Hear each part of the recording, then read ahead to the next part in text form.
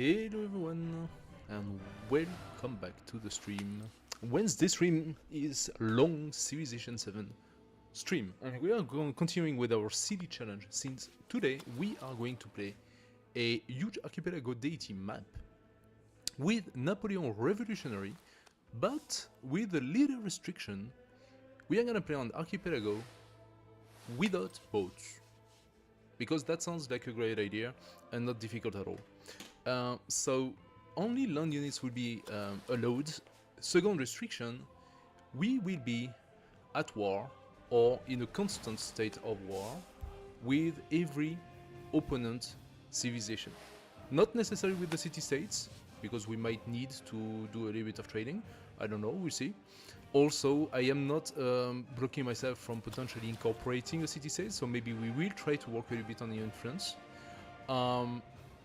But constant state of war, and when we go to peace with a opponent, because a peace deal is interesting to us, such as, for example, incorporating a new city or something like that, that's of actual interest, then the peace deal will last exactly only 10 turns, and we will go back declaring war to this opponent as soon as the peace time, the small moment of non-combat, will be over.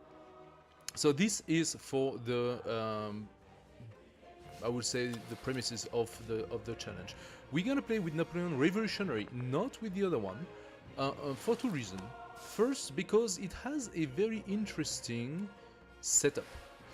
Napoleon Revolutionary gives us +1 movement for all land units. Now you have to understand, we're gonna play Archipelago. That means we're gonna need to have our military go through the water. That means for a very weird army commander development. While we are playing Deity, we need the army commander to develop its army toward high damage efficiency. But in this case, we're gonna need this commander to also have very high movement efficiency, such as allowing the units to deal damage on the sea by giving them the, what's the name? The amphibious ability, something like that. It allows the units to basically act as the marine from the United States. Napoleon Revolutionary does give +1 movement for the land unit, so I hope that this +1 movement will translate to sea movement as well, and that we will not be limited in our movement in sea. We will still benefit from this. He has a second very interesting capacity, which is defeating an enemy units provide culture equal to 100% of his combat strength. So that means we're gonna be able to focus ourselves a little bit more on the scientific tree to gain a strong army, but his culture will still be boosted up. And I don't know exactly what are his cultural cards, we're gonna have to look at that. The third special ability he has is the first time each age that a war is declared against you, this is weirdly formulated. The first time a war is being declared against you each age, you gain a army commander in your capital, packed with 1 infantry, 1 cavalry, 1 range and 1 siege, even if those units have not been yet unlocked. So that means we're gonna basically go to war with all of our opponents, but we're going to incite them to go to war with us. So we're gonna play the alliance bullshit. We are going to play the sanction, and the he has a special, I think, sanction, if I'm not mistaken, or unless it's the other one, the denouncement. This one, no, I think they changed Napoleon's capacity. He used to have something different. In any case, so we want to have quite a few army commander. I'm gonna be trying to use that the first time each age that are always declared against me. I will gain a new army commander. So we're gonna start by trying to farm a little bit city-states and stuff, and then we are going to antagonize our enemies in order to benefit from free army commanders and free units. Now, what memento are we gonna go for? Sorry. Now, there are two things that are very important if we play on Deity and we want to do warfare on Deity. Now, Deity, the problem is the Deity difficulty is so cracked that the +8 strength to any units given to the opponent makes it virtually impossible to go to war at an early age. This is the reason why we're gonna play custom deity at least for the early age, and maybe I will resume full deity on exploration or modern age. We will see how things go. But if I resume immediately with the full deity difficulty from get-go, then the first opponent we're gonna see, that we are going to antagonize automatically because that's part of the challenge, will automatically destroy us. Or worst, is going to block us from doing anything. Because we are going to send our units against him, and our units are going to be deleted because of such a vast difference in strength. So the reason for that's the reason why I'm playing custom deity, where I'm reducing that advantage down from 8 to 5. Now +5 is still very, very strong. You need to have several bonuses just to nullify that. It's not the deity level of difficulty, it is the immortal level of difficulty, the one just before deity. But for all the rest, basically, we will still be playing deity difficulty. So that's my custom. Because I've already played with full deity and it's just frustrating, it's not very fun. So we want to play a fun game. So what are we gonna do to counter the difficulty? One of the things that we're gonna play with will be the war wariness. Now, if I'm not mistaken, there is a diplomatic attribute point, a diplomatic card that will give us +2 war wariness on all our wars, and I think we need that. The other card that we're gonna want is most likely militaristic, but let's check a little bit what else we have. 50% reduction in commander recovery time could be interesting, maybe in a later age. Movement for range units could be useful, because since we don't have the right to build any boat, that means we're gonna need a lot of archers and other things like that to try to kill the boats from the coast. Especially the galleys. We could try to gain science, but this is not really strong enough. -1 gold minus on cavalry, 2 combat strength for naval units when attacking, 5 combat strength against fortified district for all units during celebration. This is strong. Now I don't know to what extent I'll be able to use that. Defending on a friendly territory could be also useful. Now besides those, what else do we have that could be useful for us? +1 science for every commander level. Now that is interesting. If we manage to get a lot of commanders, and they will start packing up levels, let's say we have 4, 5, and that's the purpose. I want to have a lot of commanders. Then each commander would get like level, I don't know, let's say 10 or something. That would be an extra 40, 50 science. Of course not at the beginning, but you know. Gaining influence could also be important in this game. I don't know exactly to what extent we'll be able to use that. Range for all trade routes. Influence when you become suzerain of a city-state. I don't know. Settlement limit per age plus 50% convert to city cost. Now, that could be interesting for us. It does have a downside, and the downside is we're gonna need cities. We are gonna need cities to a certain amount, because we're gonna need to produce units. Actually, maybe towns are good enough for that, I don't know. 200 gold per age at the start of an age could be a good boost to build a quick military. Scientific attribute point. We're gonna play the scientific game to have a good military. You need science to get good military. So, militaristic or science. I mean, there are lots of potentially interesting cards to get. Also, Napoleon is a militaristic cultural. That means that if we validate his storyline, we will get militaristic and cultural cards.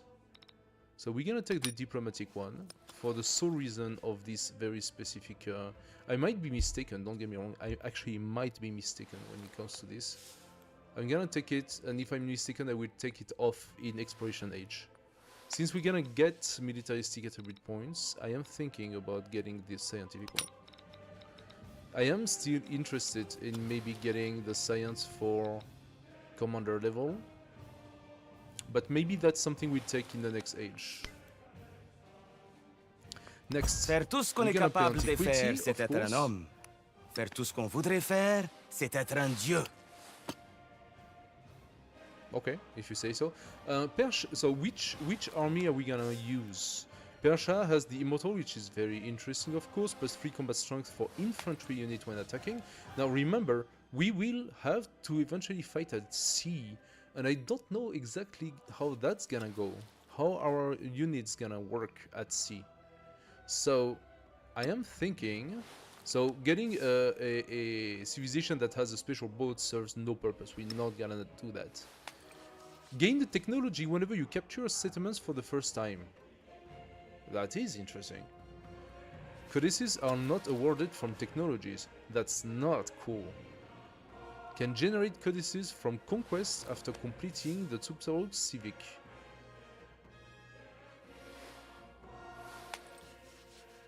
From conquests.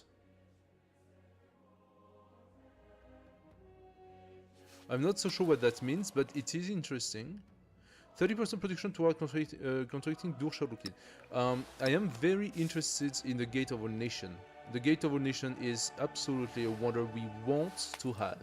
It gives +2 war readiness on all wars, so this is something you need to have. Paradisa is interesting for the culture and gold, so Persia is not a bad idea. Assyria... The Magaru, a cavalry unit that has additional movement, can move after attacking an inner zone of control. That could be useful if the... Okay, this is a test, okay? It's also a test. Are our units going to do something at sea? Yes or no? Does the amphibian ability really give our unit a capacity to do something at sea? Yes or no? That's the big question. If so, having additional movement and ignoring zone of control is very strong. Very good, because the Galley typically, most boats actually have zone of control, and we're gonna have to fight against those. Assyrian unique army commander, infantry and cavalry units within the commander radius have +5 combat strength against 45 districts. It's interesting when you attack a city specifically. For the rest, it's not really much. Assyrian unique quarter, the Ekalu, created by constructing the royal library and citadel in the same district to pursue production for each great work on display in this settlement. The Royal Library gives +3 science and has 2 codex slots. That's not bad. This is actually interesting. It must be placed on flat terrain. +2 happiness if placed on flat terrain. And this one +3 science and codex slots. Adjacency to river and wander. Okay. I don't know. Carthage is the interesting one if you want to play strong navy, because it gives you the port and stuff like that. We won't be playing navy at all, so Carthage for this really doesn't give us anything. Can be purchased in town but be placed on coast. Now the Cotton and stuff, the Punic port is still good. Gives +2 resource capacity, it gives +2 production, adjacency for production, +2 gold, adjacency for food, so it is not a bad quarter. The unique cavalry can be purchased and are more expensive, +1 combat strength for each unique city resource assigned to your capital. That can lead to a very strong Numidian cavalry. Now the thing is, towns cannot be converted to city because it's Carthage. Carthage is a unique city, so you cannot actually convert your other towns, and I don't know how that's gonna go for this challenge. I don't know if that's gonna make it possible or not. Let me just check for a second. As always, YouTube is a little bit slow to catch. I do not know if they are...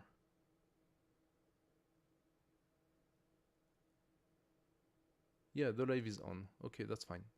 So,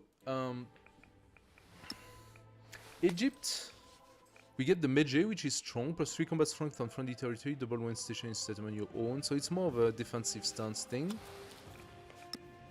Greece, +3 influence on the palace. So you gain a lot of influence at the beginning. That could be interesting for us to ally some city-states and maybe to make some trading.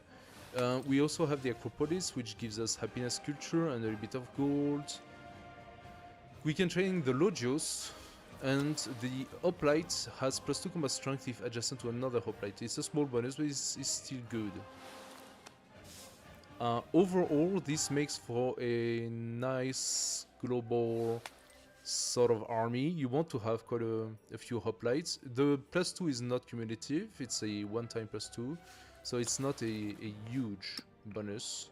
I am considering Rome, of course, because Rome has the legion that is a strong infantry unit that gets +1 combat strength for every tradition in the government. By the end of the first age, your legions have +6, +8, and that's pretty strong. It also has another thing that I'm looking forward to. The Legatus.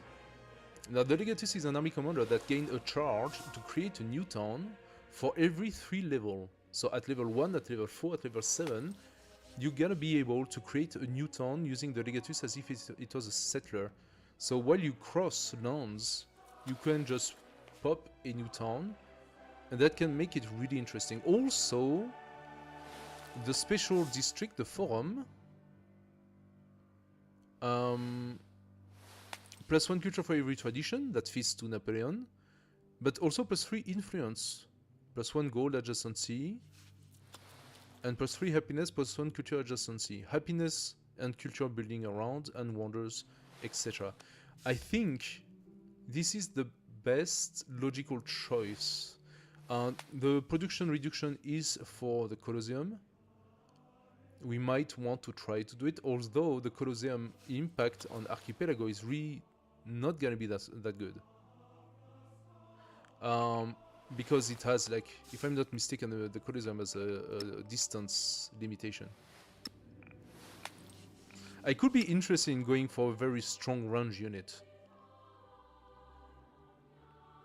Apply the burning status to tiles for 2 times. I wonder if that applies to the sea, the burning status.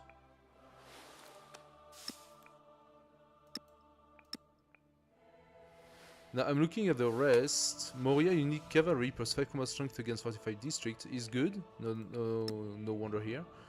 The Chukonu unique range unit has zone of control and higher defense, +5 combat strength when attacking adjacent units.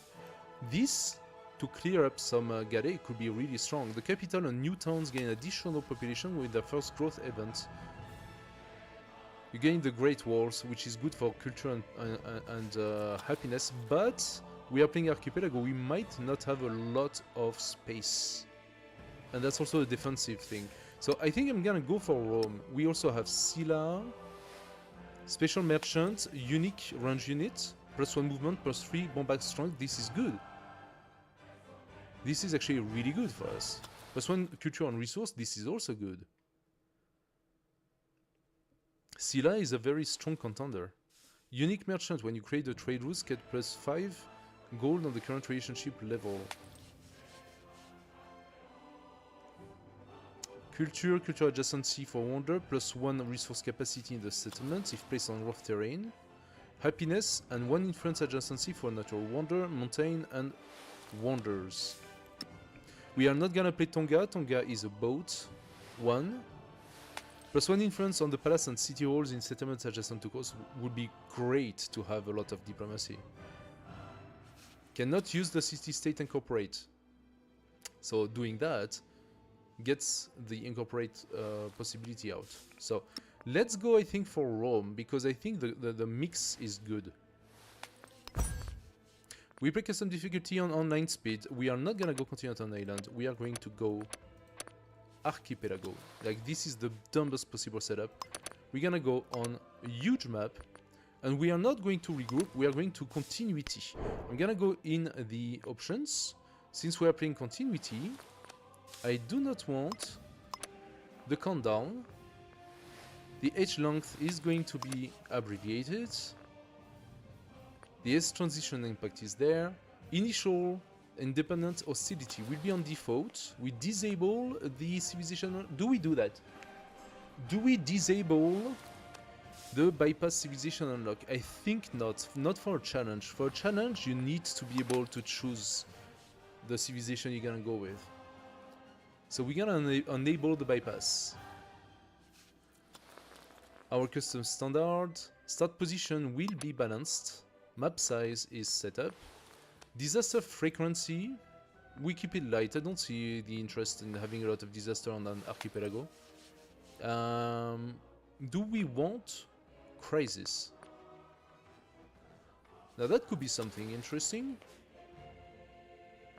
We played with the plague on the last time. Do we want invasion or revolts?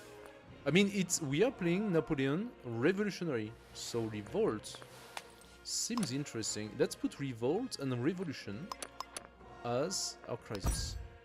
Let's go. That's gonna be fun. That's gonna be stupid. Maybe we're gonna lose very, very quickly. Maybe we are going to face a wall and be incapable of continuing very quickly as well. That's entirely possible.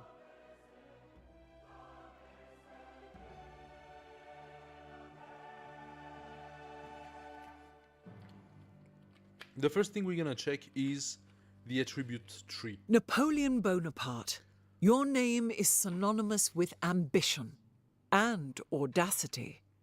In the chaos of revolution, you bring order. Your order, arranged and enacted by your hand. Bring your keen strategic senses and unstoppable drive to overturn the world and ensure that, when the smoke clears, you remain. Okay. What do you have to say about the Romans? Rome, a name synonymous with power. Legend has it that the first Romans were raised by wolves. Seeing the debates in the Senate, the achingly straight Roman roads, and the well-ordered legions, one might doubt this. Seeing the light of ambition in Roman eyes, one does not. Raise the eagle standard, and let the world know the glory that is Rome. Okay. Look at that start. This is a very interesting start. What a beautiful start. We have access to 5 special resources, and there is a river there. We are probably not on freshwater. We are not on freshwater, so we are not gonna have a very happy population from the get-go. But with our city center here, we can place districts that will benefit from the adjacency of those resources. That's quite interesting. Now, we have a rough terrain here. We have quite a bit of forests. This is a very well-balanced start. We could go here by the sea to make it easier, but I don't even think that it's that interesting for us. I really like the fact that we can place our district around the city center. We could go and check what's below, but I already see a lot of goodies here. Especially the flags, starting with the flag +2 science and culture. We got actually 2 sources of it. That's really strong. Let's go. We place Roma. Now we have our 2 attributes. The diplomatic one, this is what I wanted to check. Influence per age on the palace, happiness per age on the palace. Influence toward supporting rejecting diplomatic action. Influence toward initiating and progressing in the befriend independent project, that can be useful to incorporate. But we do confirm that this is not the tree that provides anything in regard to war weariness. So let's take the influence, I would say. That's +1, it's not you. Let's take it, let's take it. I really want this one, that's really good. Scientific, we're gonna take the science immediately, of course, and those 2 are really strong, both of them, so we want that. Now, okay, the war support on all wars is the militaristic card, so we're gonna gain it soon. Also, we want the +5 combat strength against independent power and city-states, because this is probably what we're gonna start fighting in order to level up our military. Let's build some scouts and send them around. The radiance of the new world came. How are we gonna do things from that? So obviously we need sailing immediately. We need sailing immediately for one reason before all. That is embarkation. Allows all standard land units to traverse coast terrain. We need that. For the scouts to start looking around. We don't have galleys. That's gonna be scouting only. So we immediately go for sailing. I'm gonna send the scout up. Oh, okay. We got stuff like that. That's good because I think I can take this discovery with the scout once it goes into the sea.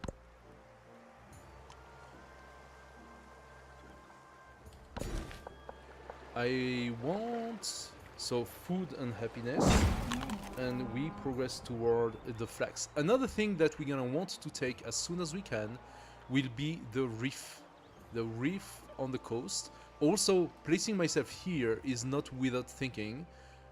On my level 3 of development of Roma, we actually reach the water everywhere, which means that we will be able, besides here, we will be able to work all of those coast tile with fish. And that's gonna grow Rome superbly. Very nice.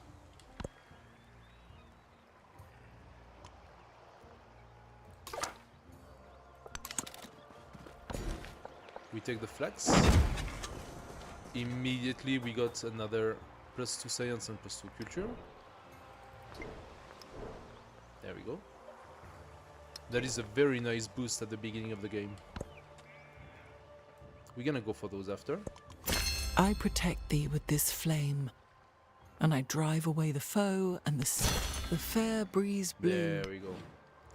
So, culture, production and science. Well, let's boost up our science for now. Culture, what are we gonna go for? So there are two things that I absolutely need in this challenge. Not necessarily Dursharukin, although Dursharukin is kind of cool. What we're gonna need is the Gate of All Nations. So we got discipline first. We actually got sailing, which means we can go across the sea and get those discoveries. I could place a granary. Is it worth it? 1, 2, 3. We actually have a lot of farmland down there. I think the granary is gonna be useful. Now we need to start thinking a little bit how we're gonna develop this city, because that's quite important. We have our special district. Now the special district says what? Nothing for the Basilica in particular, but it wants culture constructible, so we don't have any mountains. We are not gonna have very strong culture buildings. And the Temple of Jupiter also doesn't say any form of restrictions.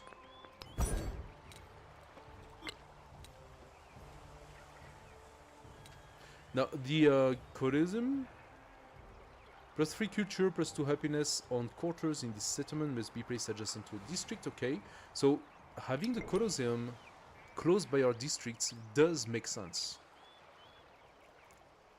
So we could see, for example, that we build up districts around here, and we could place our special district here, the Colosseum here. Then we would have also a strong production district here, and we would be able to place 2 more districts down there that would benefit from the Colosseum as well. That's already 4 potential districts. If I do that, that means I do not want the granary to be here. So maybe I replace my farm with the granary. It's 4 turns for the granary. For the moment, I'm gonna do more scouts. The next we do is what? So we got the brickyard that benefits for any form of mine and stuff like that. Do we have that? We can have a mine here, and we can have a quarry here. But that's about all. Animal husbandry, however, unlock the saw pit. The saw pit benefits from all of the forests. Camp and woodcutter, there is a camp up there. Again, that's not huge. Those are plantations, so yeah, we do want the granary that benefits the plantation. I think I'm gonna place the granary here. Let's go animal husbandry for now. Aha! So what sort of government are we gonna choose this time? 20% culture for 5 turns, 15% production for constructing wonder. I mean, we want at least 1 wonder, maybe 2.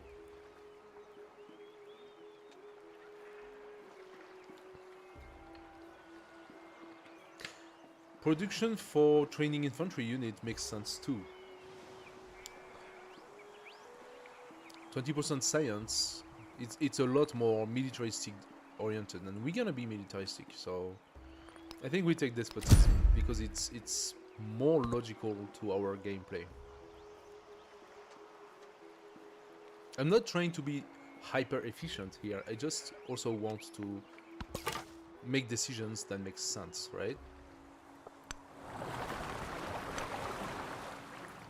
That's pretty nice.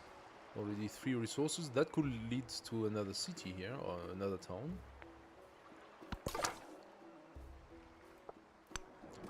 Let's go here and explore. Very nice. Very nice. There is some land over there.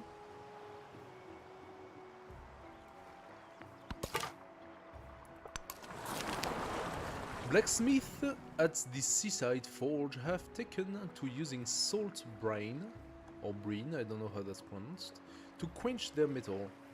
Traders will clamor for this super steel.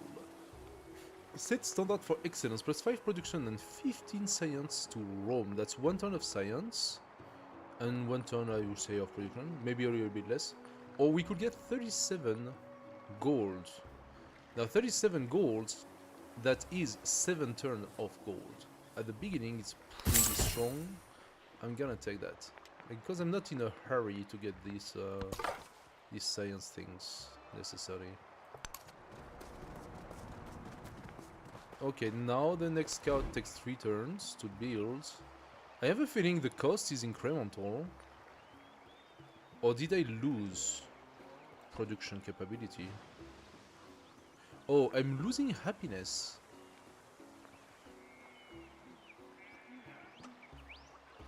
What could possibly have lowered our happiness? Is it the creation of scouts?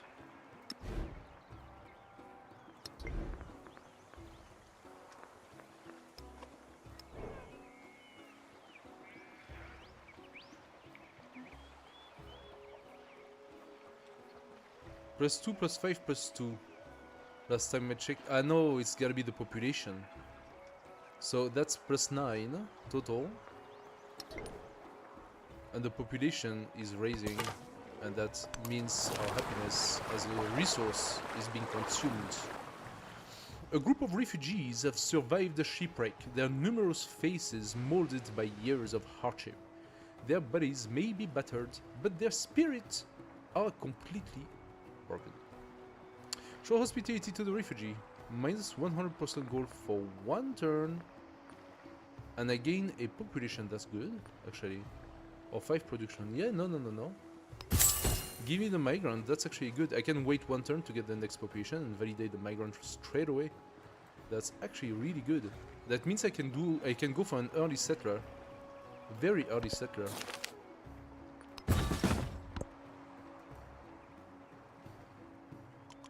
The caged bird. There we go.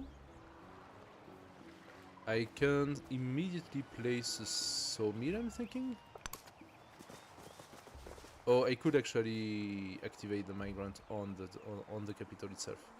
That was a mistake.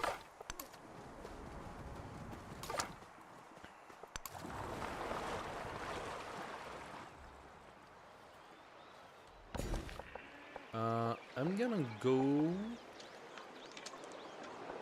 I want to go toward the other flats So let's take this this tile. Actually, maybe I'll take the flax with this migrant. Ancient walls, monument for culture and influence. That could be good. That could be good.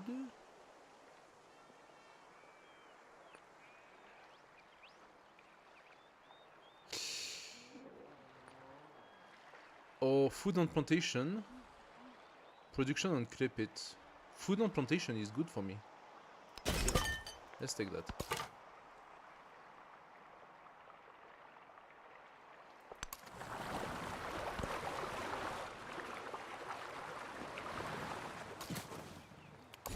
There we go. Let's take the other flax.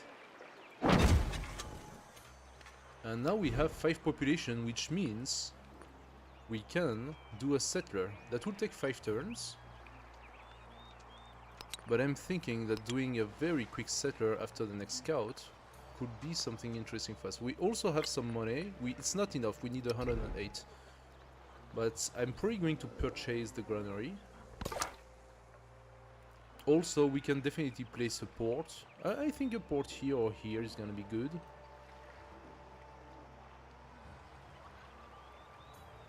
I'm not sure exactly where I'm gonna place it. I could place the granary here. That's gonna delete one forest though. But I still have forests around, quite a few.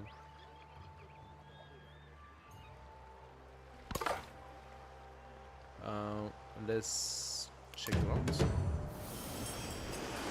Okay.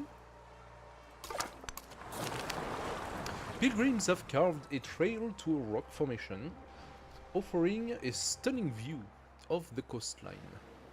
Such natural beauty is sure to attract poets, who will struggle to capture its plunder.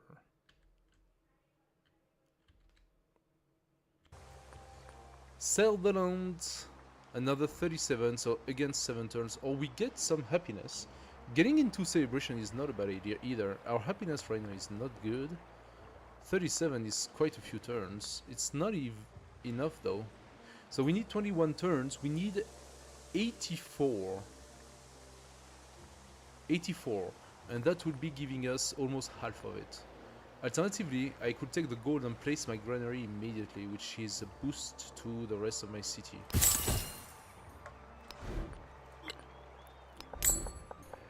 Where do we place it? Oh, that's a very nice tile here. But as we said, we want to eventually place a wonder next, I think, to our... This is gonna be our productive quarter, right? So we're gonna do production quarter here, wonder here, special district here. That means I have to take away this forest.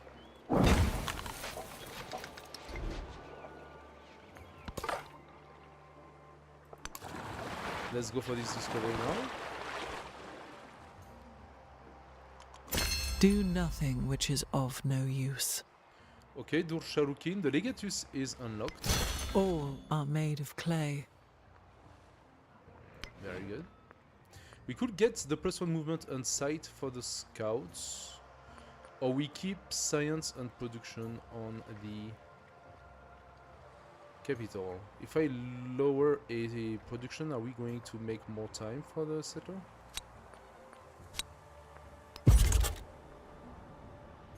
No, it's the same.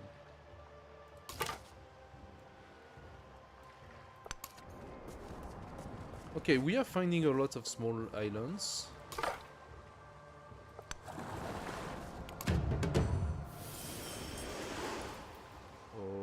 Okay, what was that sound? Doom to doom. This here is very nice looking in terms of lands to take. I think there is a potential for a city around here, a town at least here. Again, that town could grow over, would have a lot of fishing tile around it.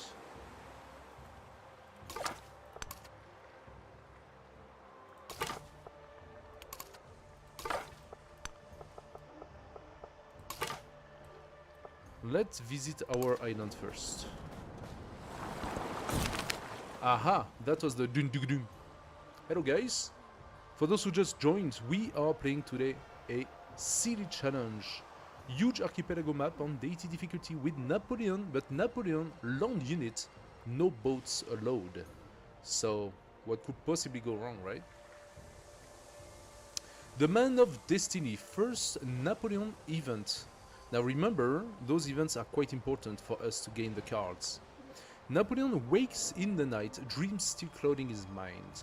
A tiny man, bright red in color, had perched upon his chest and read to him the fate of the world. A world lit by lightning, where men fly and the stars descends to burn the earth. The firelights gutters in the low bronze braziers. Napoleon struggles to remember the last part. As for you, the dream man had said, you will take this world and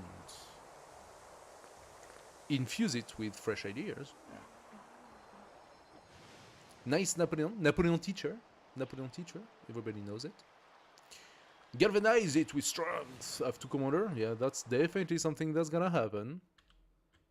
I think that that kind of follows the trend. Or a dream is but a dream, +1 culture in all settlements. That's completely useless as at this point we don't even have a second settlement.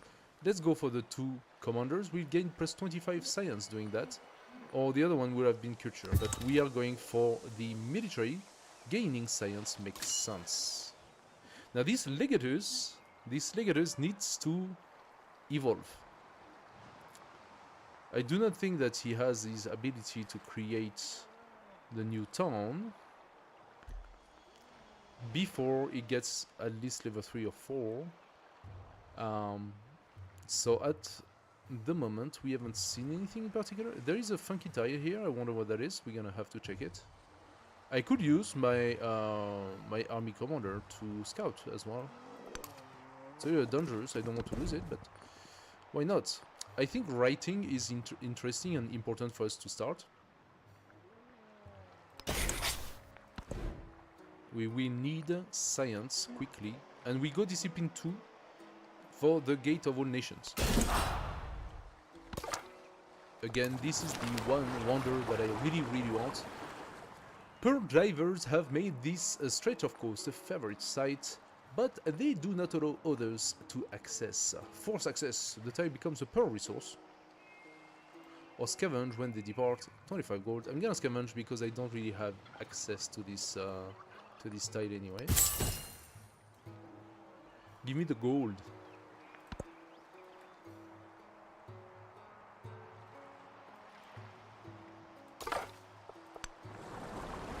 Aha! It was an atoll. It was an atoll. Votive figures have been flung across the landscape. For the slain, they may be comforted for their offerings, sign of devotion. For those in the capital, thrilling curiosities. +25 happiness world next celebration and 15 culture if we leave the votive figures for the dead. We could try to get that celebration going. Or we could get another 37 gold by collecting the votive figures and selling them on the black market.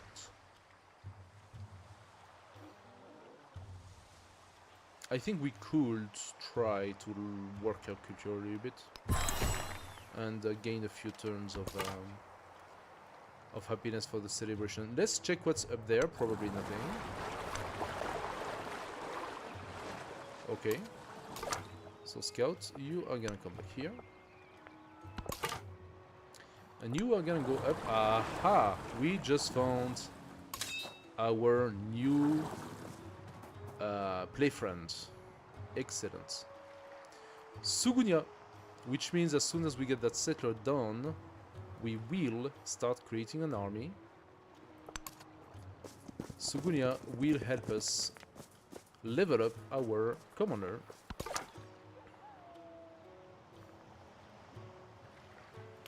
In an enchanted world, Mount the Fuji. sun bumps her head on Fuji's peak.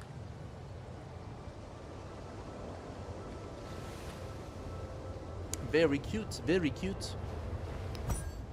Mount Fuji down there. Ah, Mount Fuji down there. That is definitely settleable. I don't know if that's a term, settleable. If we place a island city, that would give us control over this area. 1, 2, 3. 1, 2, 3. We could work 2 of the 3 tiles of Mount Fuji with this. And then potentially we could settle something else below. I mean, first, we do have very interesting tiles down here as well. Huh? We cannot capture this, so I'm thinking maybe a town here will capture all of those resources. 2, 4, 6. 6 special resources, some of which are camel, which are really cool resources. Yes, it's desert. Yes, that sucks, but you can focus on making a lot of farms around, and you still have access to a lot of fishing. If I place it here, the altercation with Roma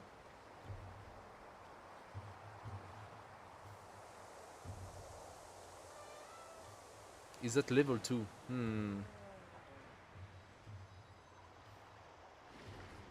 But Roma also has an interest in not necessarily growing too much south, right? We can definitely grow Roma north and also mostly the fishing tile around. So I'm thinking this is not necessarily a bad idea here. But also to capture all of those resources. I'm gonna think about it. Aha. Oh!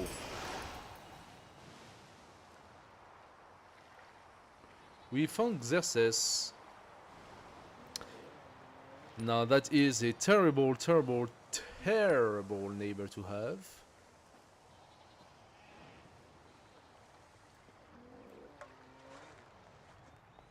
That is a terrible neighbor to have. Ay bakamer da haya hadati bumaish madeya. Asti haucha man.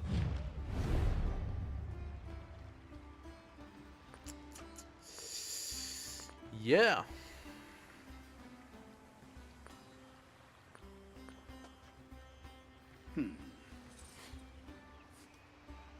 What could possibly go wrong?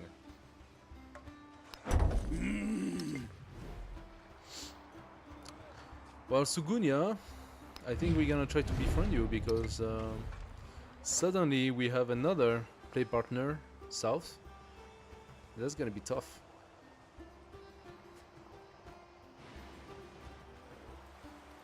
I could position things here, like make 3 archers, 1 warrior, and let him come and kill itself.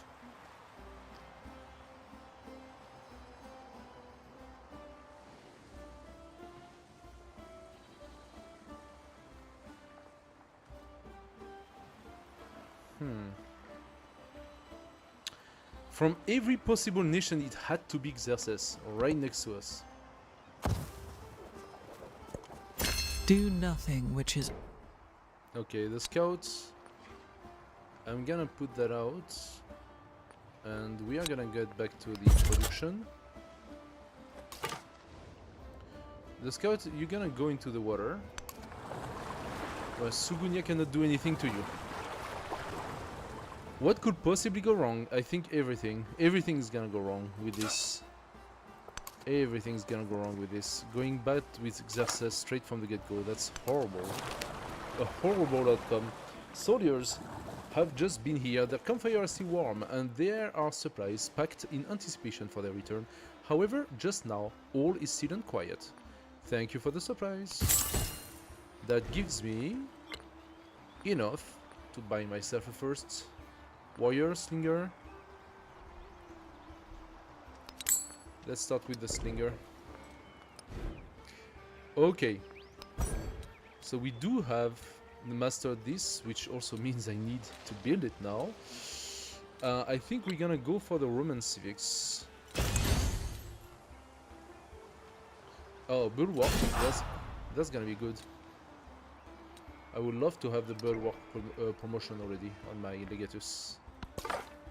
So I can adopt a more defensive stance.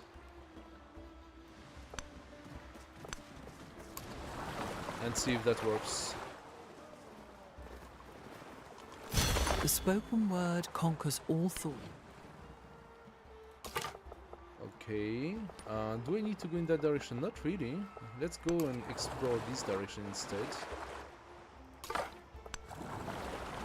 Aha. It's here too. We found another city-state. Interesting.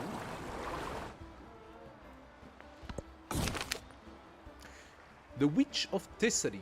A famous young poet composed a work about Roman history and pens a gory chapter about a necromantic witch. Some say such unholy topics are outside the bounds of taste, although his peers argue such details add thrill to the narrative. Let's give a little gore to the Roman. Don't they like it? 25 happiness or 12 culture? That's a little less than the turn of culture, but that's a lot more happiness for us. Okay. 10% production toward wonders placed on grasslands.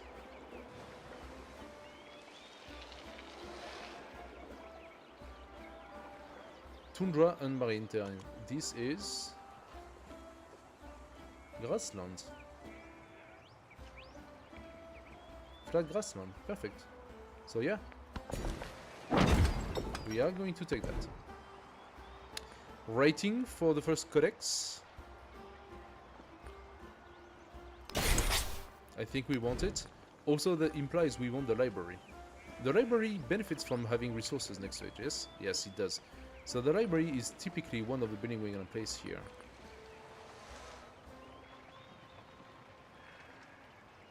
Now that's 8 turns. The Gate of a Nation is 23 turns. We need to up our production. Maybe with a harbor first. Oh, we need a lot of money.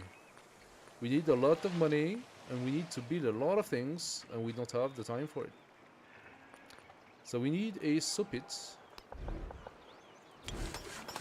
that will boost up a little bit of production there.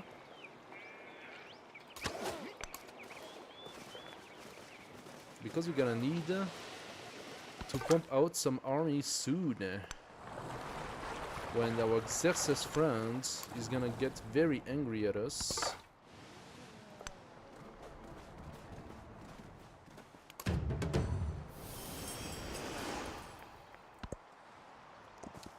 Is already unfriendly. Now remember, we are playing Deity, which means he already has an army. We don't have an army, but he does.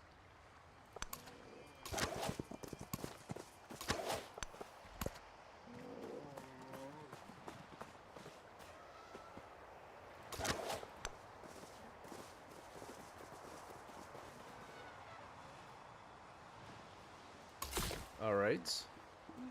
We would have fresh water if I placed it here.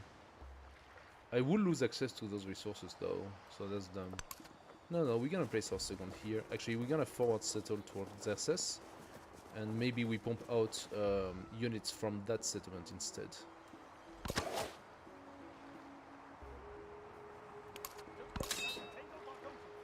Do we attack the scout? Not yet. No. I want him to declare war against me because it would give me an army if he does. Xerxes could definitely declare war against me. He's not going to declare war before he brings in an army though. Worshippers have congregated under the torchlight of a shrine. The image of their deity looks down on them from a pedestal, forgotten by some, but not all. A little bit of culture? Or 37 gold? Like, we have a subscription to 37 gold. I'm gonna try to catch it. Okay, we will be attacked, but I think it is worth it. I'm gonna go for the culture this time. Bring that down to 1 turn. Okay. That hurt. It is easy. That does hurt, but it was necessary.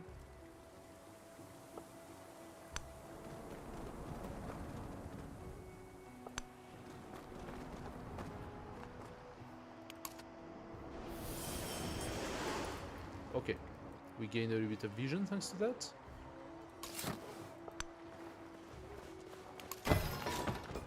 The city of Ravenna, the town of Ravenna. to be more precise.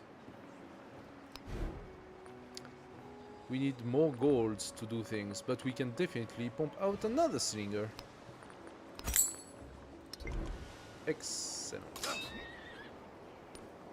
I really want him to declare. He's unfriendly.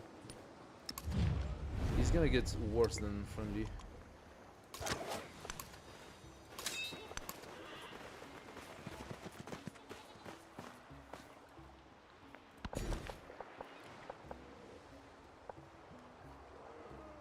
Where am I gonna go with this? Save the fish. Tactics. 30% production to our training infantry and range unit with the drills. That does make sense to me. Especially in our current situation. A vapor like an oven's another fire wonder. boiled up for days from the depths of the sea, and the whole place burned like fire. Okay. Cool. Celebrated diplomat has retreated to a sacred site to copy withering religious texts.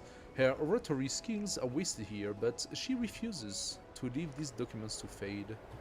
Offer to reproduce the document. I lose this unit. Gain 30 influence and 25 gold. No, that's not worth it. Move on. 25 happiness toward next celebration. There we go. That should give us celebration now. I'm very happy we are finding a lot of goodie huts.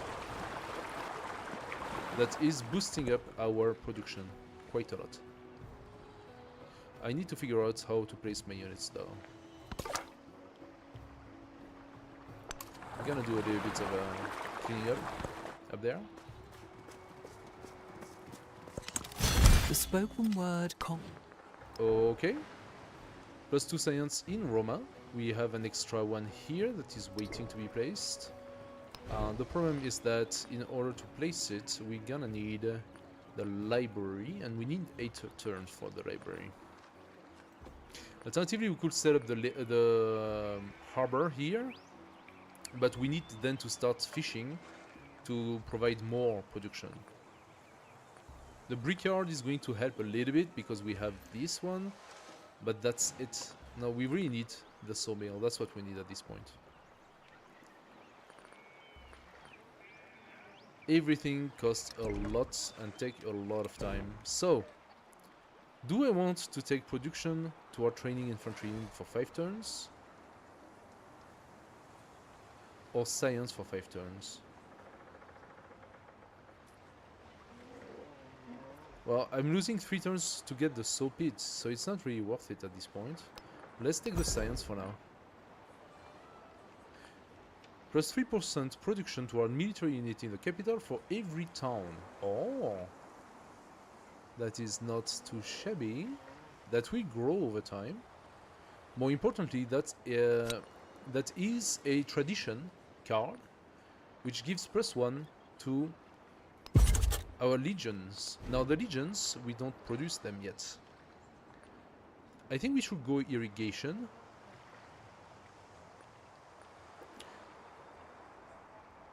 Or do we want to go currency? We need to think a little bit here, because currency, we could have tiles that have a fairly good adjacency bonus. This one and this one. Market and bath will give us food and gold, which is good. We also unlock the Colossus. +3 resource capacity in these settlements, +1 economic attribute point. Must be placed on coast, adjacent to land. So we could place things here and have the Colossus here, which would benefit my quarters. Masonry will give us the ancient wall for Ravenna, could become important. Also the monument, we could already start placing culture and influence building. So much things to do.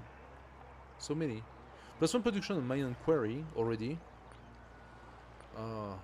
So many things to do. Let's go masonry first. Okay, nothing in that direction. And you're gonna go there. Actually, I want you to stop that. I want you to visit this instead, so that this guy can go down.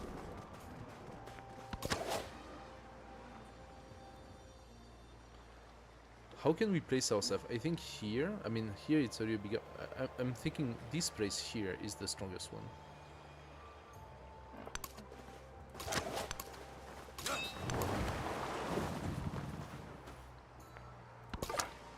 Okay, he's hating us. He's hostile right now. Devotees have come to see an idol of their faith. The worshippers, many of whom travel from afar, rejoice in its presence, and are generous with their tithe. I think you say tithe, right? Collect the tithe. It's 25 gold and 25 happiness. That sounds like a good thing. Or we could boost up our culture. Yes, tactics is good because it will give us the 30% card. But I think gaining gold right now is actually really strong. That's why I'm also considering going for the market, because generating more gold will also help us boost our unit production. Our gold is limited also because of how many units we have right now. Okay, let's... Do I gamble? I don't like to gamble so much with my scouts. So I'm thinking I'm gonna come here and I'm gonna heal. I want to keep my scouts alive.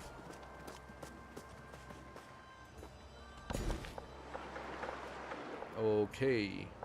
Now there is another thing that gives gold. Either production or gold. Right now, I can just do this and get some gold per turn. And we continue with those. Community has organized a festival celebrating the oyster harvest. Mollusks roast over heated stones, while travelers trade mouth-watering recipes. Plus 10 food and 25 happiness for the next celebration to Roma, or 22 culture. This time, let's take the culture unless the food is really good. No, we already passed the next level of town in one turn, so we don't need more.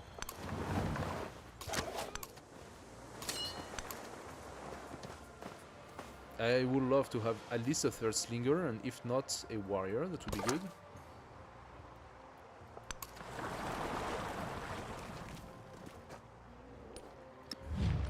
Okay, he really doesn't like me. I don't want to reconcile. I want to steal technological advancement. Let's do that. Let's be a pain in his butt. Oh, also, Segunia, I need you to become my friend. I don't have time to deal with you. Let's heal the scout.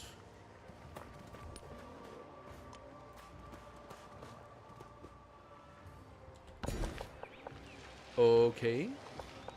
Our next guy is going to be... We said we need production, right? Now we actually do have a nice tile here that gives us 2 food, 1 production, 1 science. And I'm thinking that this farm is gonna have to go, so we will place it on a sawmill after.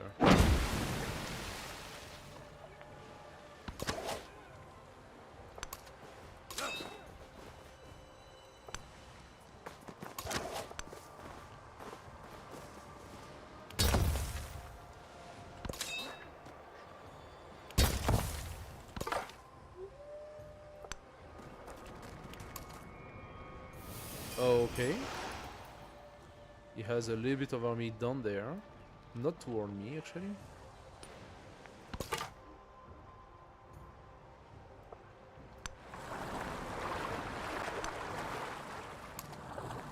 I'm gonna keep on spying.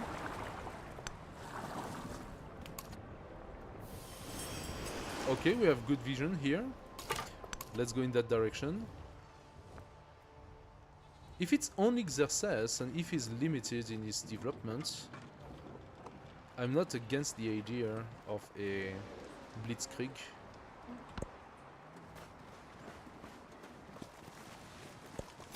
He was the first to... So he came back. Okay, we placed the sawmill, we gained a little bit of production thanks to that. 5 turns for the library. Alternatively, we could start considering the harbor. As I say, this could be the Colossus, sorry. Gate of a Nation is 15 turns now. What could we do? What could we do? Let's place a harbor.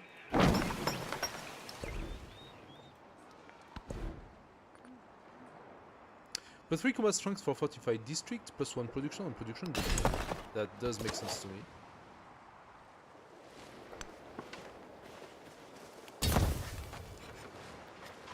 Ravenna can now pump out our first warrior. This warrior will come here. It will be nicely fortified. Aha!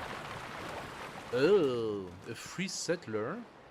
Now that is tempting.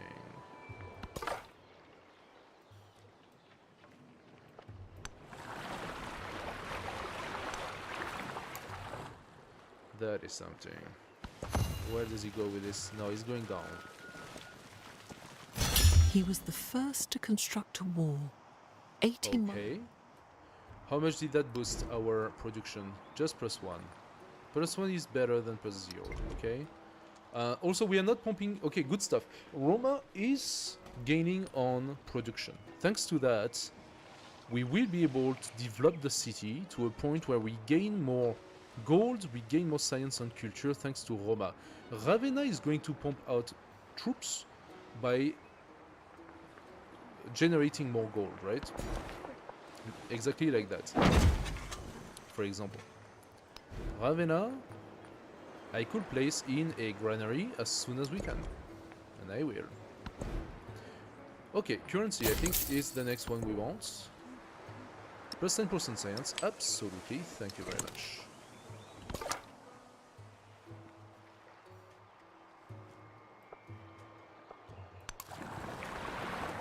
Ah, that is a water tile.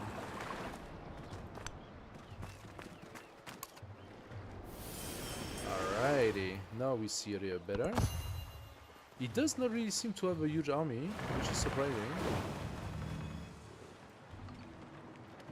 Did he send all of his... he probably has army inside that guy, but did he send all of his army away? If that's the case, I'm gonna come with whatever it is that I have and immediately attack.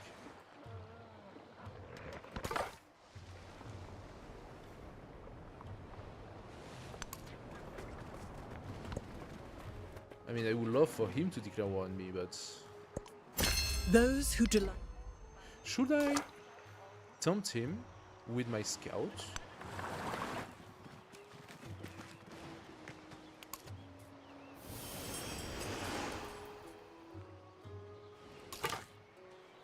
Can I tempt him to attack the scouts?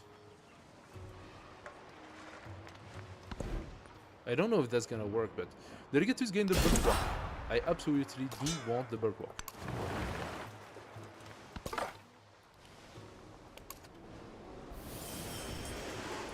Okay, there isn't much around here. I mean, I see a lot of potential for a few cities to develop our empire.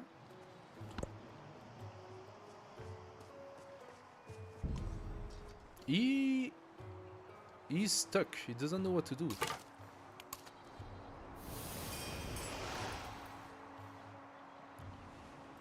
This is surprising. He could have sent another settler around, and suddenly you're gonna see popping some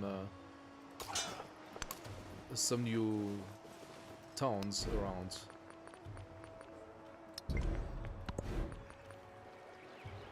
Okay, the harbor is in. We now have 13 production. That's better.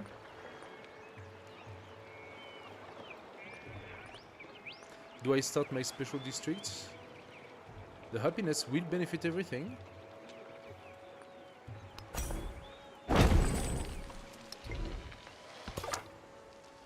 Remember, the happiness is a sort of multiplying factor. It affects everything in your town.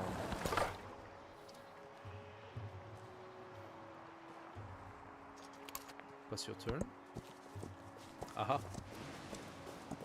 What do we have here? What do we have here? Another army. Ha ha ha ha. Yes, exactly.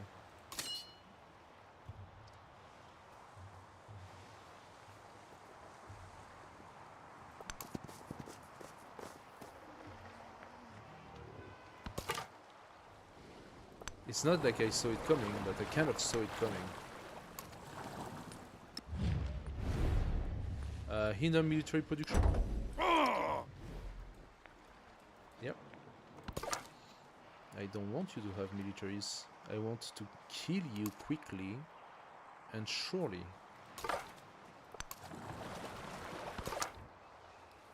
Okay, our scout is back up and running. Let's go from this side. I want to clarify a little bit the map. What is he gonna do now? It is easier to find men.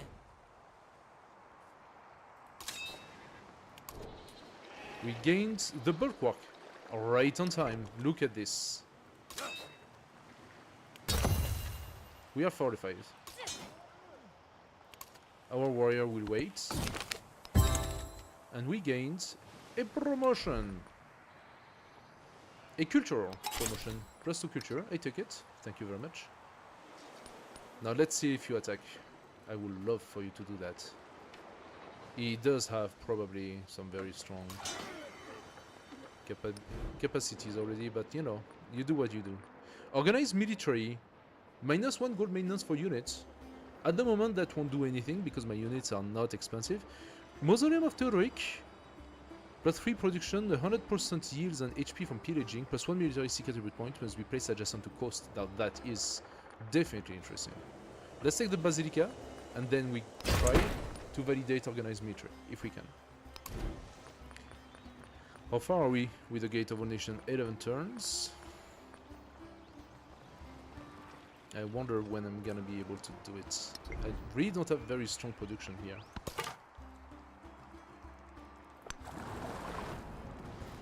I would be very sad if the wonder gets to be taken. But there is so much I can do, you know?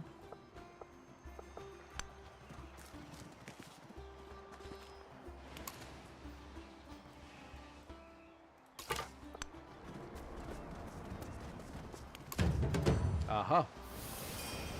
Now there is another city state down there, Vyadapura. Come on, you are at -70, you're super hostile, you want to attack me. You know you want it. That's not a very good tile to be. I have to do the tour entirely. Where are you going now? No, no, no, no, no, no, no, no, that's not okay. That is not okay. I don't want you to go anywhere. I like that defensive position, but if he's going away, that's not good. Ravenna is unhappy. Wait, why? Okay, the next population needs to go in something that that brings them joy. Can I maybe give them a resource? None of those resources gives happiness. Huh. Let's take the wild game. How is that going to influence? 2 food in city +4 food in town. How about that? Doesn't change the happiness though, but... Aha! That will change the happiness. Let's take this mine. No? Yes, Ravenna is fine. Is ground. I could take another codex. For this I need to have my library up and running. So many things I want. The lighthouse is interesting for the gold as well.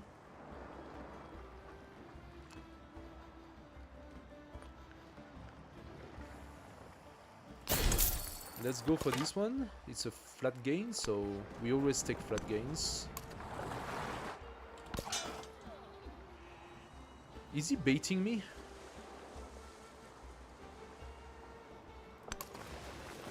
Let's see if it's a bait. If it's a bait, he's gonna come back.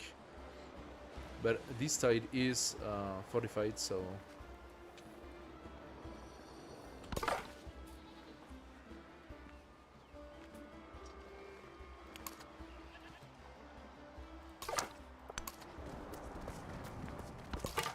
We continue our exploration.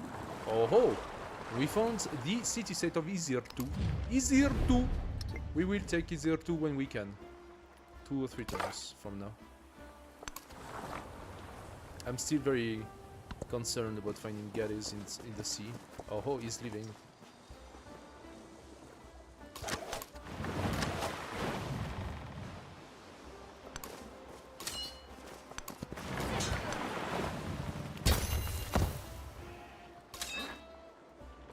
I'm gonna bring my small army forward.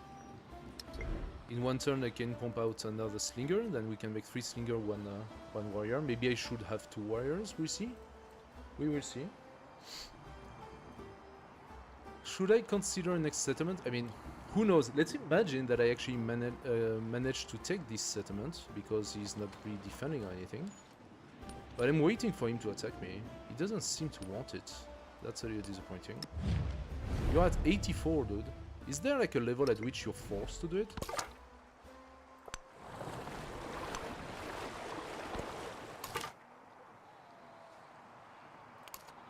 This scout has been disrupting his plan, and I'm not entirely sure what he wanted to do, but that's good for now.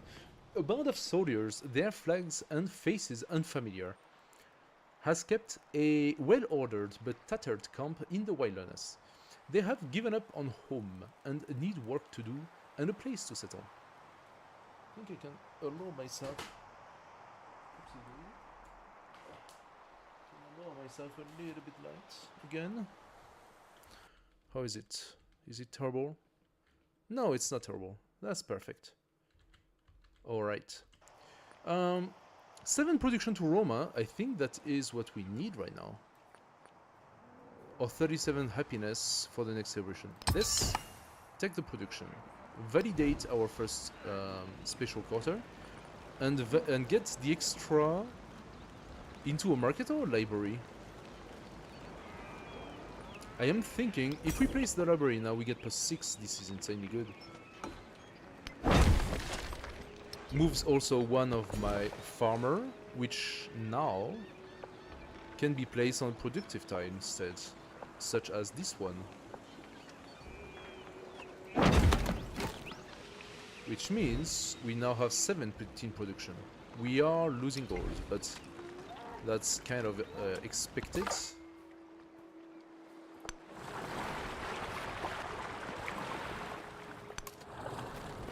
Alright, so we have cleared this entire map here. Sugunia is pacified, which means I can cross and start looking a little bit in the southern part.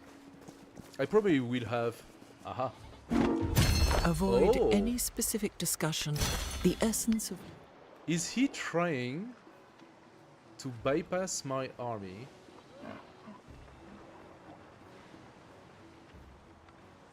And by doing so...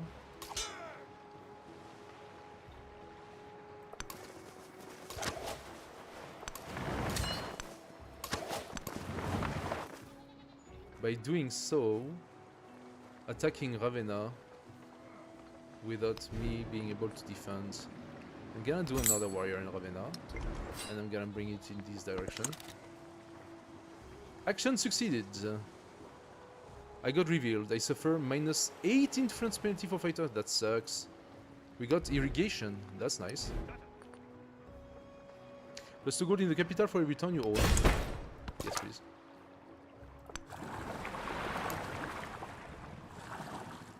Okay, there isn't much up there. Okay, now we are starting to see immortals. Is this guy alone? Dude, I really want you to stop, like, being angry at me. Okay, bronze working is the next, so that we can unlock our legion. Since he has the immortal, I won't be able to do much against them.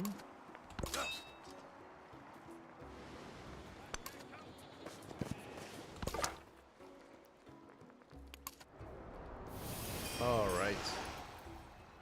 Very good.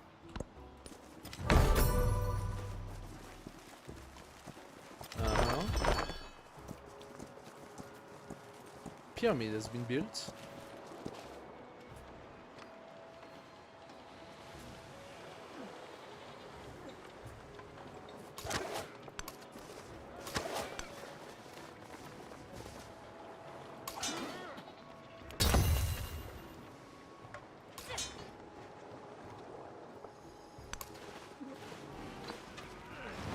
lost a bit of influence at the wrong time. But I will still have the 85 next turn, so that should be fine. Emissaries from Sugunia have arrived and pronounced that Roman Empire deserves all glory and respect. To honor the friendship between two peoples, they present a generous gift. A slave. So, this slave is gonna go and capture the incense. Incense, that will give us another 10% science. Thank you very much.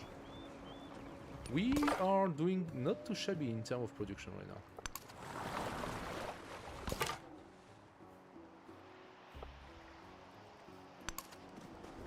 Let's check what's on this island. I would love to settle some stuff here. I'm gonna have to prep some settlers as well. Basilica is next. Do I want the Basilica first? I think yes, huh? Actually, Gate of a Nation, 9 turns still. I'm trying to up my production capacity, but still not that good.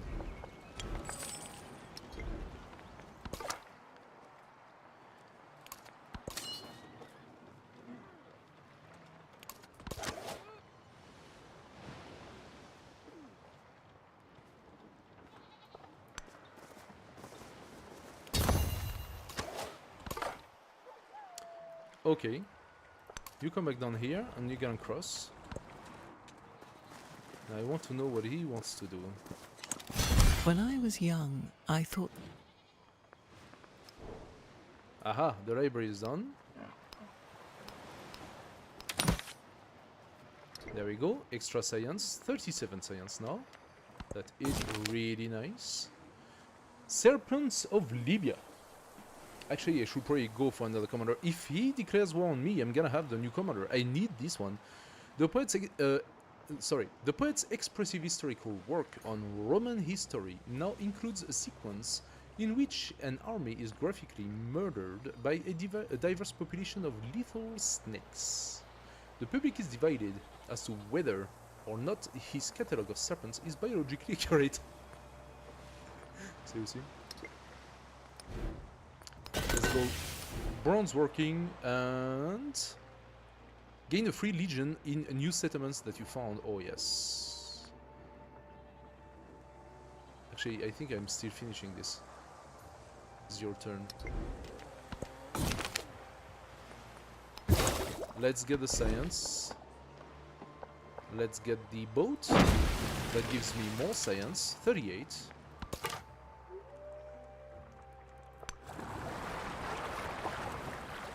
I feel I have reached a cap. Okay, so there we are now on ocean.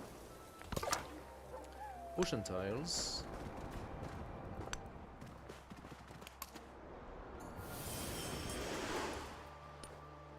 Okay, maybe that's the limit of the original part of the map. I am very happy how this single little scout completely disrupted his plans. I have no idea what he planned to do, but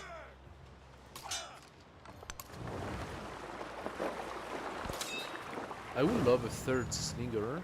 Also, I think my troops are not upgraded, which is definitely not great, but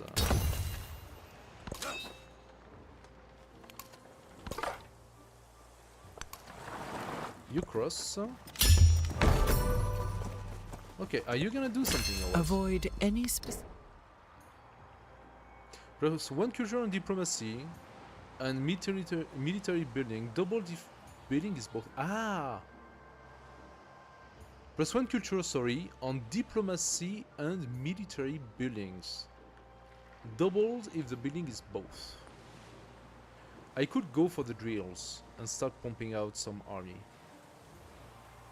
As soon as we have the legions, I should definitely make some legions.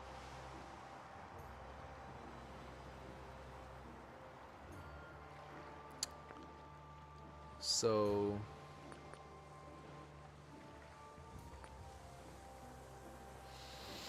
what should we do? What should we do?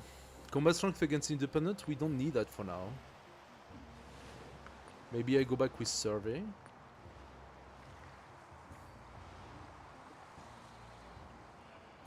The thing is, it's production and not cost, so ultimately that means I should try to turn my town into cities so that I can produce more things.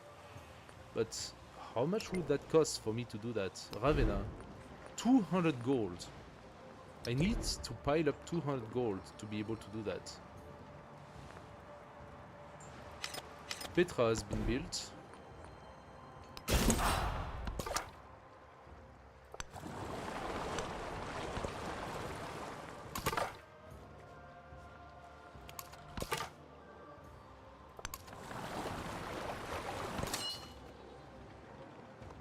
I mean, he's not attacking. So, do I need to go for it now?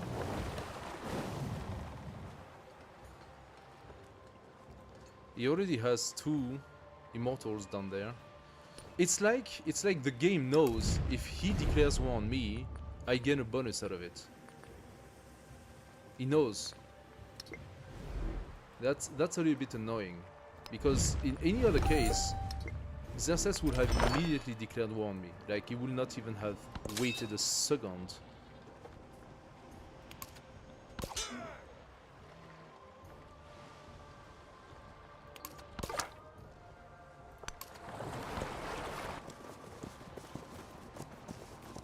So he just crossed. I think he has no army in this one, or maybe just this one guy, I don't know.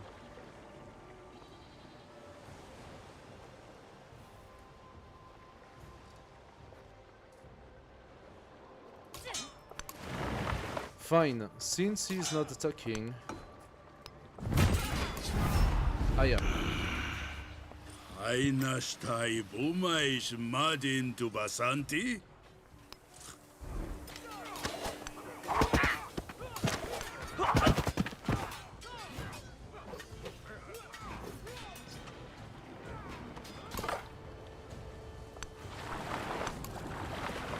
It is time for war, and war will stay for the rest of the game.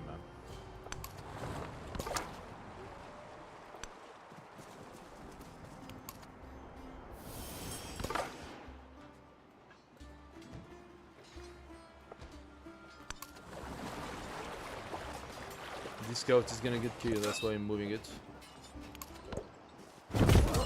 There we go. I knew that was here. I knew that was here. That's no big surprise. Okay. He did a lot. Look at the damage it did to me. Insane.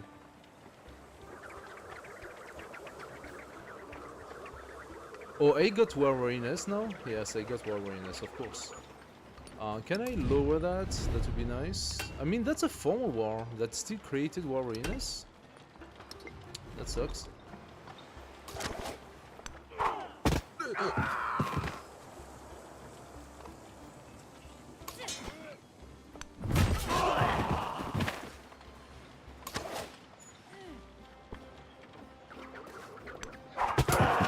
Alright, we got it.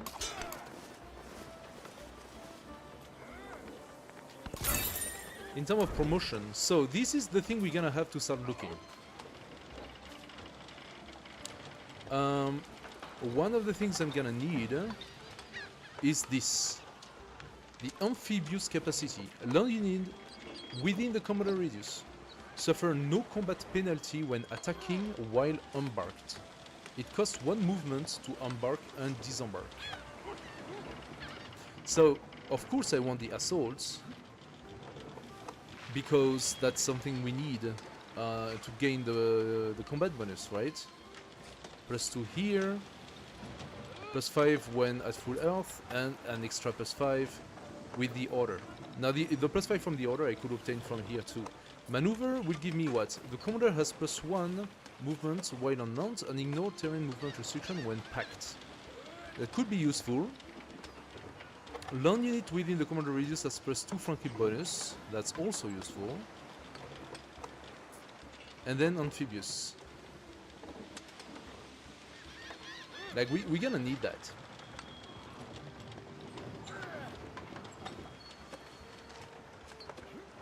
Long units within the commander radius ignore terrain movement restriction. That's also really cool.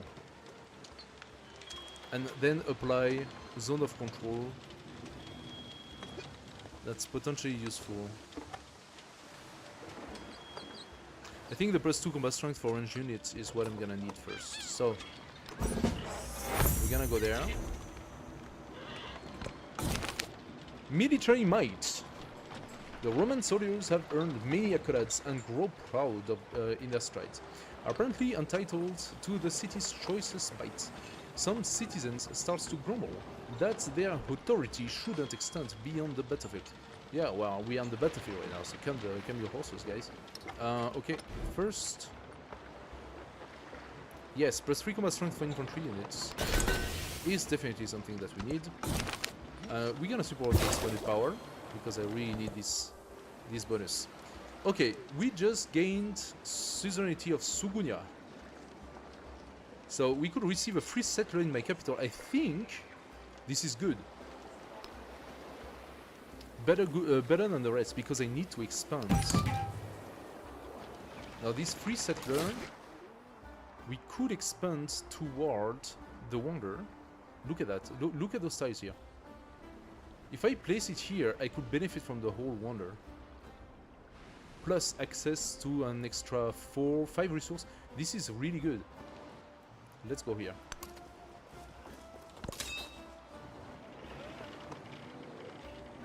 Legatus, you just wait. You go down. You are going to... This guy is gonna show us what's here. So you go in this direction. Probably there is nothing here, but just to check the map, we want to know what's around us. So first, you clear up this map, and then you're gonna go in that direction. Roma is gonna have the Basilica in one turn.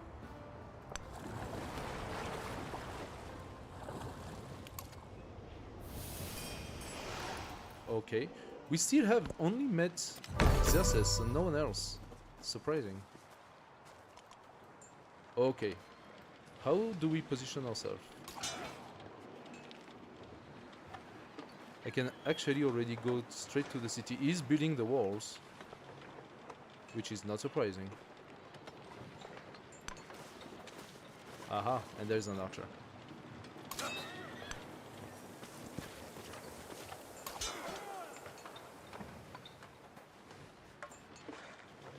We are gonna go here against the archer.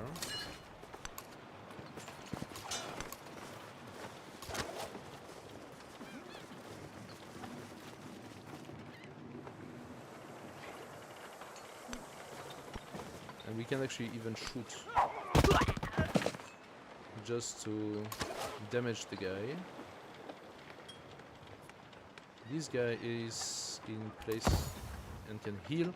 That's not a lot of army, and that's by definition not a strong army. I don't know if I can take that. Oh, he benefited from instant walls. Okay. Of course. Instant walls. I might have to retreat here, because I don't have what's needed to bring that down. Okay. So, what are we gonna do? Gate of the Nations? I think it might be time to try to build it. Also, the Legion is available, and we need the Legion for sure. How much does it cost to purchase a Legion? 120.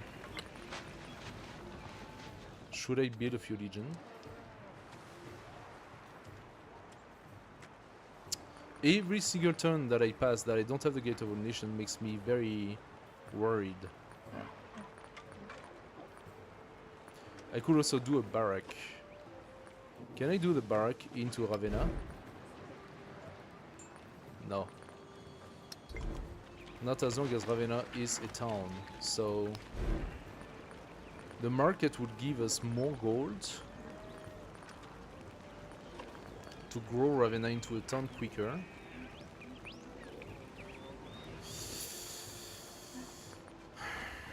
I don't know. I really don't know. I mean, the Legatus will be able to pump out a new town at some point, so Getting some archer is also needed. If I could have had Xerxes attacking me, I would have had that second army, and that would have been so much better, but he refused to do so. The game cheating this way. He knows, you know, he knows you're gonna benefit from it, so he doesn't do it. What should I go for next, guys? That's a real question here. For those who just joined, welcome. So we are doing a stupid challenge right now. We are playing Archipelago with Napoleon. And yeah, we don't have the right to build any boats during the entirety of this challenge. Also, if we can go to war, we will have to go to war. And Xerxes just invested into the war readiness to make it even harder on us. Thank you so much, Xerxes. Because you don't have enough of a bonus already, so now you want to one-shot my units. Makes sense. Culture or happiness? Wow. Okay, Rome grows. As Rome grows, so too does the notion of Roman identity. An influx of new visitors rapidly changed the fabric of the city, and people can't always agree on what it means to be Roman. 150 happiness, that is a lot of happiness. I'm gonna take that. We are literally not growing our happiness anymore. Story to tell. Satisfied at last, the writers set down their quill. They have spent countless hours writing down words only to scratch them out and rewrite them. All will be worth it if just one reader finds joy in this text. Another codex or 37 influence. The influence could be needed to lower our wariness because of him. I think we might have to take it. The codex would be good, don't get me wrong. Getting the codex ensures you go toward the science victory, but I don't really care so much about the science victory. Right now I need to cool him down a little bit. Next turn I can do it again. He's probably going to invest in this. I'm concerned because he already has archers. I mean, I am in his place, he's not in my place. That changes things. The barracks here, it's not a good place to pump out new troops, but it's a good place to get additional production.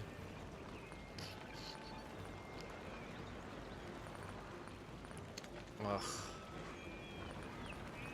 I mean, think about it. 3 turns, and I get an extra 5 production, which is a third of what I have. Yeah, I think it is worth it. I'm going to gain 3 turns building the wonder. So now the question, don't I have somewhere the possibility to put a card that lowers the cost of building a wonder?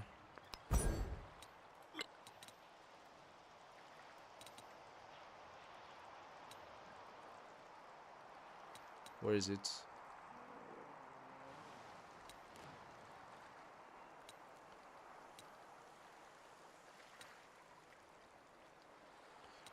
Is there one?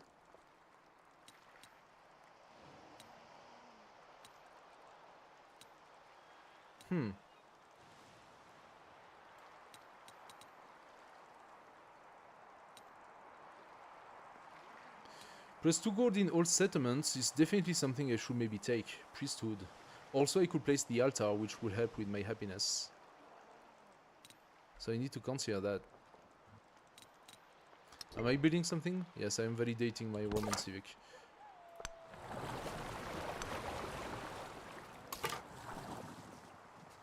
Okay, so there is nothing here.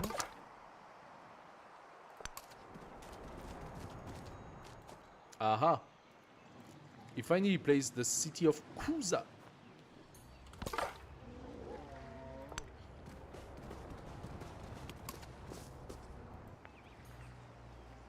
I could also maybe buy a merchant and trade with Sugunia.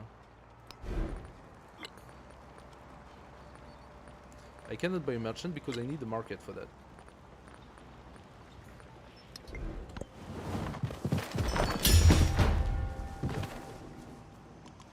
Those who steal from one person spend their lives in shackles, and he heard these... Okay, 2 things happened. Another leader has opposed your war. Somehow, Xerxes has enough influence to pay 5 times. 5 times. The support for the war. You saw how much it costs. That means he has not used his influence since the beginning of the game, and he just used all of it right here. Incredible.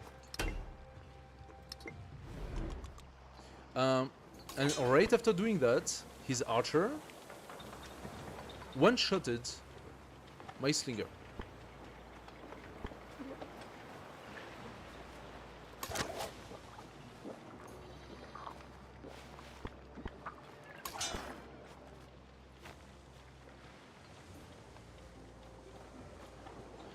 I could attack the archer and try to see if I can get some experience out of it, but I am really concerned right now. I'm gonna have to refill an army.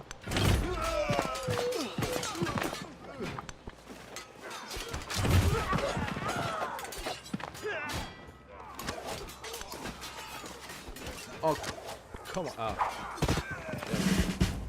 Okay, we did get it. So since my archers are dead, I'm gonna boost my infantry instead.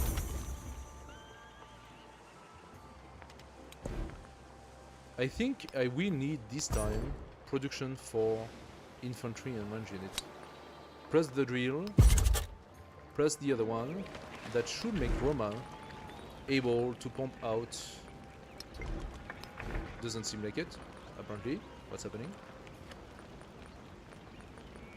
Okay, it doesn't seem to be applied already. So I'm gonna have to pump out a lot of army. A lot of it. Like almost every single turn I'm gonna have to pump out an army. Those guys I think are gonna die, and I'm gonna have to bring my legatus back to Ravenna. So in the meantime I need to clear up this place and to bring an army here. Okay, the Tech Wrangler. Ambition drives innovation. With still so much to discover and explore, mastering a skill becomes the work of a lifetime. Mastery is found through meticulous research. +1 codex. Or 100 science. What would that do for me? Could give me the wheel, quickly. Could give me the wheel. Navigation gives us the lighthouse. Engineering. The amphitheater. Birza is kind of cool. Trade routes cannot be plundered. That could be useful for us. I think the wheel with the villa is something I'm gonna need.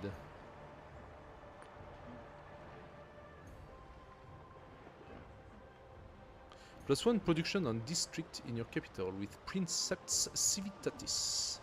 Now, the thing is, if I validate that, this is more traditions for my legions. So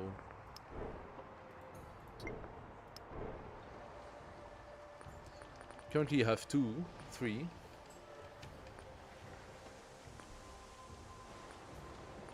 Should I take them?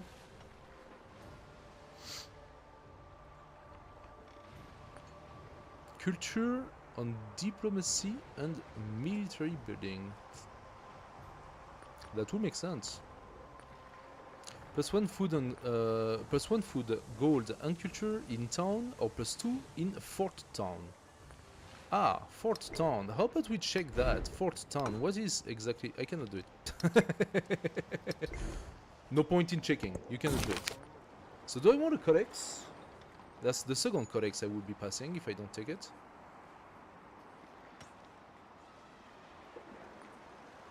You know that if you don't take the codex every single time, you may not be able to validate the science victory, right? 100 science though, this is... Inventor. Noun. This is a free science.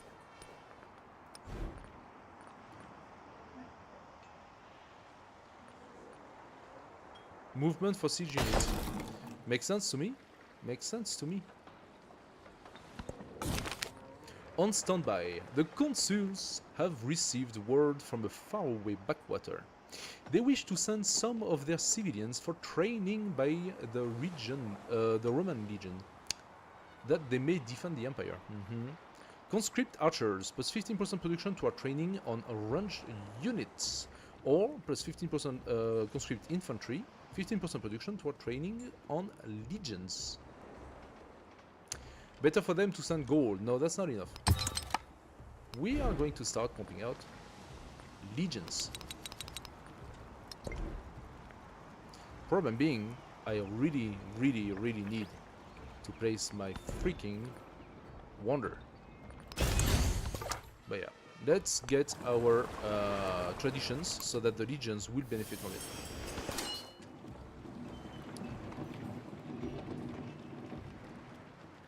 Interestingly enough, oh no, that's not interesting at all. It's normal. So I thought they retreated. They didn't retreat at all. It was just me who forgot that I killed his archer. Okay, there is La Venta. La Venta, that is hostile. Let's go and check it from the sea.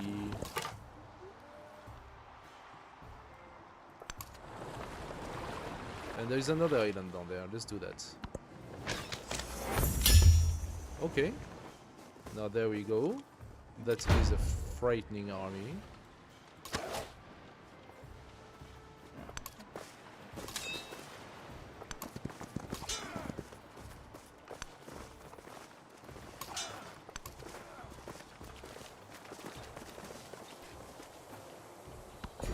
So, with our next population, I think we need now to start investing in the fish. For two reasons. The fish benefits from the production thanks to the harbor. I do have harbor. I did not even place the fish thing, so... But it also gives me a little bit of gold.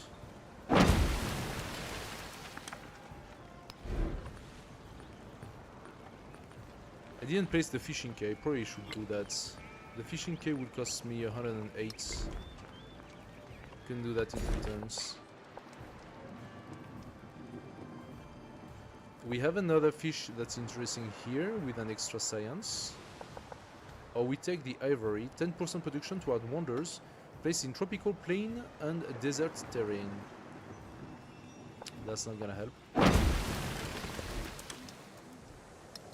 I mean, it's an extra resource, of course it helps, but for the wonder part, not so much. Can we pass here? That's ocean, but there is a... That's homeland. Wait a second. If this is homeland, that means there is a passage here.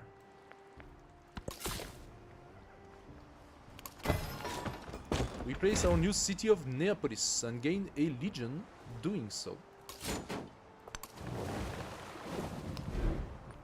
Neapolis, you're gonna grow by yourself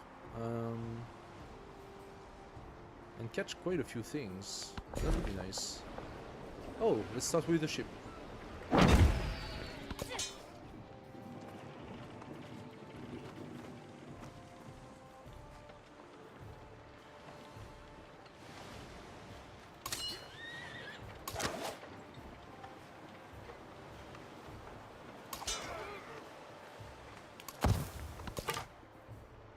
Okay, this scout is gonna go south.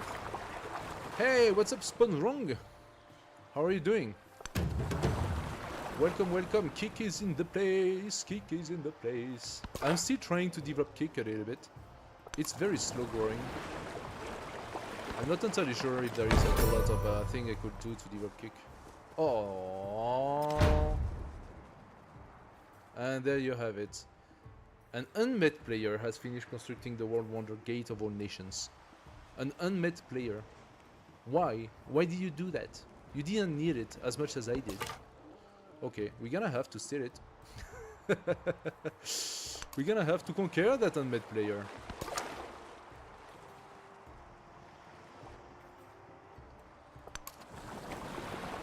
Okay, wait a second. This is ocean, ocean, ocean, ocean, ocean, ocean. There is non-stop ocean here. And there is ocean there. How can this island possibly be on homeland, knowing that you cannot reach it from the homeland? Can somebody explain that to me?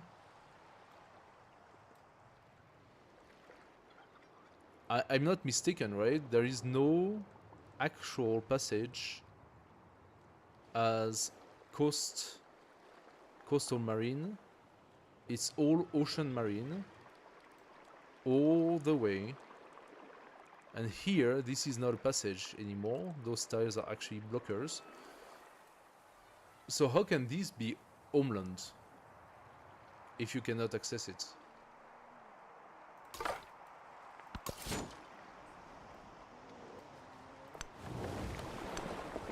That is a little strange.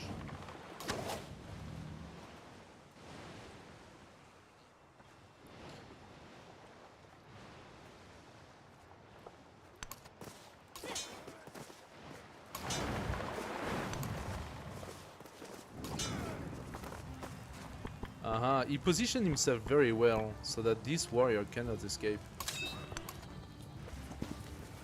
Good for you, good for you.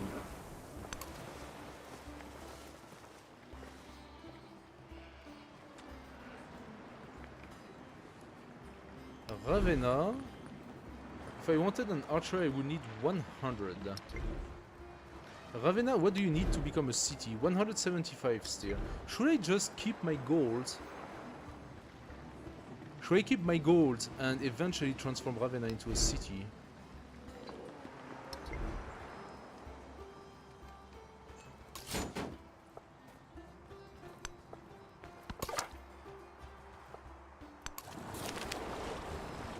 Inside the collapsed stronghold, workers have unearthed a ceremonial dagger, engraved with the sigil of a once mighty commander.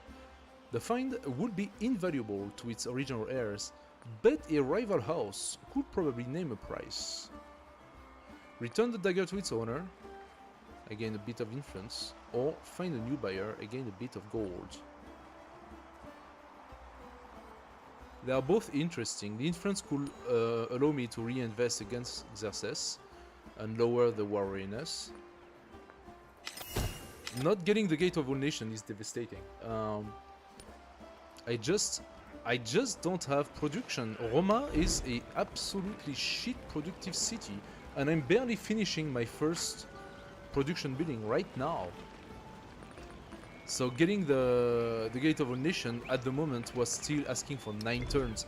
That means whatever unmet player created the Gate of All Nations either just spent the whole time doing it, or just have a huge amount of production contrary to me.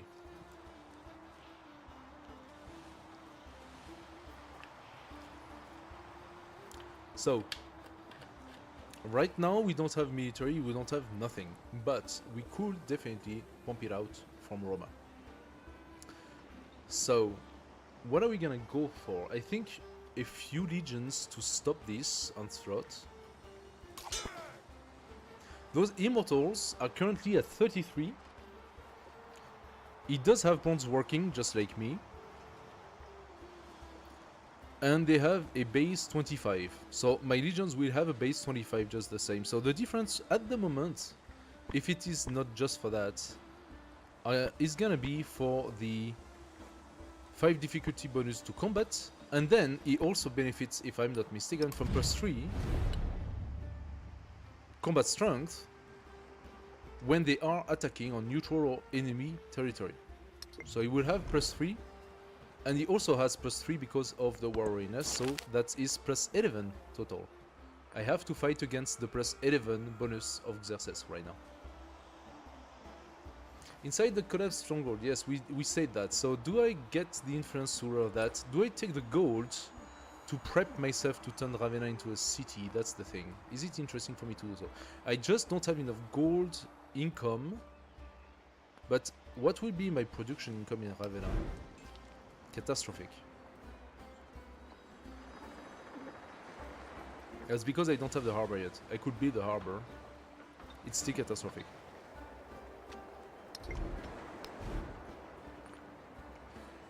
I got also -9 happiness due to the war readiness thing.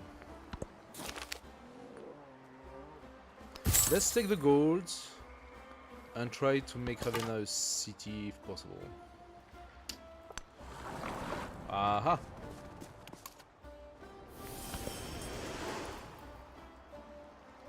I mean, let's be honest. Starting that challenge Inventor.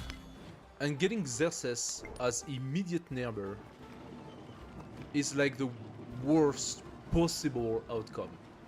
I could not have a worst possible outcome on a huge map. I need to have look at that map! He could have been anywhere else, right? No, no, no, no, no. He's on the same island as me.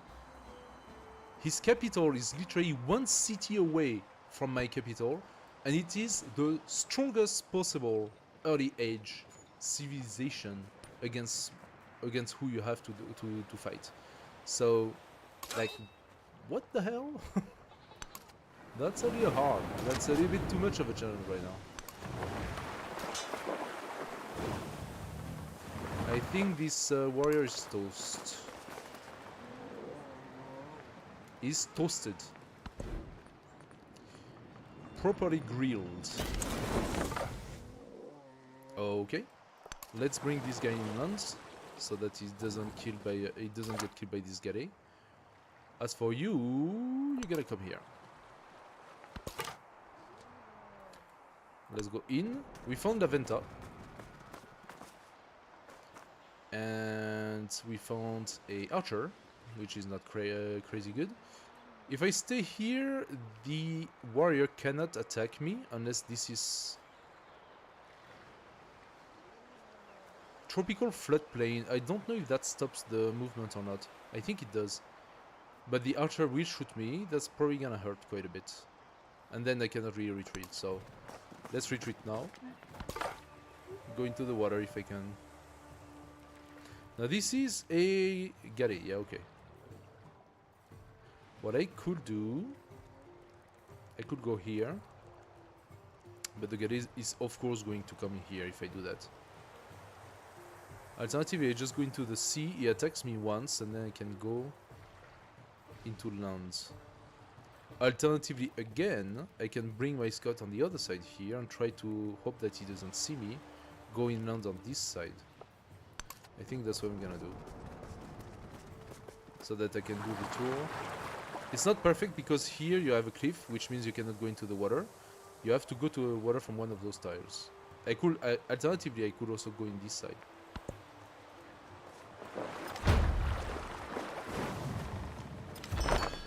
Okay, Xerxes did not follow. That is interesting. I'm gonna bring the Legion here.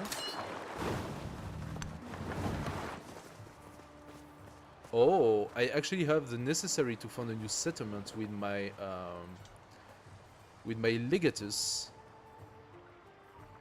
That would be good if I could do that. But where? Here? What would be the best for me? I mean, we also have a wonder up there.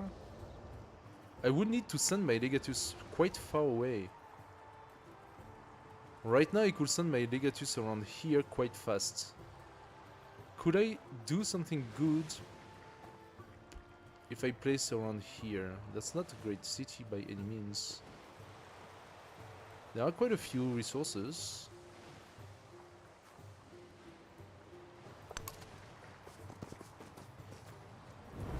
Quite a few resources. I'm thinking coming here. Oh, that's 6 turns. That sucks. Because that's an ocean tie here. So that's 6 turns coming here. If I go and place my city here instead to benefit from Mount Fuji.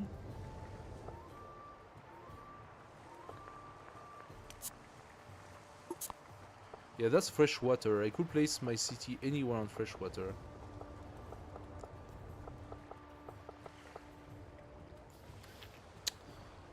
I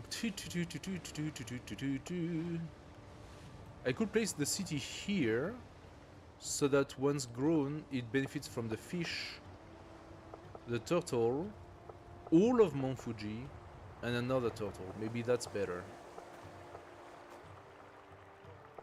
And it has better growth. It's a little weird because we are on desert here.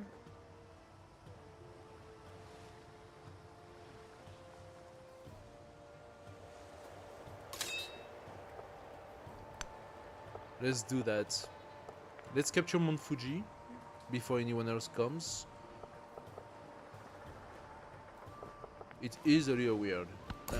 Well, you know. I could go for the fish and gain a extra science, but I also want to start going toward the wonder.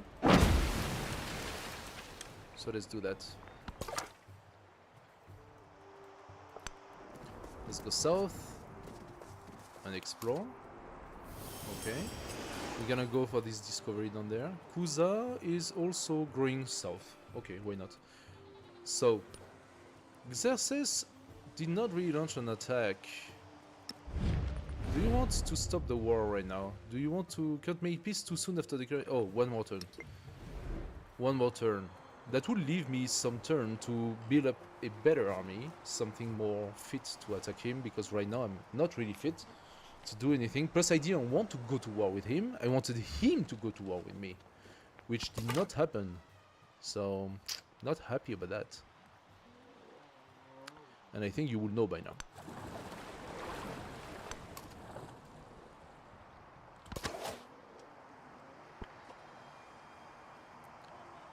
Okay, this slinger can upgrade, but using my gold right now would be a huge mistake. So he's gonna heal. We're gonna bring back the warrior.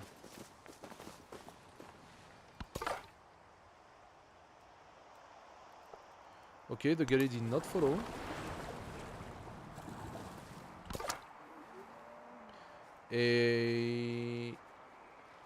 Oh, he managed to shoot at me? Oh, this guy managed to shoot at me. That's not nice. Oh, come on. Don't you kill my scout. Like, can I not access the water? Yes, I can access the water here. But he's gonna get attacked at least by one archer. I don't know if he's gonna survive. And the warrior. Okay, nice.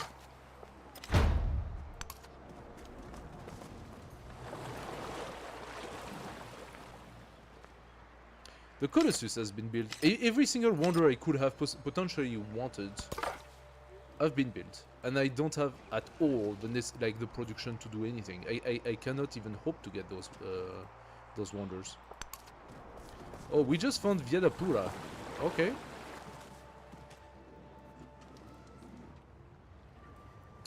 Now, does gaining suzerainty of those really benefit me, and to what extent? If I want to incorporate it, I will need 120. I could consider that. The position of Sugunya is terrible, though. Terrible. That's a really shit place. Izurtu is pretty good, though. Izurtu has a nice placement with the potential of growth of 6 special resources and quite a lot of place to build a city. So maybe Izurtu will become one of our towns in the future. Okay. This legion will go on the Rough Pain and fortify. And if I don't have a choice, I will have to turn this slinger into an archer. Okay, we got another legion. He's gonna attack this scout immediately.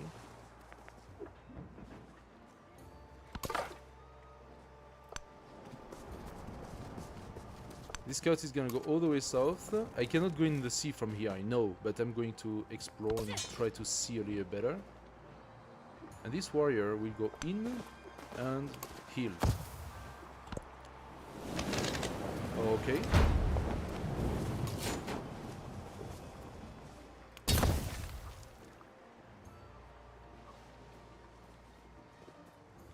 Now let's see how that goes.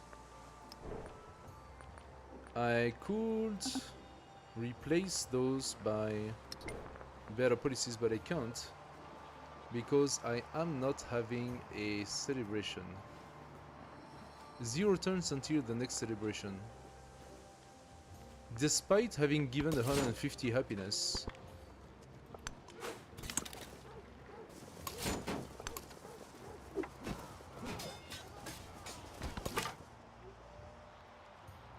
Okay, let's check. Aha! We just found Simon Bolivar. Yo soy Simón Bolívar, la mano que desbarata la tiranía y guía a las naciones a su libertad. Good for you. I will normally immediately go hostile, but I have just the necessary influence to start befriending the next city-state. So I will go neutral, but don't worry, I will trigger your enmity soon. So he's here on this side. Okay. Viadapura, befriend. And you go out. Oh, we have Laventa as well that we might want to get.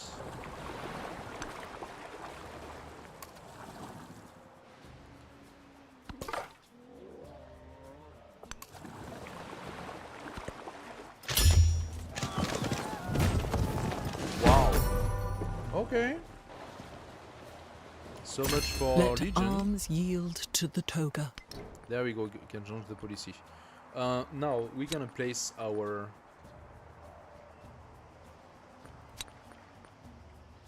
Princeps Civitatis.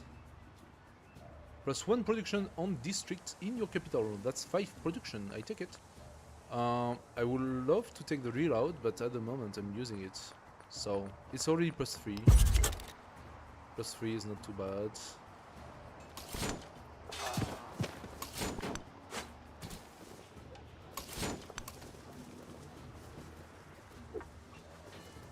One more turn, and I should be able to turn this into a city. Good. Probably we need to start by doing my ancient walls. Although, this is a difficult city to attack.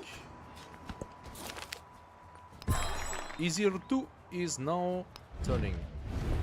Good. Okay. SPQR. Roman citizens gather in high spirits to celebrate the festival of Force Fortuna.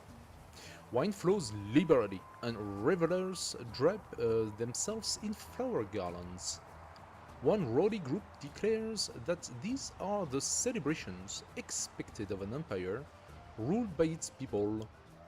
A nearby senator retorts that Rome is guided by the Senate, and a little more gratitude should be in order. Yeah, because you're not at all a noble who benefits from everything already. People should, on top of that, be grateful for you to be alive. So, military security points, we take that, and we gain the war support. Thank you.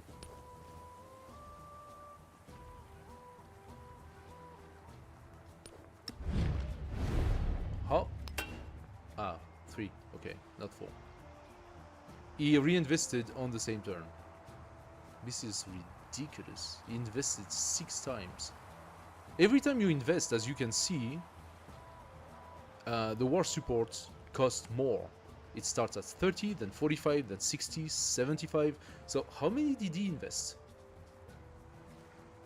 30, 45, 60, 75, 90, 105. This is how much influence he has put against us. You know what? Ah!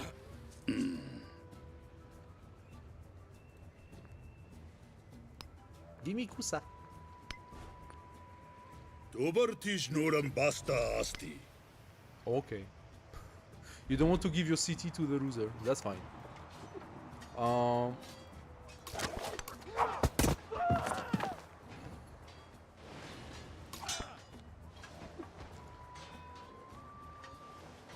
His warriors already benefit from +9. 3 defending in rough terrain, +1 iron resource, 5 difficulty combat, 3 bronze working. Why don't I see the war readiness thing? Oh, no, the war readiness negatives me. It's okay, it's equivalent, but basically instead of being a positive to him, it's a negative to me.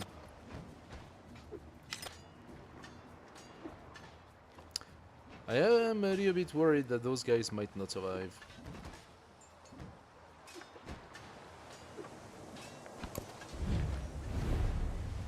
Simon Bolivar, you want to give me something. Why? Why so?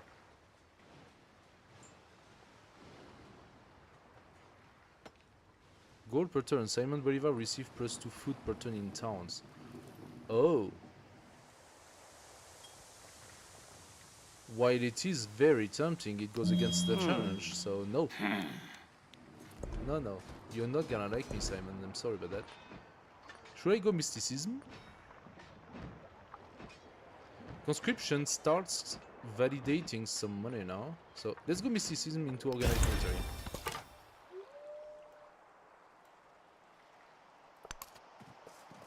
I'm gonna do the tour with my layer scout. Can I go from this? Yes, apparently I can. I'm just concerned there might be a boat. Let's check it. Let's check it. Ah, the galley did not follow because Bolivar is here.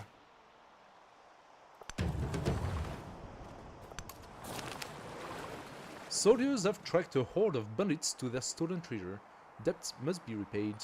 Offer repentance through labor, 5 production and 25 gold to Roma, or redistribute their valuables, 37 happiness toward next celebration. I don't even know how much happiness I need for my next celebration.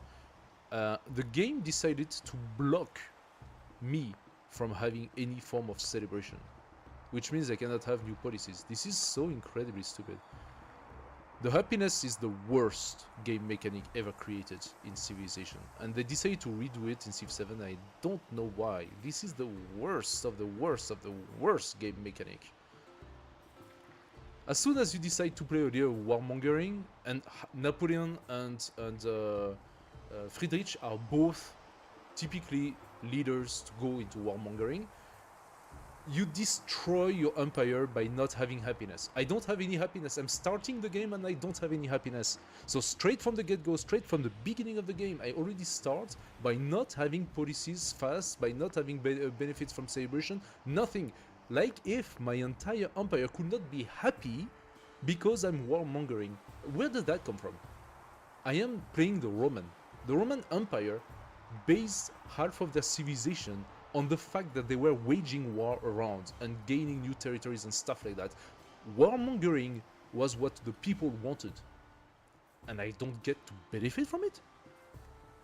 How does that make sense? It does not. There we go, I lost my troop. Ships at... That's kind of what I thought would happen. And he one-shots my guy as well, because fuck me. -5 damage units, he has only -3, for whatever the reason. -3 war readiness, +3 bonds walking. That's because my guy is too far away.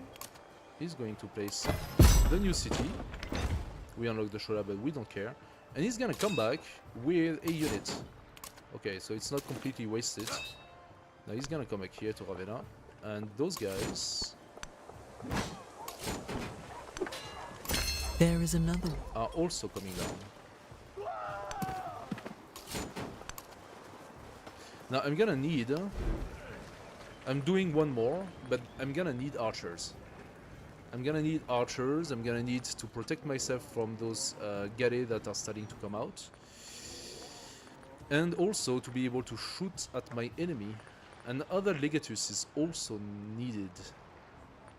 So, in the order of things, because I have so many things to do, first of all, Ravenna, you finally turn into a city. And from there, you are going to produce yourself an ancient wall because you're on the front line. But once this is done, what can we do in Ravenna? Ravenna is mostly oriented toward farming and stuff. It does have a bit of mining, not just a little bit. It's a lot of encampment, like 3 camps and stuff. So yeah, the camps maybe will be the one providing some stuff, but the camps provide food, right? So if I place a soap pit, no, the camps will provide extra labor. Okay, good stuff. So I'm gonna place the harbor and the soap pit to gain some production. And then we're gonna place as many boats as we can, knowing that we also have a lot of space for farm. And we'll see how that goes. Saying that, I'm taking the ivory. And we can take our first natural wonder tile for a little boost in culture. Let's go. Mysticism 2.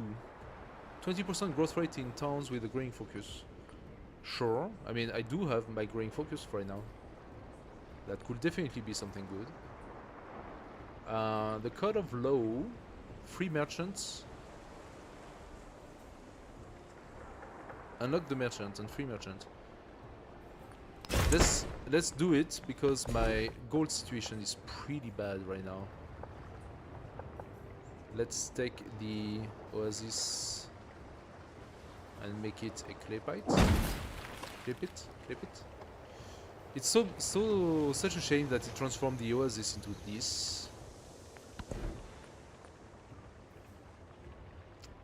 Navigation 2, food for food buildings. Gain a codex. I don't think I can use it for now.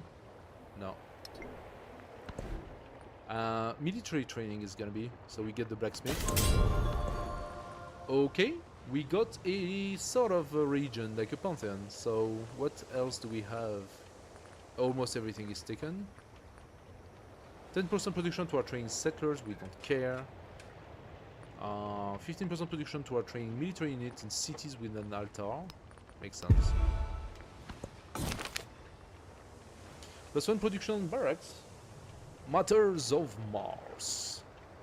At the Temple of Mars Ultor, the priest is well known for his thunderous lectures on how the Roman god of war is distinctive, utterly different from the war gods of neighbors. Gathered before the temple's open doors, devotees often whisper among themselves, wondering what exactly it means. What the heck is he saying? I don't get it. Well, we all know the god of war, his name is Kratos, and once he turns into a giant, he can conquer cities pretty fast. Let's give ourselves food and granary, production on barracks, or culture. Production on barracks, obviously.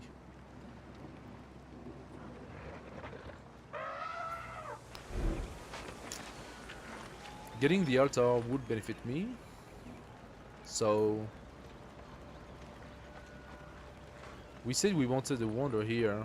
I don't even know which one I can do anymore. The Colosseum, maybe? I can try. Or the Terracotta Army. Free army commander when built. Terracotta Army would be nice. Where will we build the altar? This benefits from the altar, so I could build the altar here or here. That's even better here.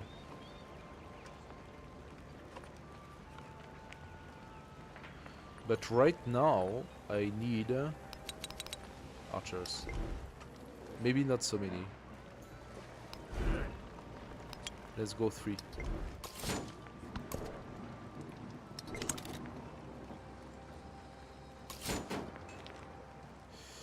Am I retrieving my warrior? I'm thinking I'm doing that, yeah.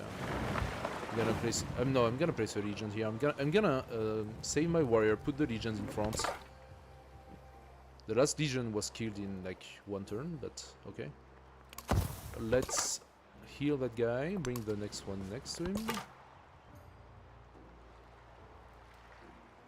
This guy is gonna go down.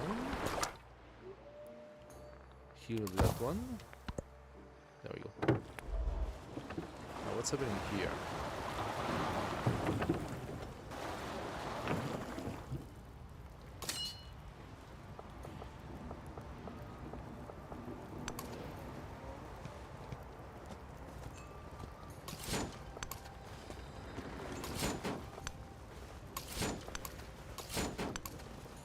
Okay, now those are a few legions. I'm gonna need a ballista.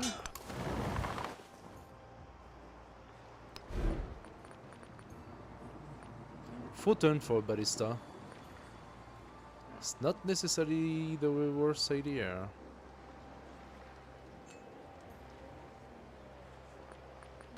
I mean, I don't need it right now, but I'm gonna need it soon. Bolivar! Plus 30 gold. Want to increase the number of trade routes. You want to trade with me? I don't care, but I'm still going to destroy our relationship, dude. I take your gold, but I'm gonna make you pay for that gold. You're gonna pay that gold. Okay, let's bring this guy down.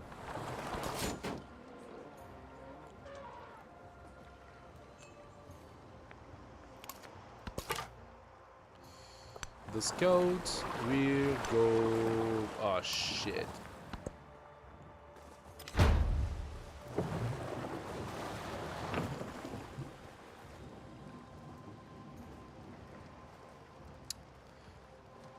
Is it possible for a simple warrior to do that much damage to a brand new legion?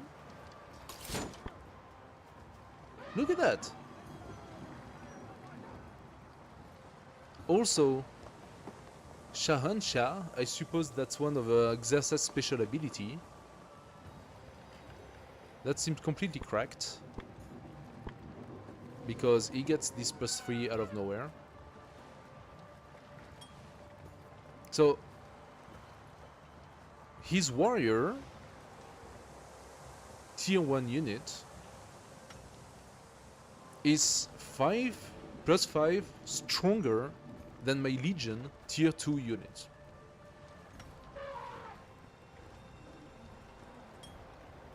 Despite being damaged and having -5 on damage, his unit currently benefits from +14 bonus. That's Deity for you.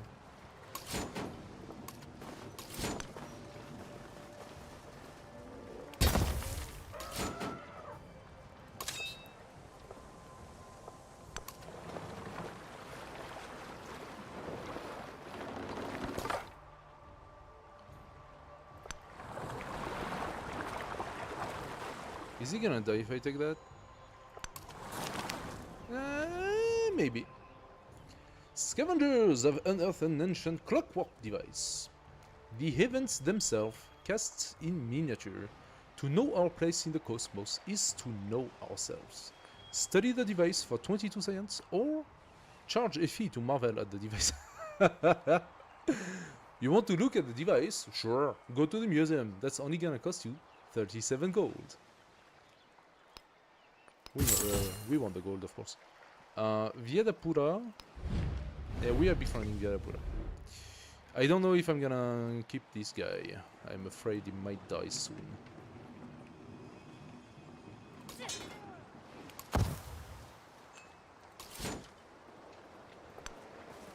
Alright, our archers are starting to pump out. I will be able to place them here to start shooting at whatever comes.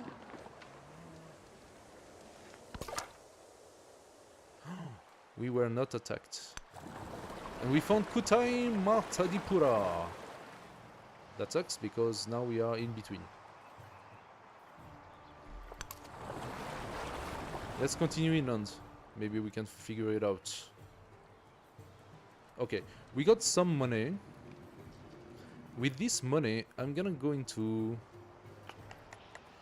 Which one is gonna benefit most? I think...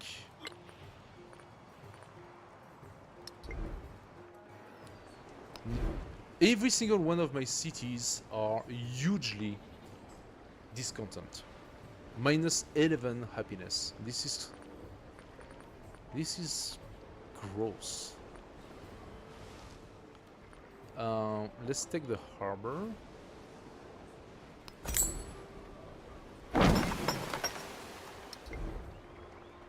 So we gain a bit of gold. I wonder what's gonna be needed to stop my war with Xerxes for now. He probably won't want peace until anything happens. He knows he has us into the ropes. I'm gonna need to reverse that situation. I mean, usually he needs to be at the edge of losing his capital to be like, oh, please, peace, peace. Sure. Let's put some fortifications. Yeah, I knew he would do that. I knew he would do that, of course. Another wonder was built, Among Maui. All the wonders are being built one after the next. Probably not a single other player is at war with anyone, so yeah. That's what's happening.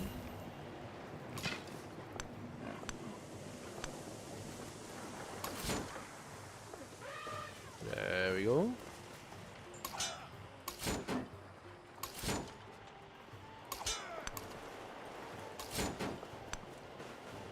Let's build some fortifications. With this one too. What's happening around here? Some weird noise. Oh, we found a new civilization. Hatshepsut. What's up, Hatshepsut?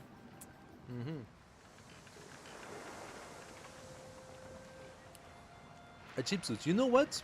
We don't like each other. No. We don't. Do I have enough to actually steal stuff? Yes. What's her... Actually, Simon has good science. So I'm gonna steal something from Simon.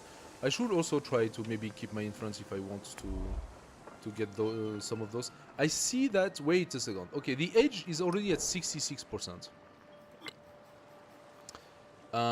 In Pax Imperatoria, we are leading, as well as the Great Library, but nothing much more is happening. Actually, no one managed to... Thank you. What is that thing? It's purple.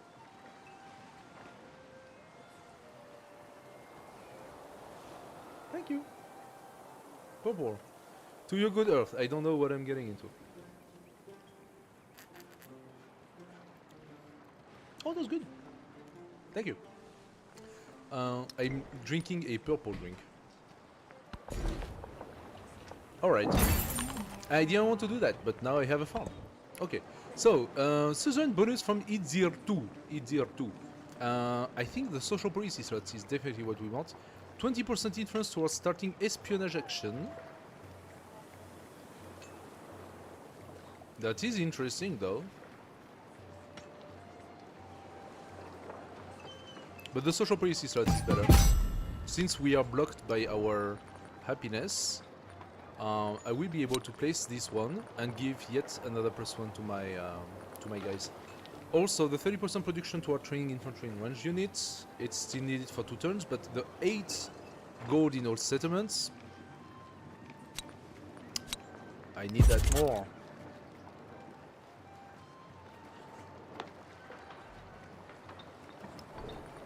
Also soon, I'll be able to have -1 gold maintenance for my military, which means I will be able to start pumping out more units. Oh, come on, leave me alone, will you?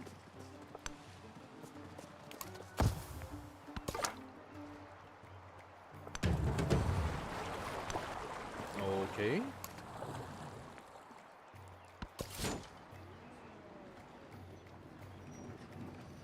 Aha! I don't know exactly what he's doing, but he's doing it. And I kind of like that. I like to see him start to panic.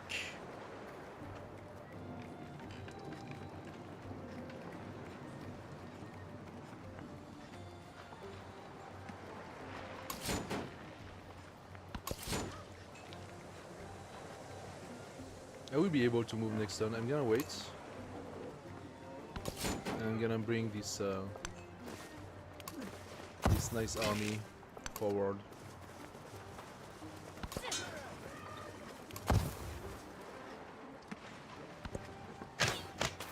Oh, he's, okay, he's trying to attack here. Funny. An eye for an eye. Alright. A tooth for a tooth. +2 influence per turn. It is interesting, but I will only add it once I have more policies. I need those policies now. Now this legion restored its life as fast as it was taken. Now that is one thing you have to understand.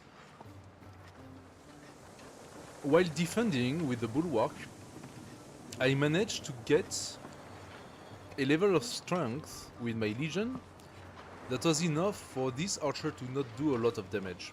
And thanks to that, because I was not moving with this legion, he healed, and I am in my territory, he healed back.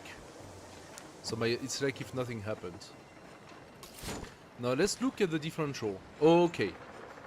Now that my commander is here, this legion has 31 strength. It is full life, so it benefits from the roads. From being full life, I don't remember.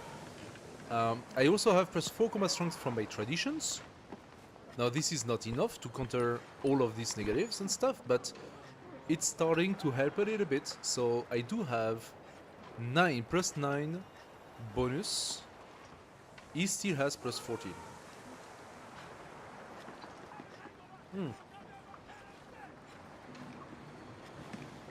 He has iron as well.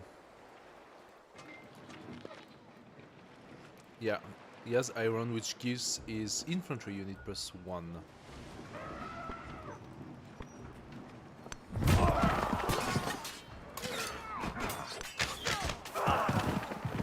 Very good.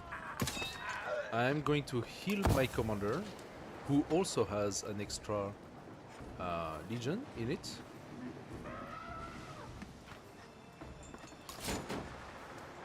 If I bring this guy here, can he shoot me? I don't think he has enough movement to do that. He can definitely shoot me if I bring it here, but the idea would be for me to come out and try to pincer the guy.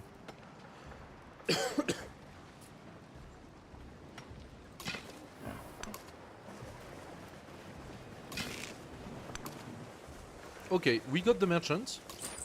This merchant is gonna go to Sugunia and trade. Free merchant. We take it. Every single day I take a free merchant. Alright, organized military, I think... Sorry. Ooh, that's really cold. That's what we wanted, right? Conscription. We are already at -10 gold. We completed that. Perfect. I could build now Altar Villae. I think that's what I need.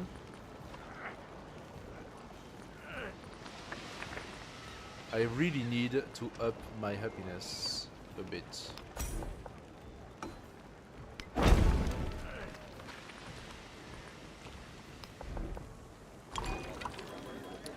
Altar Villae.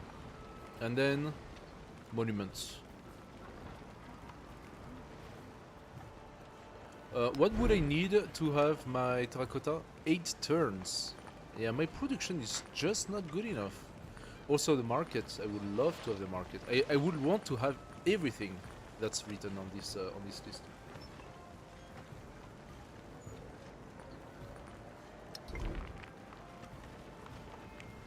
Now we have the barracks, so we are actually at 24 production. I'm surprised that those are still so expensive to build.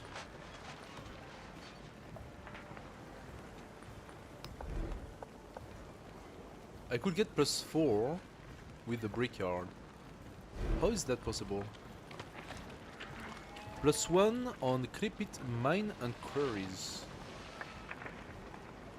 And I get a bonus of +1 on production building, right? So it gets a +1 from base. But there is no mine here yet. I do have a quarry, but that's all I have. I don't understand the +4. I actually don't get the +4.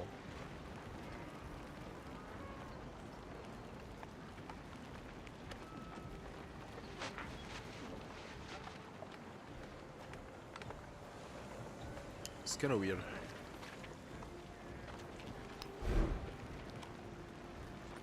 The garden would give us also some happiness. The garden would benefit from coastal marine and navigable rivers, so we could place it here. Or we do garden together with market. That was the original idea.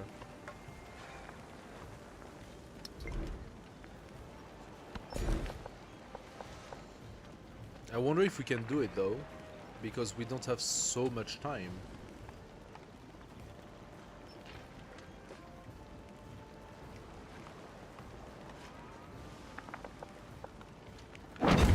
Let's take the wood.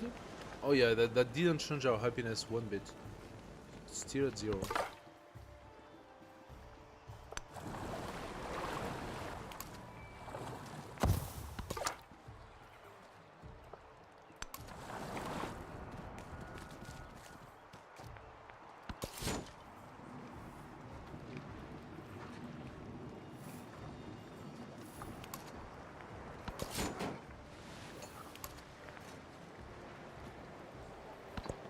Okay, he attacks again, does 20 damage, gives some experience to my commander.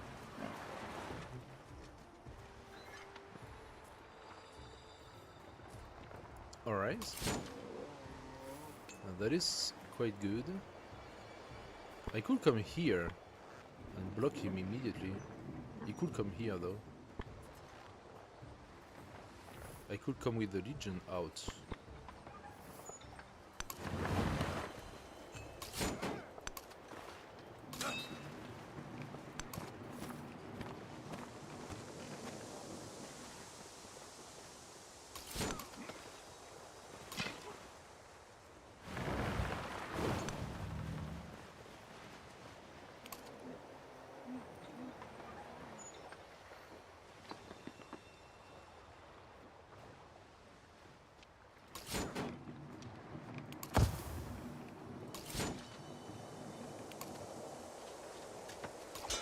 Let's see.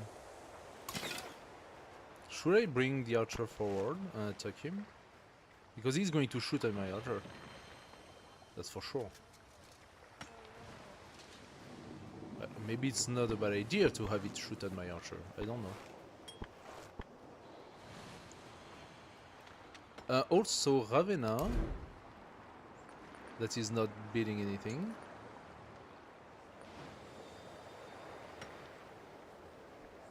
Ravenna is not building any. Why is Ravenna not? Oh, it just finished the walls. Ravenna. I would like a ballista. 4 turns for the ballista.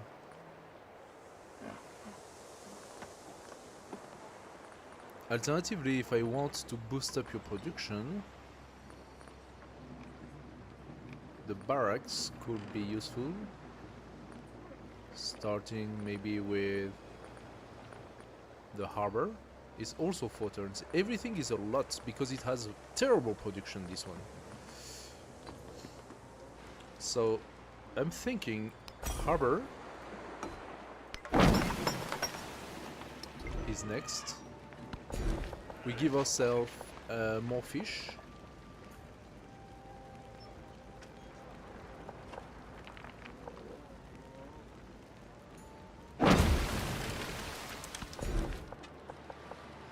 There we go.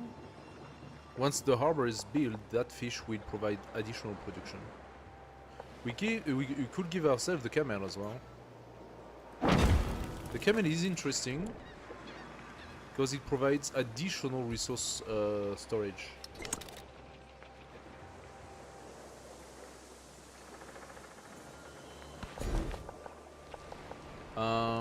Do we want the cotton?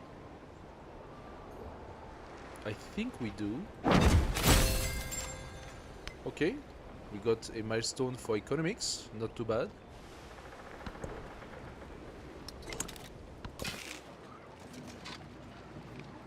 Question was the archer. Do I bring the archer forward? Or do I just pass one turn?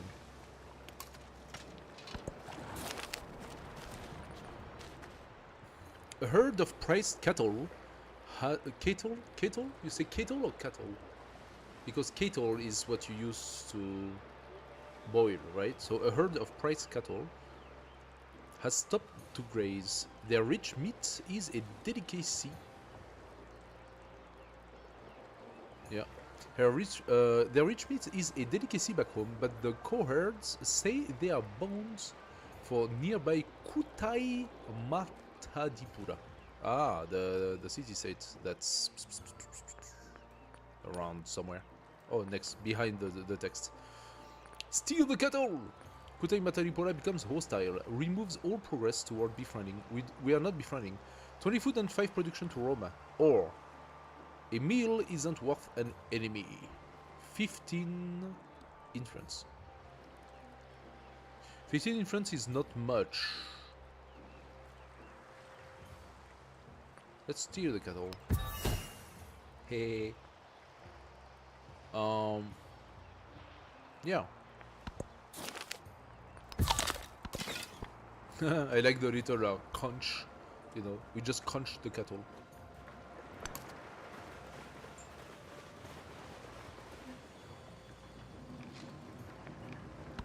Let's see what happens. Shooting my legion, okay.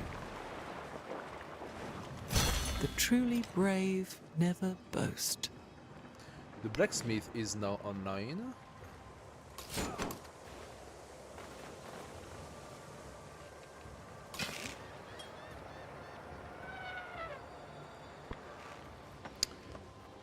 I think it is time to bring my archer forward.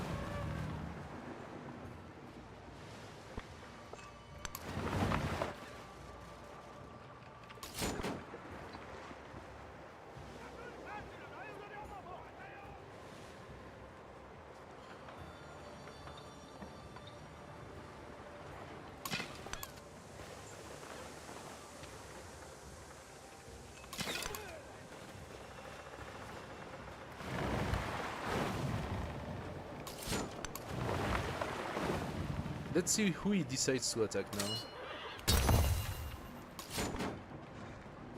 Should I attack him? Because he could kill me next turn, but if I decide to instead heal for one turn... Okay, his warrior is still stronger than my legion. This is insane.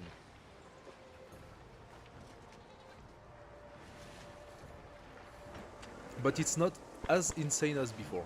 Oh, he just placed Sparta. Okay, you want to play this game? No problem.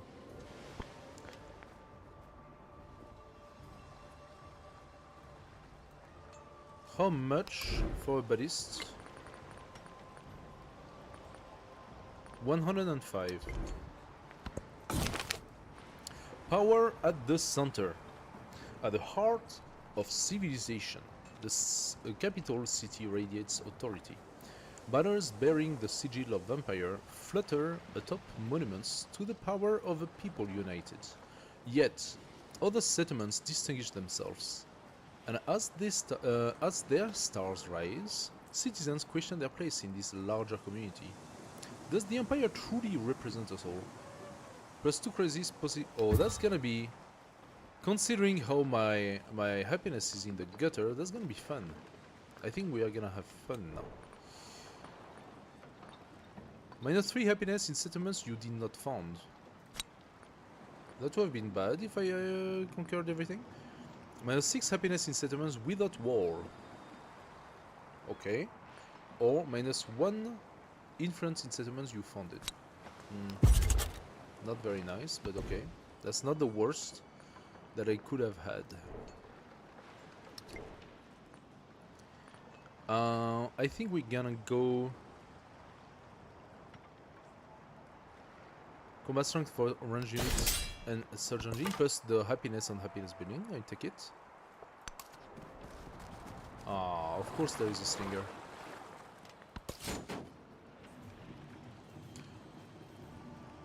This guy is healing really slowly.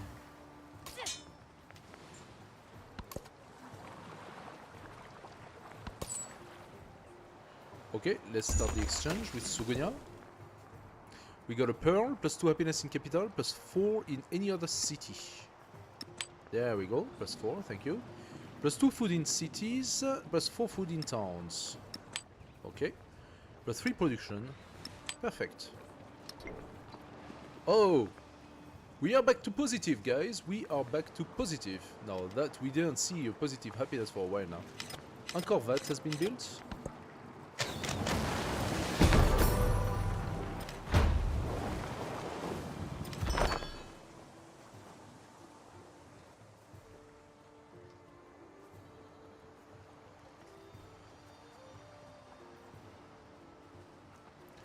Did I see correctly that the archer one-shotted my legion, my embarked legion? The archer killed, did 100 damage to my embarked legion?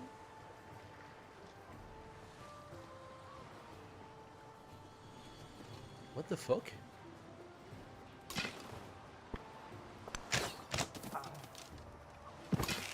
He does not even have a commander here. That's just his random units. He's not even benefiting from commander bonuses. His archer has 15 strength. How can an archer with 15 strength do 100 damage to a legion? How is that possible?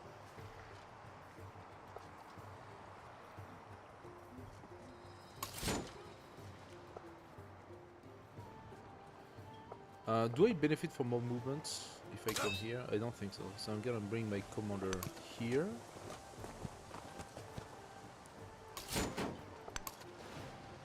Alright. Right on time, huh?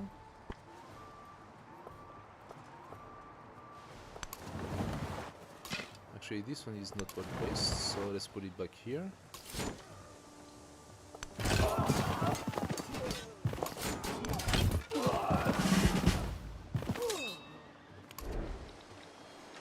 Alright.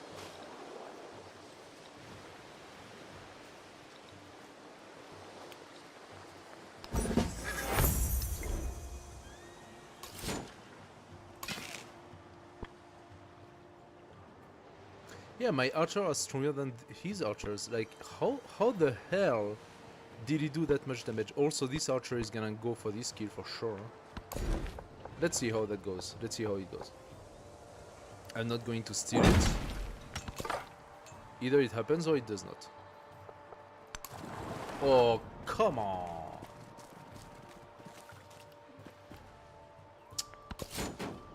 Leave my scout alone. I'm actually going to place this guy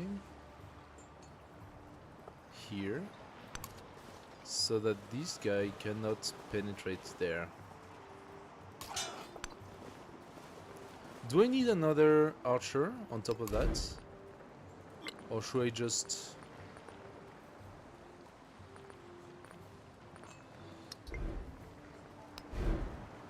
I got 70s, not much. I'm gonna wait for next one. How much for the Legion? 60 gold? No, I'm not upgrading you.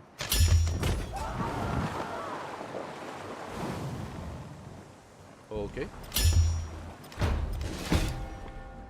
Okay, so explain that to me.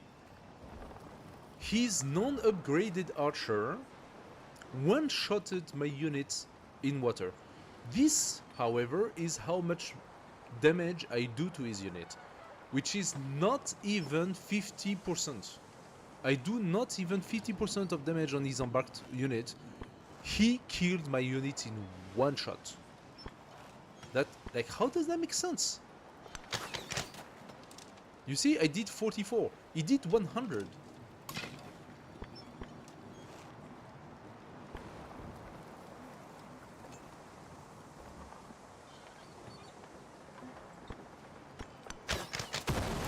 An army is a miniature of the society which produces it. Okay, I got a crit on this one, so I did 56 instead of 44. because he, after getting damaged, he had an extra negative of being damage unit. So damage unit he probably had -5 because of damage unit. So I did an extra for this one, but still. If I go into the city, do you think I can shoot? Probably not.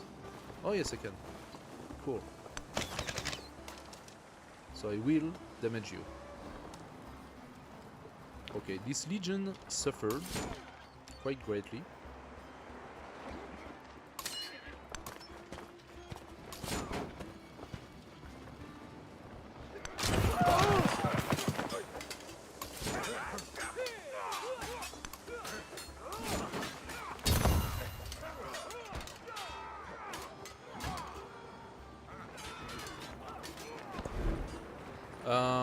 So what will be next in this city? We need the barracks, right? And the blacksmith, but the barracks first. Press 8 barracks. Let's do that.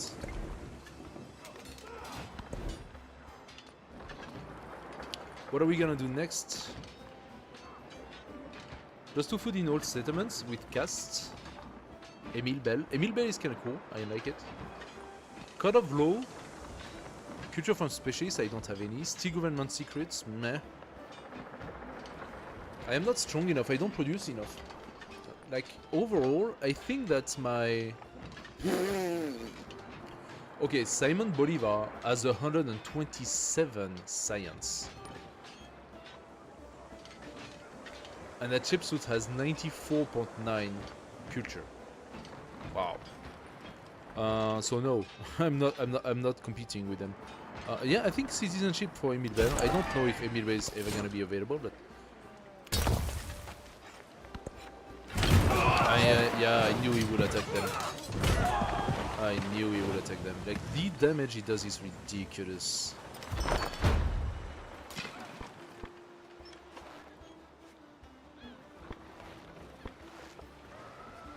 So I cannot see you, which means I can shoot at this guy instead.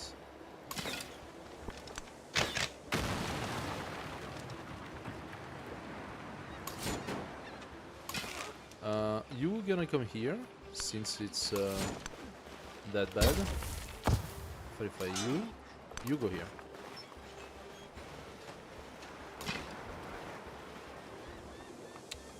I am a little bit annoyed that my legions gets to be killed so quickly. I expected for my legions to last longer.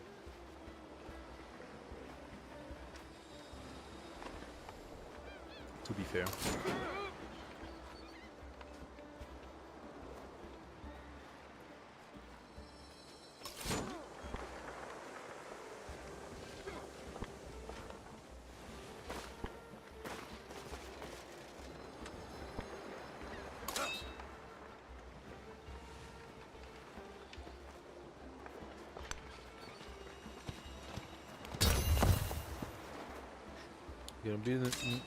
Using my commander to build the fortifications, why not?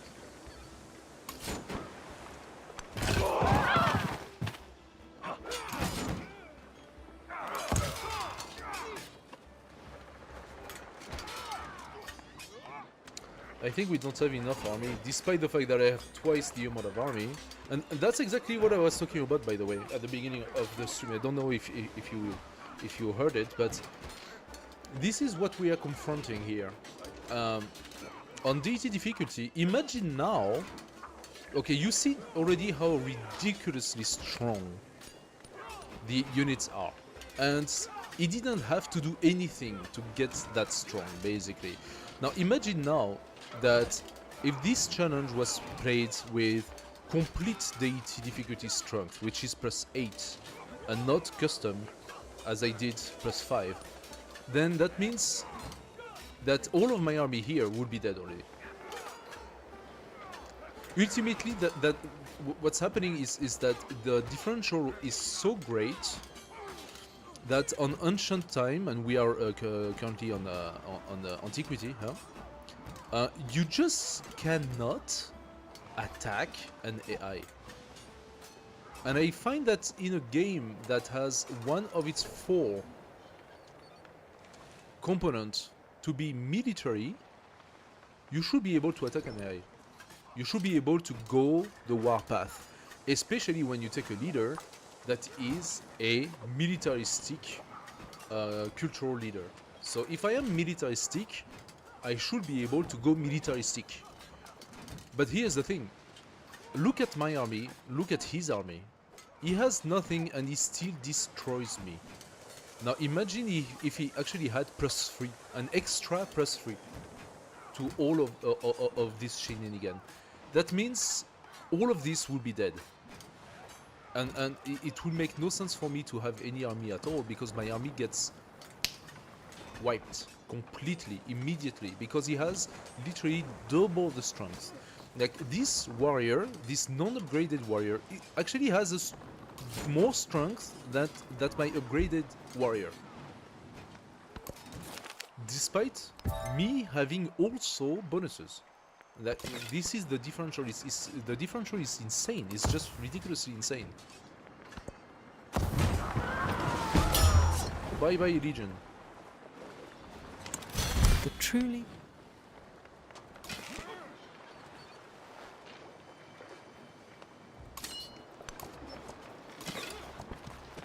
now look at that. This is okay. This is an immortal that is not in the water.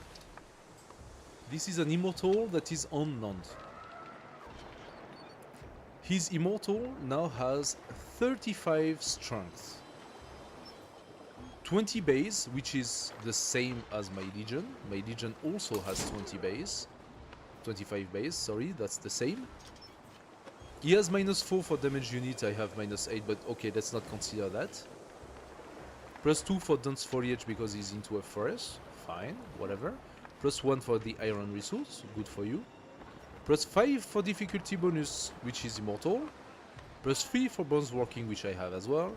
+3 for Shahan's Shah that comes out of nowhere. +3 for 45 defenses, which I should also have, but he has it because he is defending. So he stole my defense, my 45 defense. 35 defense. Now, if he attacks my archer, even half-lifed, I give it to you that he's going to one-shot my archer. And there is nothing I can do about that.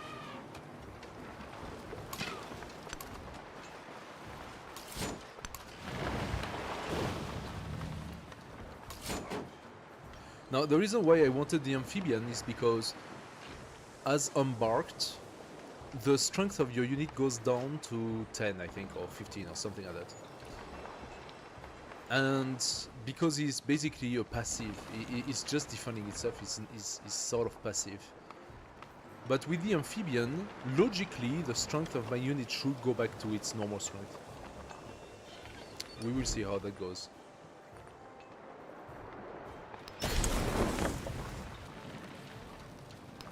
Ravenna, once you're done with this, I need you to give me some additional legions.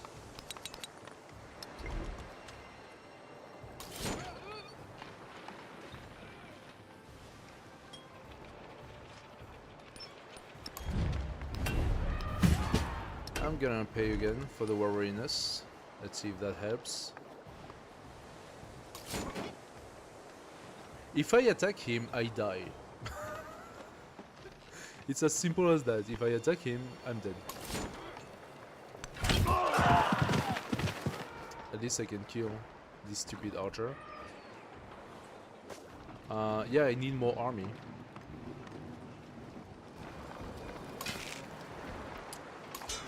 I need more army. So let's upgrade this guy to a legion. And Ravela, once you're done, yeah, you pump out legion one after the next. Let's take the second part of this beautiful wonder. And no! Ah! It's the same click to move the freaking map and to put stuff, and every time it plays a farm. I didn't ask for a farm. I didn't want the stupid farm. Okay, whatever.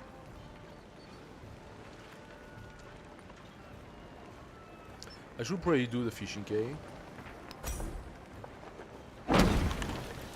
And then Mausoleum of Theodoric would be nice. Adjacent to coast though. I could place it here.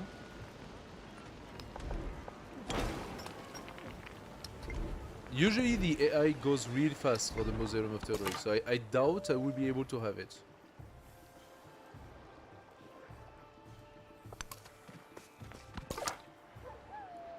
Okay, my scouts are healed. We can finally resume scouting around.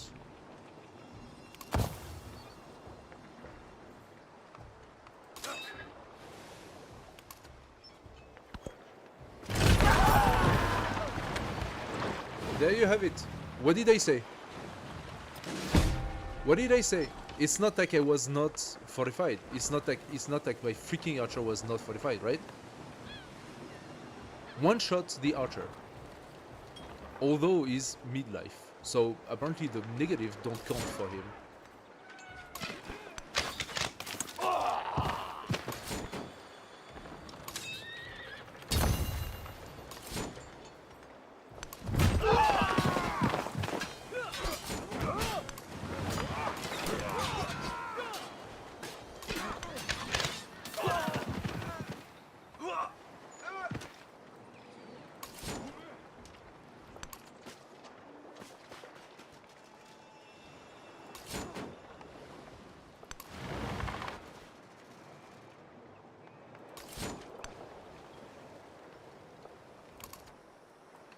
I will probably need more archers. Ideally, if I had archers shooting him when he's in the sea, that would be so much better. Because I do make more damage in this situation.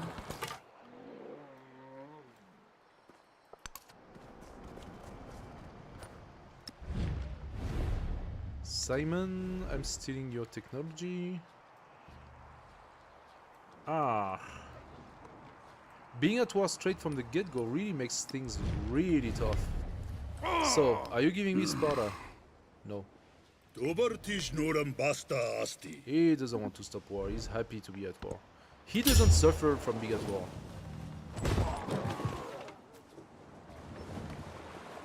And I lost another unit, okay. After the ships. Let's bring my archer here.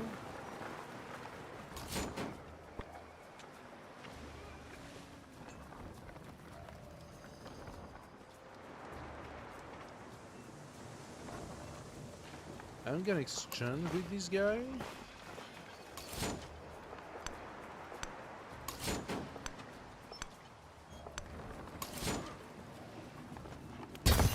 Build the fortifications. I'm not happy because he's probably gonna take them.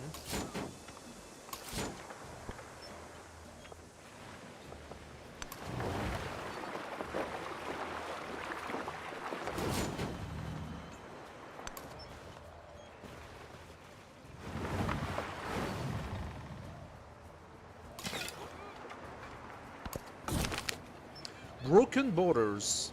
The Empire fractures as once loyal settlements seek their own path forward. Laws and customs, symbols and pageantry. They are no longer sufficient in holding society together. What was once a shared identity forks like a river, and its currents bear many beyond political borders. They pledge themselves to outside powers, seeking new threads of connections and aid in extracting themselves from their former states. Oh, that's not gonna help.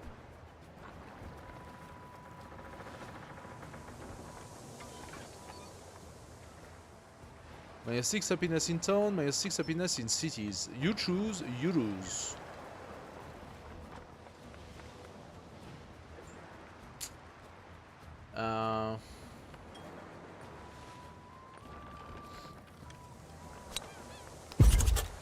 And that loses me a bit of gold. 5 gold per turn. Not very nice. I don't like that so much.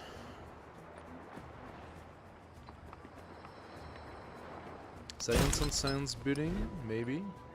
Let's go for the arrow working. We have been waiting too long for that.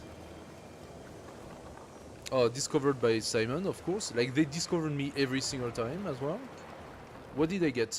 I received just science. Okay, I just received science.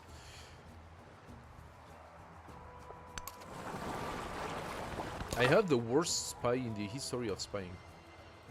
They got discovered every time.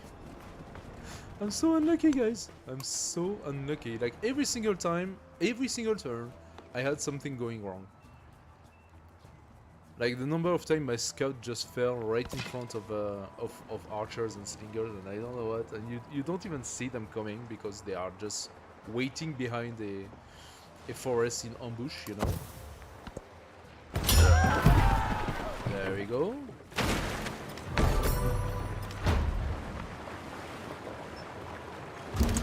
Iron made this promise.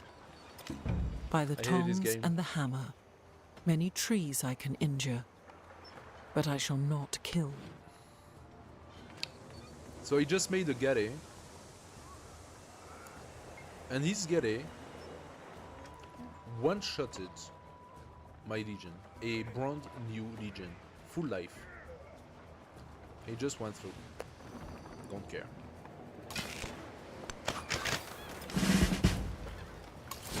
Okay, we got promotions. That's probably the most important thing here.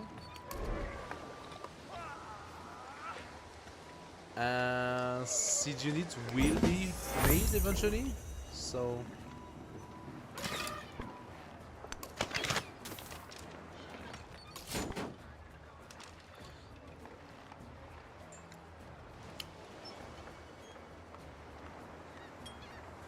as you can see here, it's indicated 25 melee strength, minus 10 amphibious attack. So that means that my legion being embarked is currently as a base strength of not 25 but 15. It's reduced. It still has the +4 for combat strength from tradition, the bronze working, but it got the -2 for warriness. So I should have +5, so 20, yeah. The chariot has 35 though.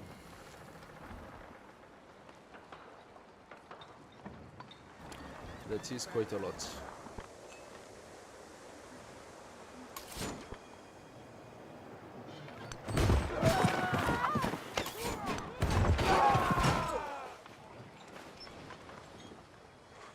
Okay.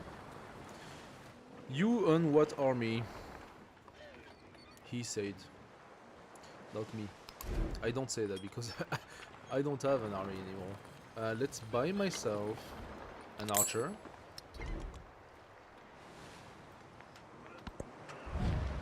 Oh? We found Emiko.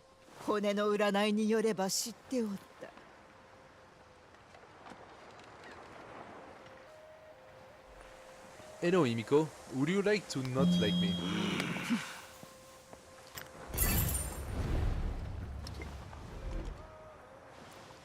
So, there is something that has changed.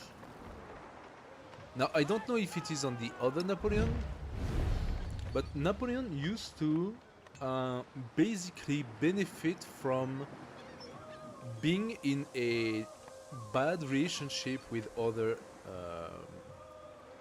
armies, like other civilizations.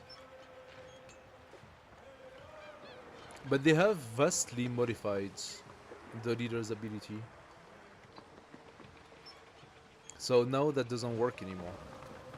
Now, the thing is, this ability here, the first time each age that a war is declared against you, gain an army commander with an army. Okay, if there is any modo or any devs from Civ VII watching right now, let me tell you something. It's useless. Because the AI knows that if they go to war with you, you're gonna gain army, therefore they do not go to war with you. I put Xerxes at -84 relationship, and Xerxes, the warmonger by excellence, neighbor of me, did not go to war with me. If there was one AI out of all the AIs that would have declared war against me as soon as he could, it was Xerxes. Yet, because of this, because I have this ability, I never got Xerxes to attack me. I was the one attacking, and then I got destroyed, obviously, because, you know, Deity, whatever. But, so I did not even benefit from my army. I didn't benefit from the second commander. I still have only one commander. I have this one shitty commander right here. This challenge is ridiculous. It doesn't even work. I don't know if I can make it work, because the game does not give me any chance to make it work. First, it spawns Xerxes next to me, and then it decides that Xerxes doesn't declare war, so I don't benefit from my leader abilities. Seriously? Like, what's the purpose? Like, what's the point here? Making me angry? Like, what's the idea? This is dumb. Social policy, free civic, or 5% production toward constructing wonders for every cultural city you're sovereign of. Am I sovereign of more than one? No.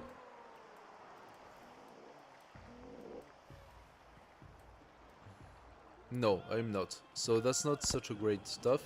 I think because of this absence of happiness, the social policy strat remains the best.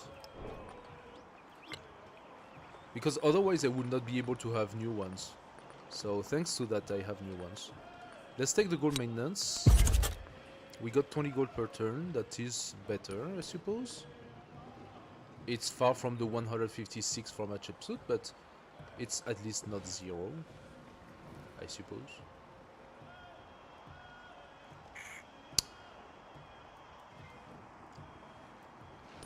Now, does he want peace at this point? He doesn't want peace. That's the thing. Now I am stuck in a war that I cannot stop.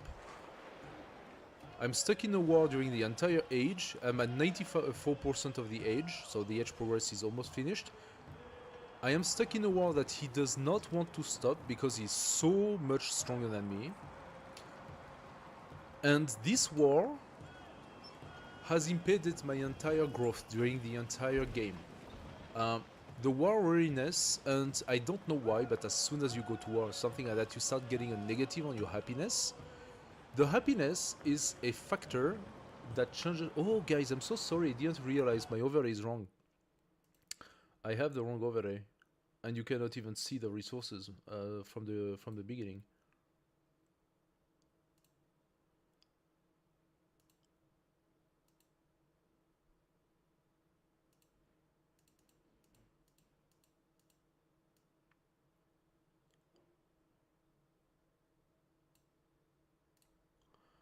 There we go. Sorry about that, guys.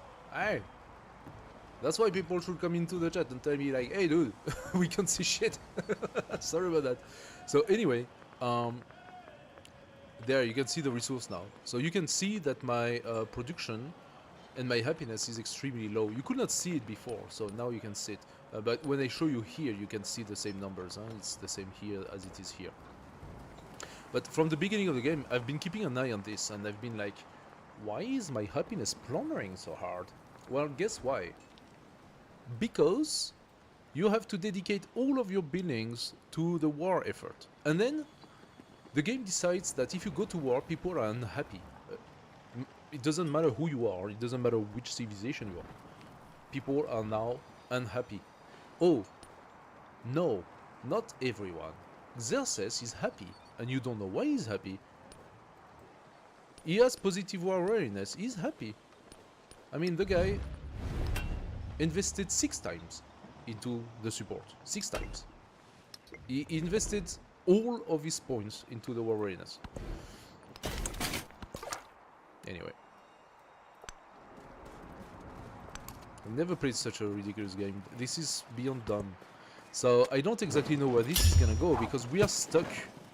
We are literally stuck right now.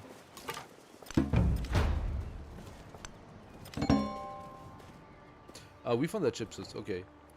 We are stuck because Xerxes does whatever he wants with our army and one-shots my units. Which should not happen because when you one-shot the AI's unit, it's usually when you are 2 technology above. and with a very high level of commander. But here, Xerxes one-shots my unit. I don't know what to do about that, because I have to dedicate myself into building army, which means I don't have any economy to do anything else. So, yeah.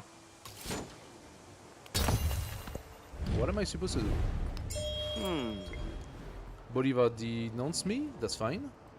Does that mean that he's going to come here with an army and destroy my... Hey, Mediolanum, what happens? Mediolanum, you stay where you are. Thank you. If this guy comes all the way and attack me, specifically, knowing that I am not the only one here, there are actually Hatshepsut's troops and I don't know what, that's gonna piss me off too.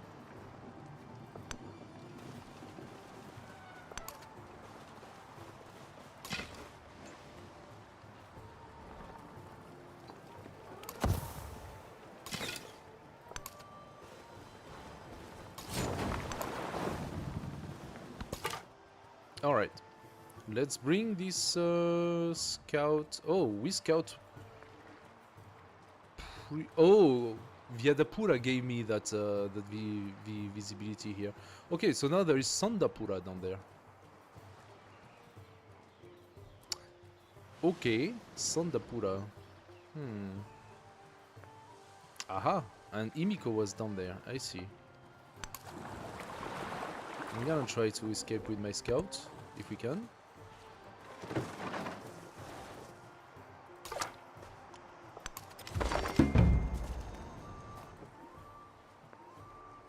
Simon Bolivar's begun student of Kutai Matadipura. Okay, this one. That makes sense, he's not very far from it.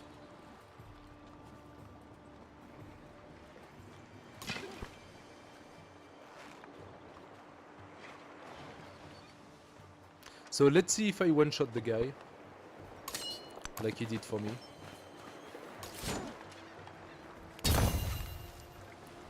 Let's see if it goes both ways. Right now he has 10. 5 melee strength because he's embarked. Bronze working on military aid. Let's see. I should logically one-shot the guy.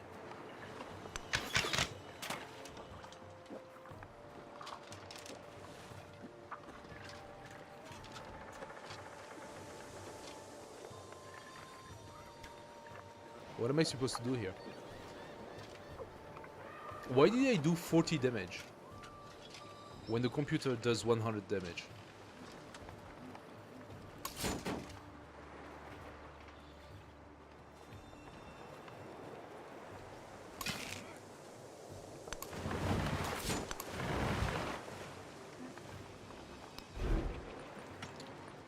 Can I buy myself something else? What should I do in this city? I still have to pump out more army because this does not hold.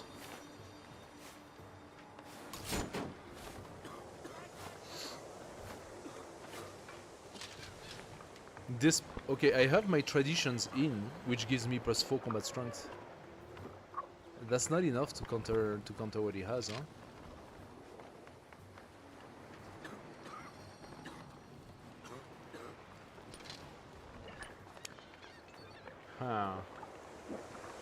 So I am wondering what I can do now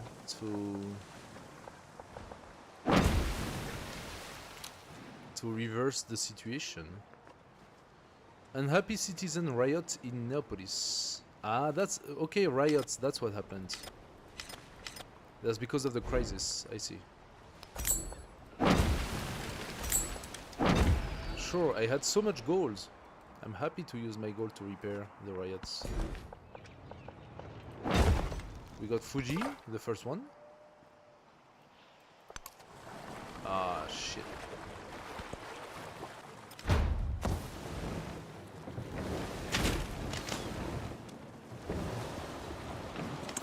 Perfection is...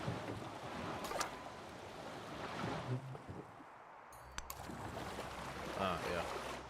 Okay, this scout is dead. What should we do? What should we do? I think we need a little bit more fish.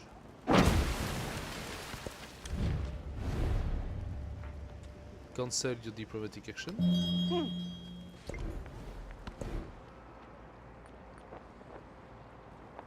We're at 98%, so there is no point in starting anything. We actually have... We don't have a Dark Age of Science, but we're gonna have a Dark Age of Culture, Military, and not Economics. So we got 2 cards. We found Mykenae. Oh, that is Catherine the Great. Екатерина Алексеевна, императрица и попечительница искусств. Но вы можете называть меня Софи. Yeah. Be happy that I don't have influence, otherwise I would tell you what I think of you, Sophie. She's unfriendly with Bolivar, but neutral with the others and helpful to Hatshepsut. Now, if I'm not mistaken, this here is Hatshepsut.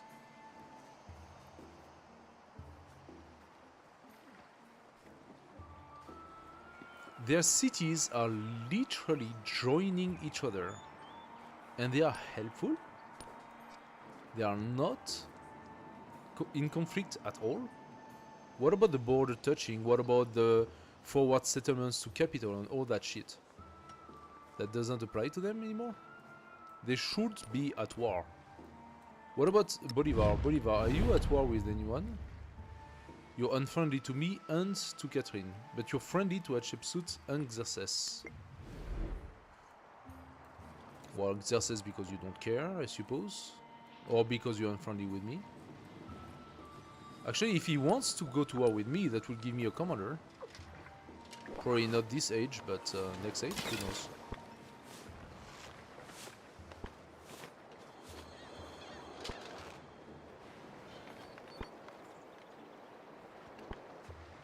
This immortal regenerates really well.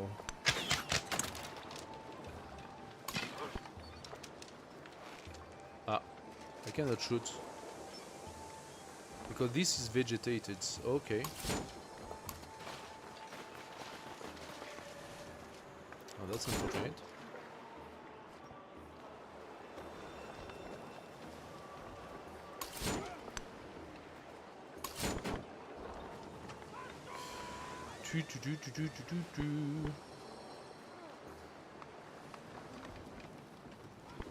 I want to lower the archer capacity to destroy me.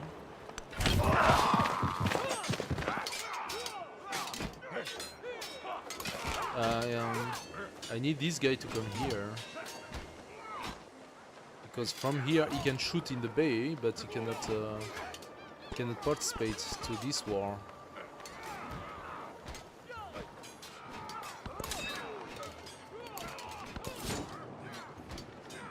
Should I bring this guy on this side, so he comes here? No, if I do that, this archer, which is half-life, will shoot him and kill me 100%. I can't even do that.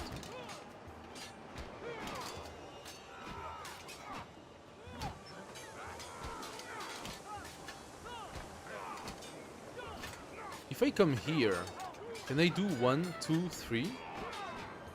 Or does it take longer to to go on the tile? I'm gonna try.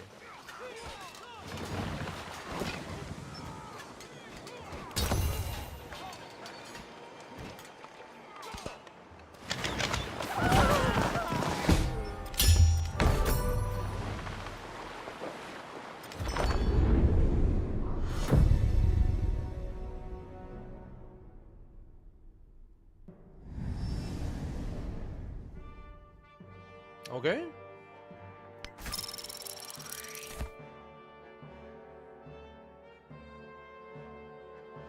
He could shoot in above my other guys.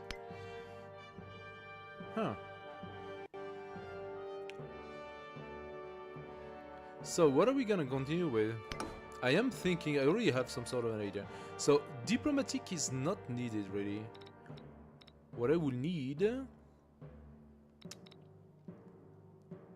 is something that gives me some sort of an edge.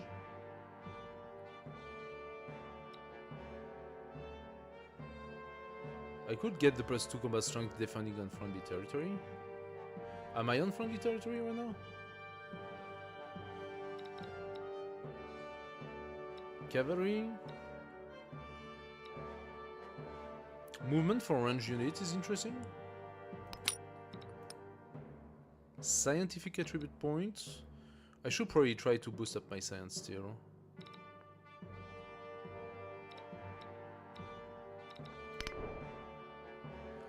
Now, in terms of civilization,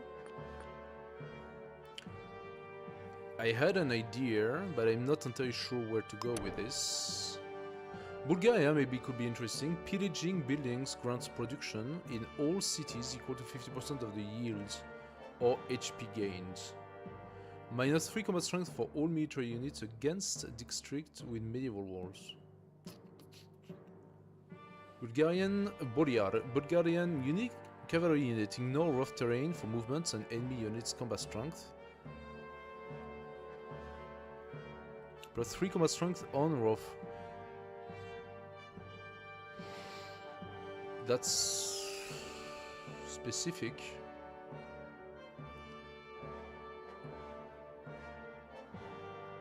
That's specific. Also, I have only one army commander. Like this challenge so far is an absolute catastrophe. Absolute catastrophe. As Roman, I have only one commander because I never managed to get more than one. I didn't even have the time to build another commander. I did not get my wonder. I don't even have a wonder. I didn't finish my other wonder.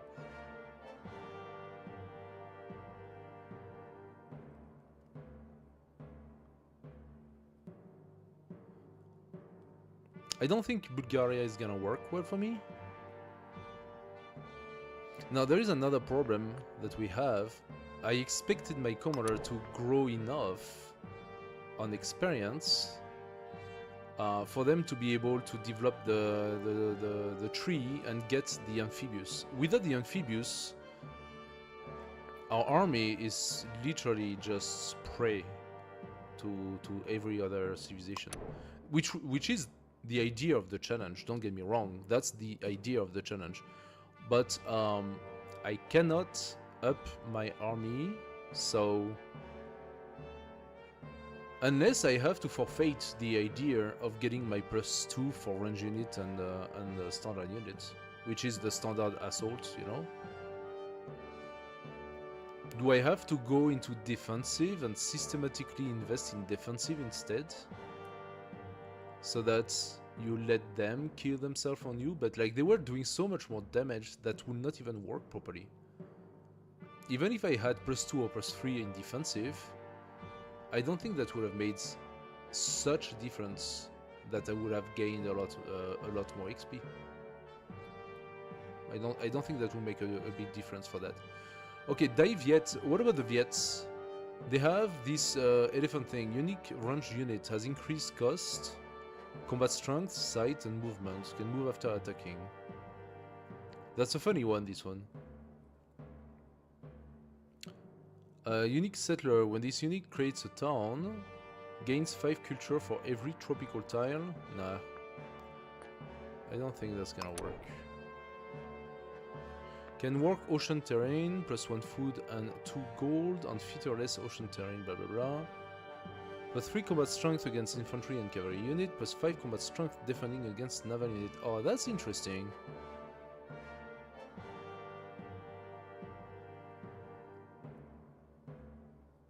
Hawaii. I mean, Hawaii is kind of the civilization you want to take for Archipelago for a good reason, right? Unique missionary has an action to heal adjacent units. Receive 25 gold when you convert to settlement. Healing units could also be interesting. It's a difficult mechanic to use, but... +3 combat strength against infantry and cavalry.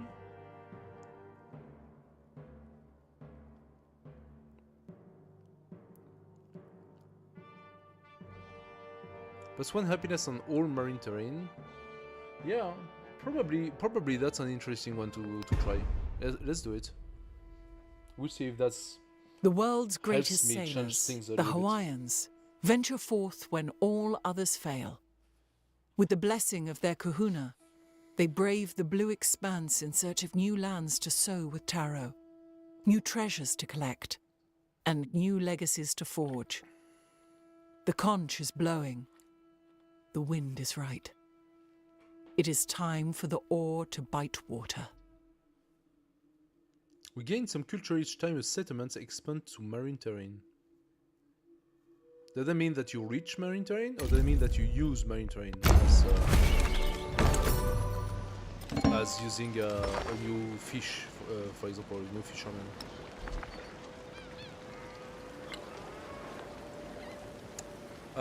Production toward constructing buildings, 50% science toward researching tech masteries. Let's go for the building because I am so slow at building shit.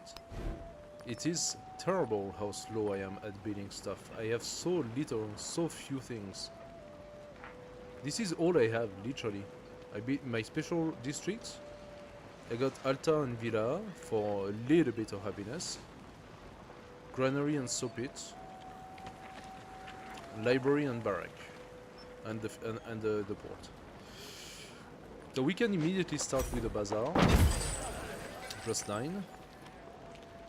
Stonecutter, brickyard. Nope. Don't think that's good enough. I could do a quick settler as well. Oh, he benefited from an extra city. 2 extra cities. Okay. Okay, fine. Okay, so he got 2 cities for free.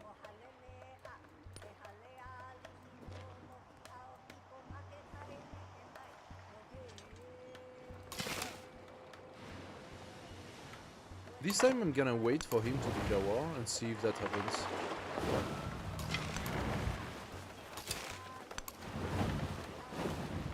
Is he going to declare war? We are at minus 75. So we'll see. We will see if this happens this time.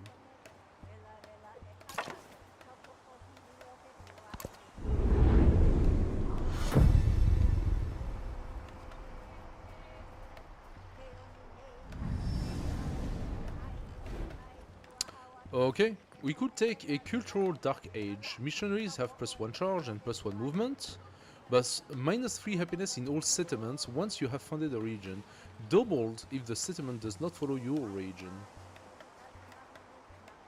Oh, that sucks. I don't need an extra happiness negative in this game. Militaristic Dark Age. Gain a 3 fully packed cavalry army with siege, but lose all of your existing armies and all of your settlements except your capital. This is ridiculous. I'm not so sure who came up with this. Unless you only have 1 last settlement and you're losing, basically. How does that even make any sense? Do we want to change capital to Ravenna so it's already a city? We could do that.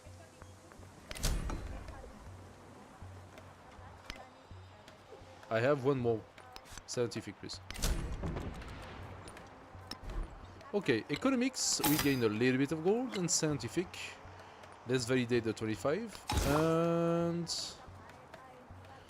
20% gold and happiness toward maintaining buildings that will grow over time.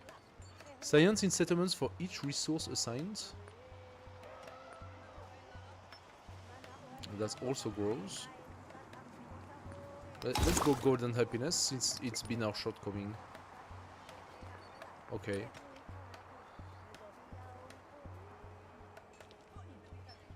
Yeah, our happiness is bad. It's really bad. Resources. We still have the camel, that's good. I'm gonna place the incense. That will give us a little bit. So what do we go for? Overbuilding? I don't think we're gonna overbuild much. Training cavalry and naval units. That's not gonna happen. Culture, 40% production towards civilian and support units. I think I'm gonna do that. I'm gonna try this this missionary thing, whatever it is. So what do you need to have this special unit?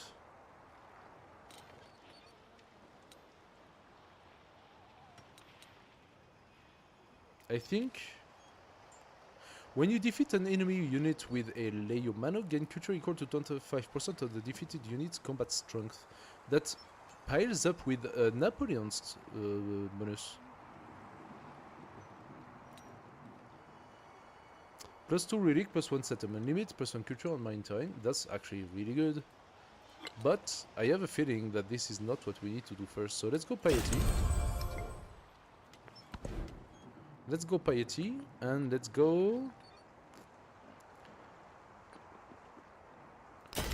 quick observatory. Production toward military unit in the capital for every town. Yeah. Culture on diplomatic is not that great. So let's do that. Okay. Lahaina. Who's Lahaina? Oh, that's the new name of this city. It's been renamed Lahaina.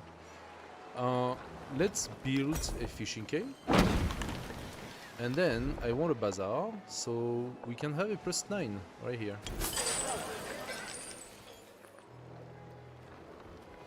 We probably should need a granary and a soap pit.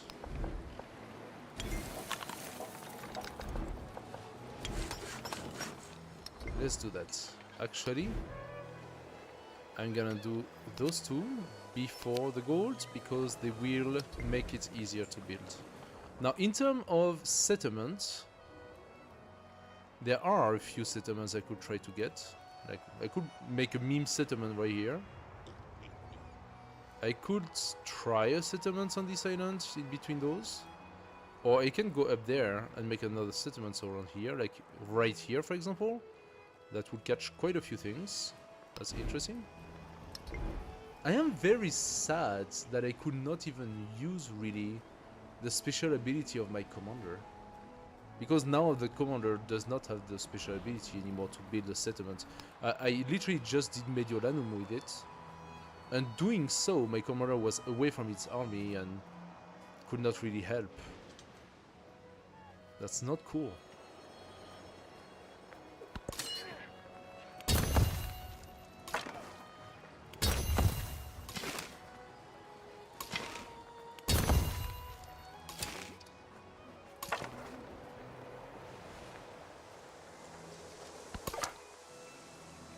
We have a scout here, okay, let's go. You keep visiting, please. Unfortunately, our other scout died. We still have this one. Okay, cool. Let's try to unfold. So what is he doing?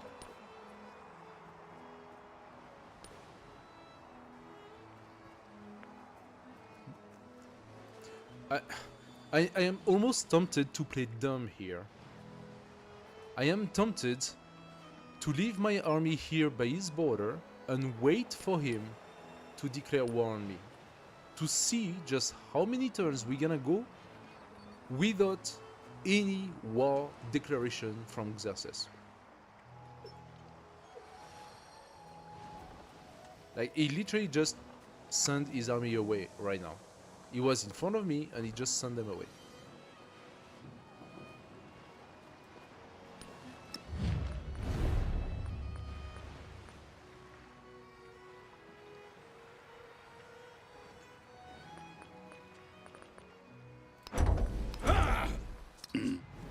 Let's see. I'm gonna put everything I can to make our relationship the worst possible. Let's see what happens.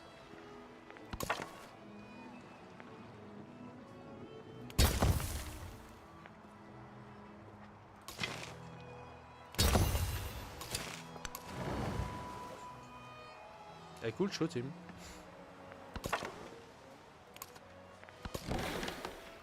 Oh, a cog. No, no, no, no, no, no, no. You don't exist. You never existed. Per Atum, we found another city. Oh wow, they are okay. So Hatshepsut literally borders Katerina's capital. She made Preslav probably. She probably made Preslav the new capital. Okay.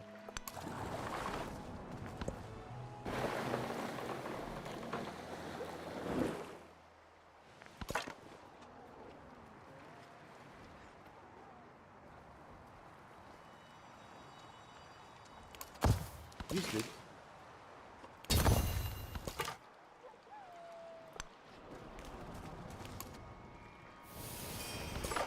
Alright. Okay, we have good vision now. With you, you're gonna go south. We're gonna try to finish this. How far does the map go? That's the question.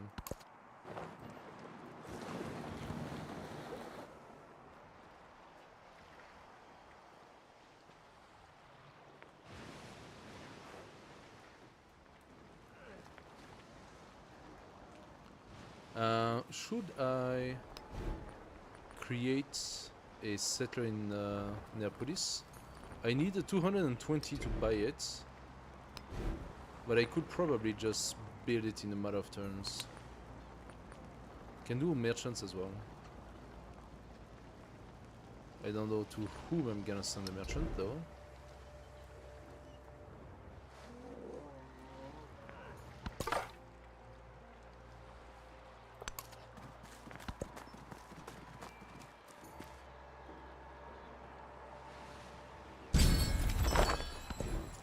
Our second celebration, guys. At the moment, we actually have positive happiness, so let's enjoy it for now. 20% culture for 5 turns, or 40% production towards civilian and support units. I think we are not yet ready for the civilian production, so let's go for that.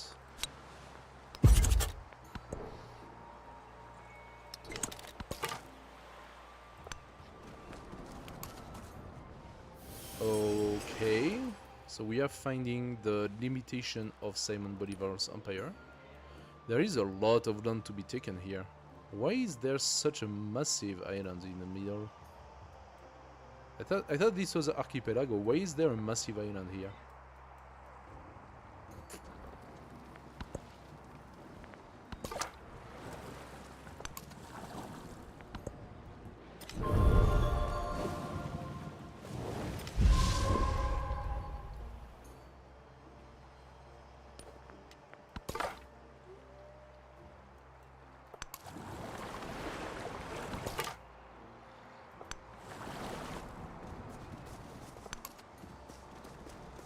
Okay, mountains are gonna block my view.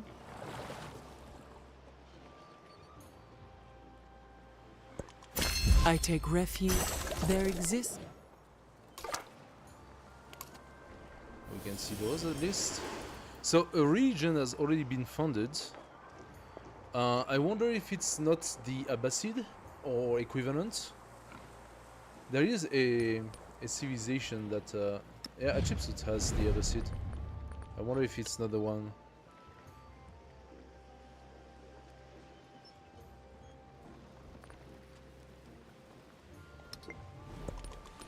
There is one that gives an immediate region, so let's check. I cannot check the region yet. Okay. Machinery for the sawmill and gristmill. And let's now work the Hawaiian tree is ridiculously good.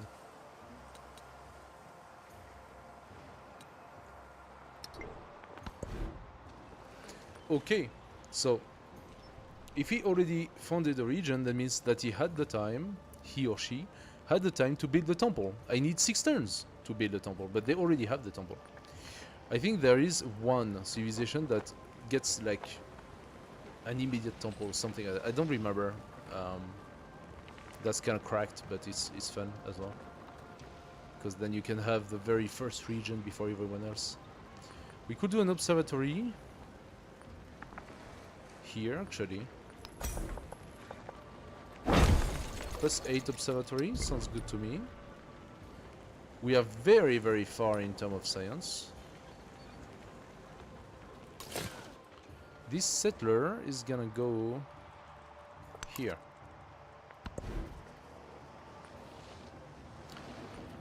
We're gonna do another observatory. Oh, this one is actually not too shabby, +8. We can have a good one here as well. And then we are going to want a temple. So we can already prep. Ah, Lahaina. No, that's not Mediolanum. Mediolanum, you're gonna want to have a harbor district. Now, if I look a little bit at what you have,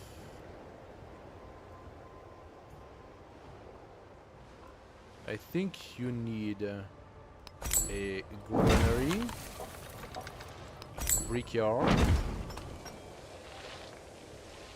and then here, or here, or here, we're gonna place the harbor.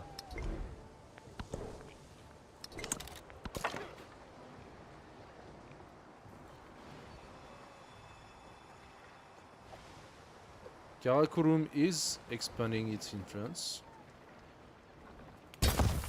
Let's wait. We are currently at a -90 with Xerxes.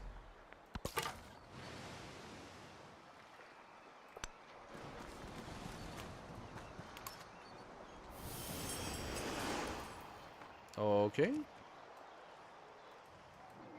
We have enough influence to maybe take another city-state. No, it's 170. Oh, that's quite expensive. Next turn.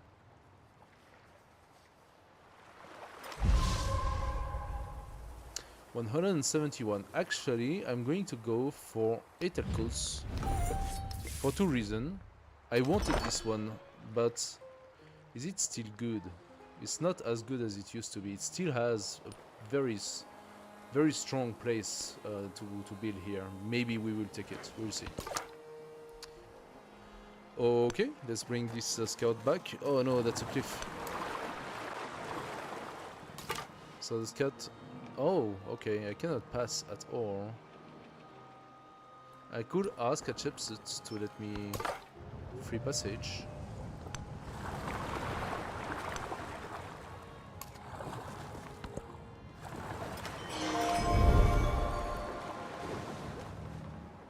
Another region, Confucianism, okay. Xerxes establishing trade routes with me.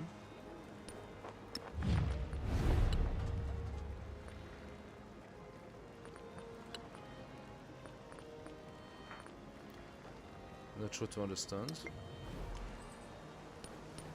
What is his leader agenda? Likes leaders that are at war with others besides him. Dislike those that are not at war with others besides him. So his leader agenda is negative, yes.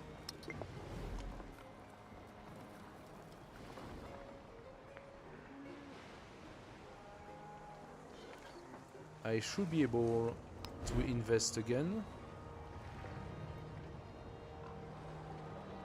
I don't have yet fishing in this town, so it's not exactly worth it.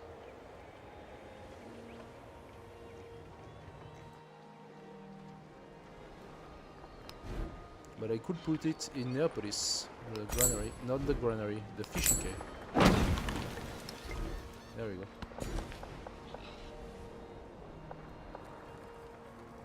Look at those fish tiles, they're really nice now.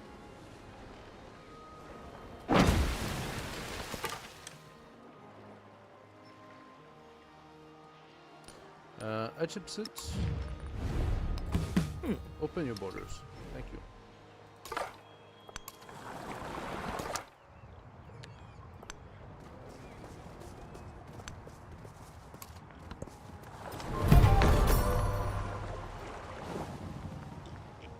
Harukawa has been built. I thought that Harukawa was the Hawaiian special. Yeah. Hawaii has plus 30% production toward constructing Harukawa. But Hatshepsut just built it turn 10. Why are you friendly with me, Hatshepsut? We are not friends. Stop it. What is this? The open border is not going to... Oh, we have shared government. Okay. Yeah. The way I see it, things are not going into the direction of the challenge. And we are not turn 10. The hostility with Xerxes continues to raise. But he's still not attacking us. So, I'm gonna push it to turn 20. And if by turn 20, Xerxes has not declared war against us, I think I will stop the challenge there. Because, basically that means this challenge is impossible. Especially, Napoleon Revolutionary, new ability. It used to be really good, but Napoleon with his current ability is absolutely useless. Absolutely useless. You cannot use it anymore. So either I will restart next week the same challenge, but maybe using Xerxes or maybe using Friedrich, another one of the militaristic. But I have a feeling that Napoleon Revolutionary, as a militaristic leader, is unusable. Thank you. Is unusable because its ability does not trigger. So we go turn 20. That's the test. Let's see what happens. Maybe he will declare war on us. Who knows? Right now, he just doesn't want to.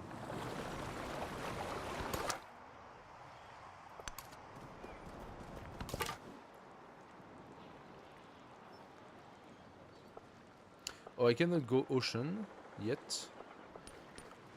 I have enough to ask Catherine as well for open borders. She accepts. There we go.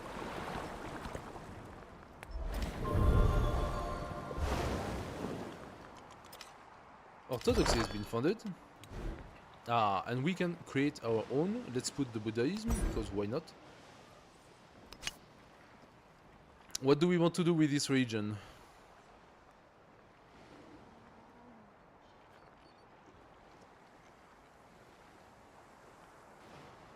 Settlements on distant lands? 2 relics for 4-time conversion of other settlements producing treasure convoy? That's very specific. Plus 1 relic for first-time conversion of one of your cities. That means you need 12 cities? That's insane. Settlements with at least 3 specialists. That means you need to convert them after they already have specialists. First time conversion of a holy city. Well, yeah, this one always works, sort of. Now let's give ourselves a little bit more happiness. We're gonna give a temple to our city. Friendship. We gain a Leomano, that's kind of cool. We like that. We can do a kahuna. Let's do the kahuna. He's gonna join our army. Roma, you will do a kahuna as well once you're ready for it. Also, maybe you make a merchant or two.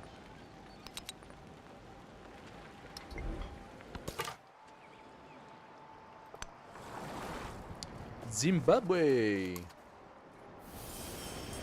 Now, I'm not entirely sure why the city-state is called Zimbabwe. Is there a city that's called Zimbabwe? Because Zimbabwe is the name of a country, right? So it's like if you decided that the city-state was called Germany, you know? That makes no sense.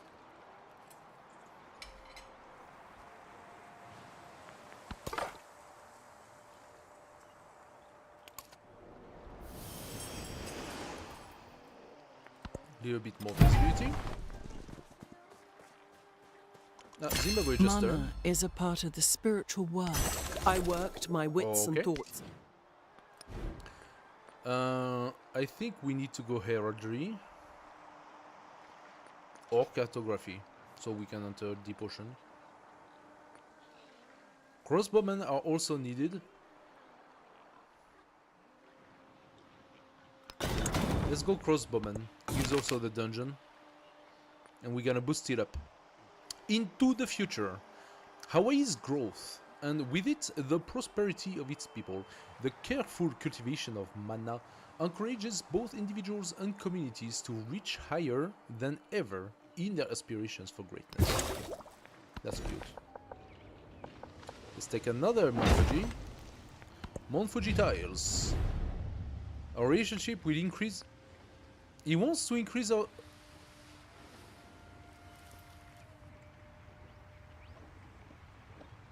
Xerxes is trying everything he can right now to not go to war with us.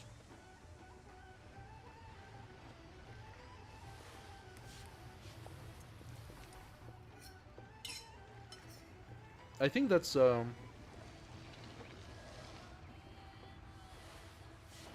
that kind of seals it.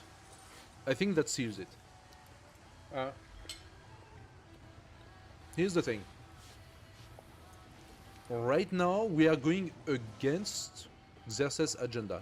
Xerxes' agenda says that he hates people who are not at war, in a state of war. And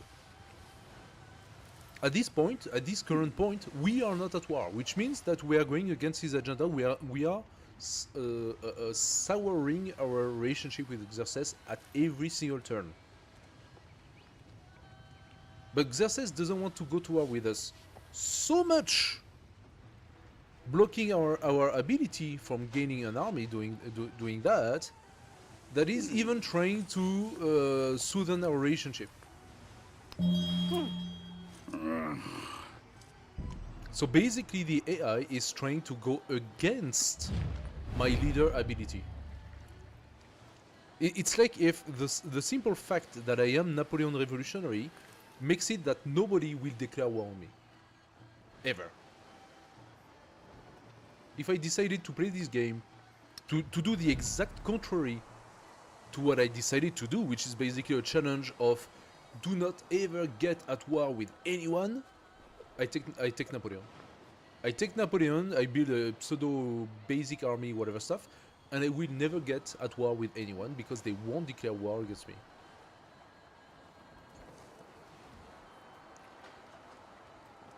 I mean, we are turn 13. I give it to turn 20.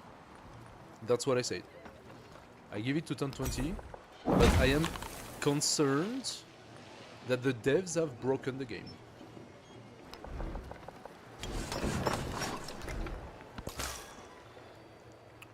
Alright, Kahuna. This is fully reduced, so you're gonna come and join this army.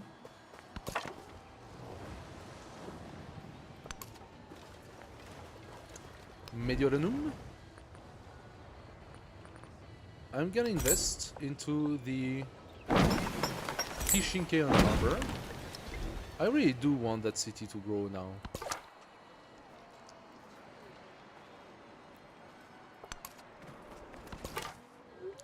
Let's go into this new island and check it.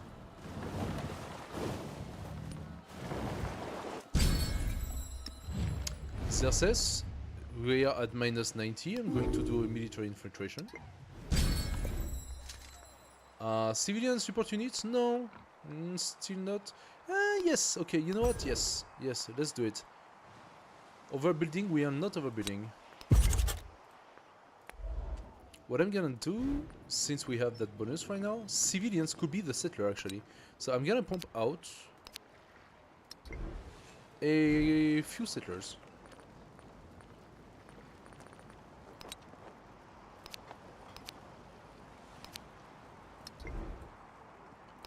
Neapolis I have to buy, but I can buy it in 2 turns. Otherwise I can also just use the money for something beneficial to Neapolis. I cannot really do anything here. Actually, yes, I could build a granary here if I wanted to. There is a pasture, and there will be a plantation. No, it's woodcutter. I do have a plantation, and there is a pasture. So the granary should work.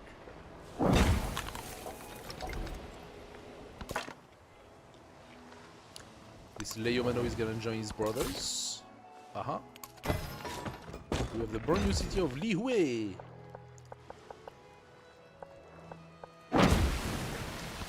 With 2 sources of crab. The crabby. The crabby. What did we find?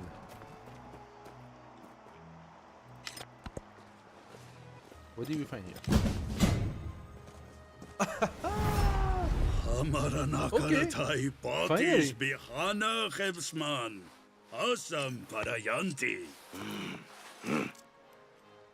Alright. Turn what? 15?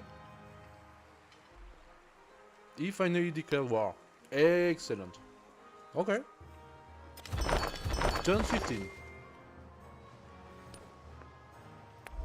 So, what happens? This is the new army gained by that.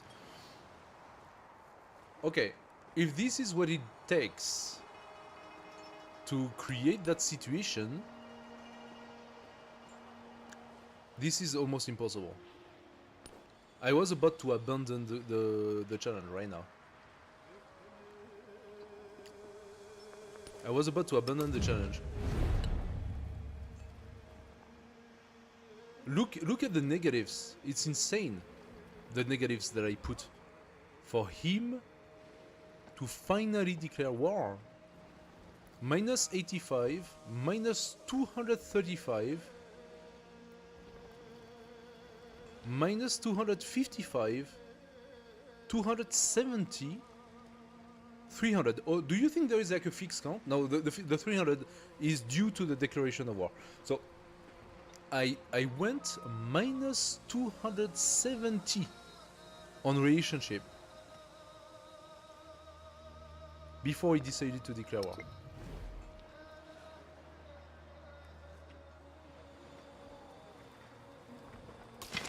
That's a little much. That's a little much. I cannot shoot with this guy.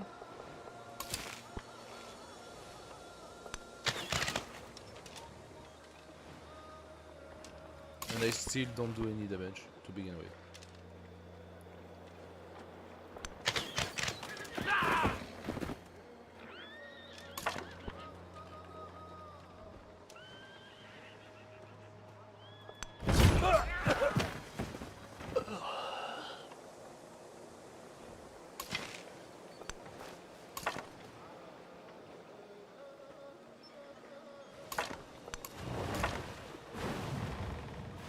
Can I go here? Yeah, I can go here.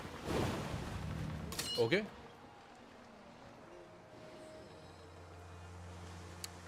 What do we do with this army? I need to position myself around here, I suppose. Yeah, I need to go to more. We have a Leomano, a heavy archer, a courser, and a catapult. Where should I go with that? I need to position my catapult here to be able to bring down those walls. So first we need to clear out whatever he has here, and then that's just to take Karakurum. So I'm gonna try to bring this army down and see how that goes.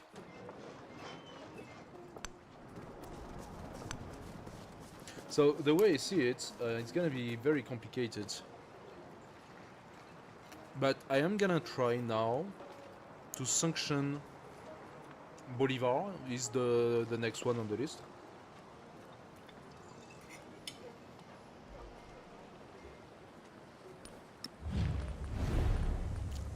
I'm gonna start by denouncing him and see how that goes.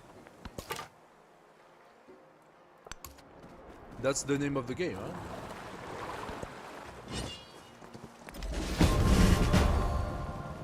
Oh wow. Who got killed? My heavy archer. Huh?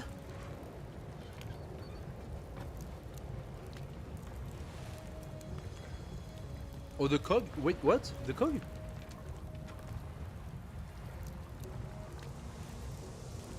Oh, does that cog also shoot at 2 of distance?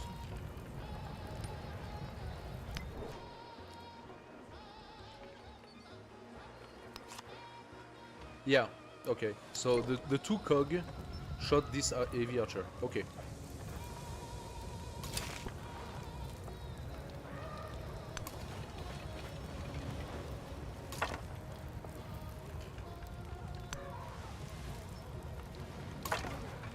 So the beautiful thing here is that I cannot attack in sea. I mean, just my archer can do it. But they can attack me on land.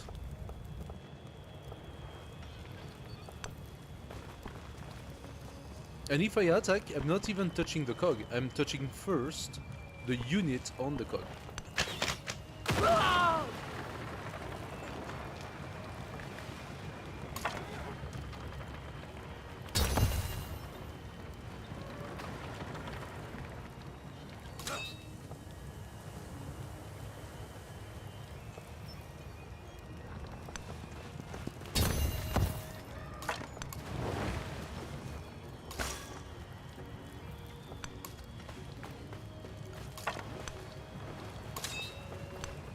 Bring this guy here. Ah, what are we gonna do with this settler? We just built some settlers. I haven't decided yet. I think I'm gonna send them farther.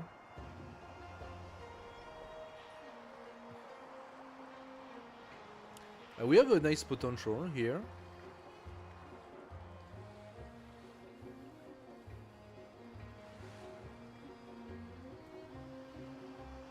Here as well.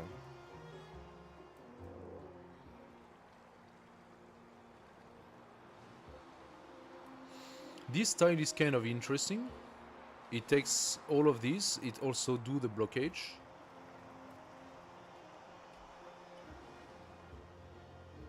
It can go all the way to the camel.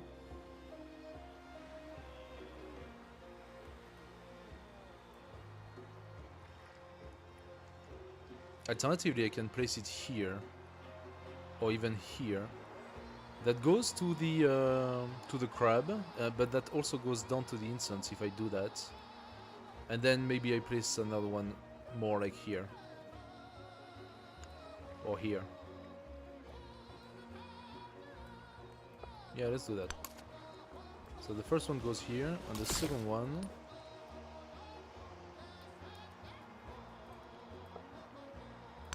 goes here. We'll see what happens to those guys.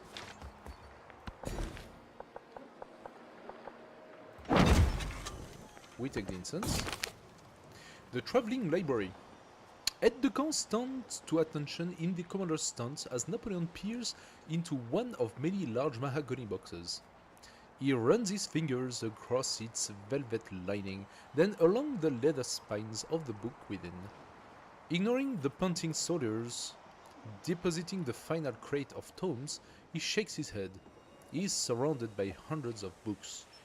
But such an inquisitive mind requires thousands. More books means more boxes. Plus 4 culture on university.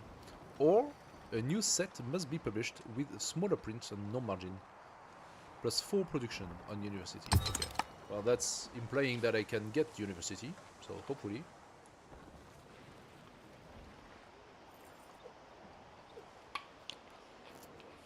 Now, the Leo Mano, in the logic of the construction of the thing, if my commander had developed properly through the normal war, and not through an impossible situation like it was, I would have the amphibious. And so I could make my Leo Mano in the sea,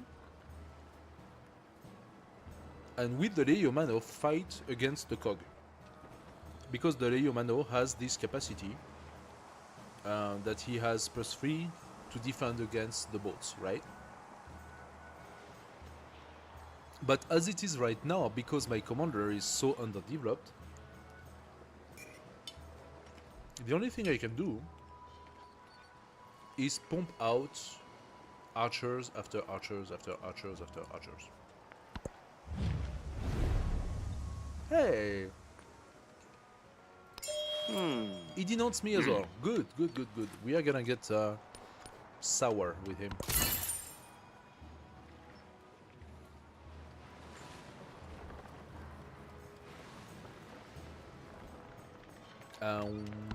Okay. Etelkos has flipped. I could get commander in distant land earn double experience, yeah. Plus 1 range combat strength to range and siege units for every militaristic uses on. That is interesting. Plus 1 war support. That is a global bonus. I'm gonna take this one. But I will look for other city-states that are militaristic, because now I see something that I want.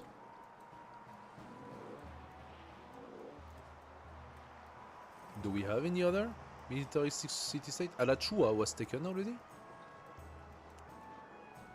Problem is that I need my influence to send all those sanctions. Okay, so we don't have so many city-states right now that are available. Huh. Okay, but we did get plus 1 war support. Did we? Yes, we are now at plus 2. Okay.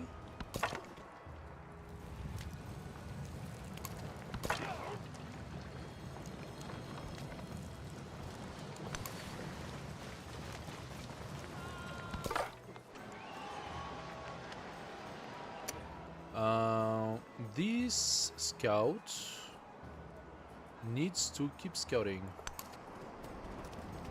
right into the territory of Catherine, and so we'll do this one.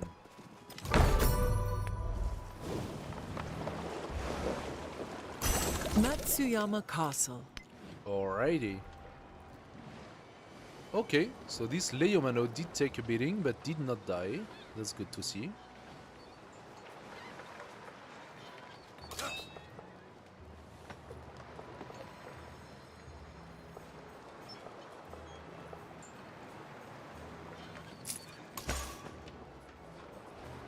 Should I switch with him? Because the Kahuna is supposed to help.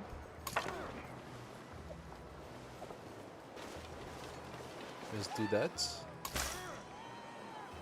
Heal. Plus 40. That's nice. It's a nice little ability. I wonder how many Kahuna I need. And how many times can I use it as well? Could I have a Leomano and a Kahuna paired on every tile?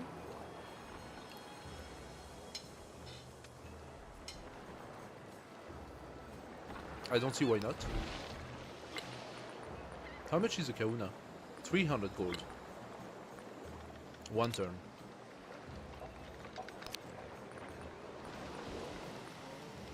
I could do the Serpent Mount.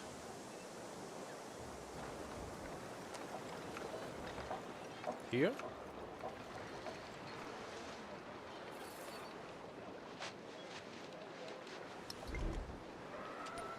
I mean, now we have a little bit of positive gold, finally. Okay, Simon Bolivar hates our guts. So let's see how that goes.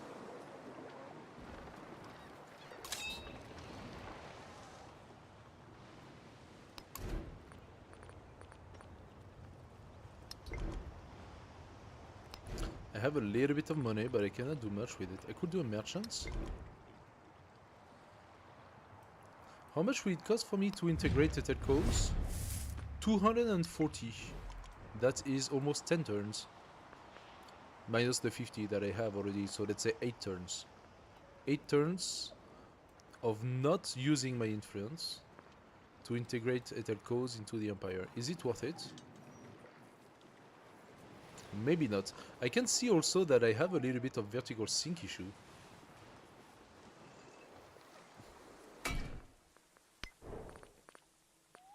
Where is VSync?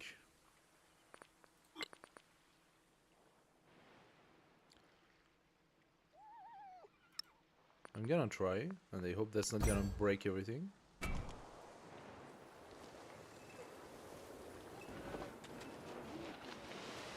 Okay. We will see if that breaks the stream or not. Okay, guys, so what are we doing next? This not city state. This town. This is a town. Needs to grow, and it has a lot of beautiful fishing tiles, so it's gonna grow with the beautiful fishing tiles. Production on camp and woodcutter could definitely help. Or do we go cartography? Not yet. I could go also for the tier 2 of the Leomano, but that's gonna require gold. Although, and a knight as well.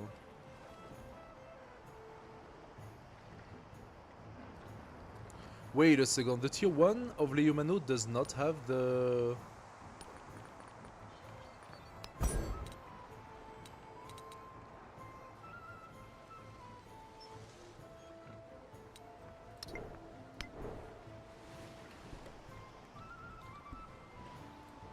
Hello. Leomano tier 1. No, it does have the +3 combat strength to begin with. Yes, okay. It's just that it is at 35 melee strength.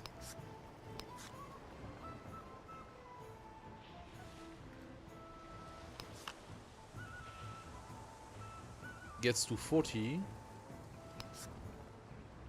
Gets to 45, but the special effect remains the same. I suppose we should do it.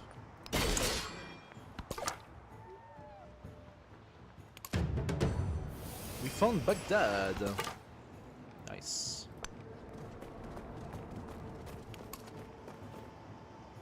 Alright. So they are literally intricated in one another. Look at that. It's like they are fusing their empire together. It's very strange. And they are supposed to be friends on top of that. This is weird. And look at that. This is insane. Like a town here or here, or even here.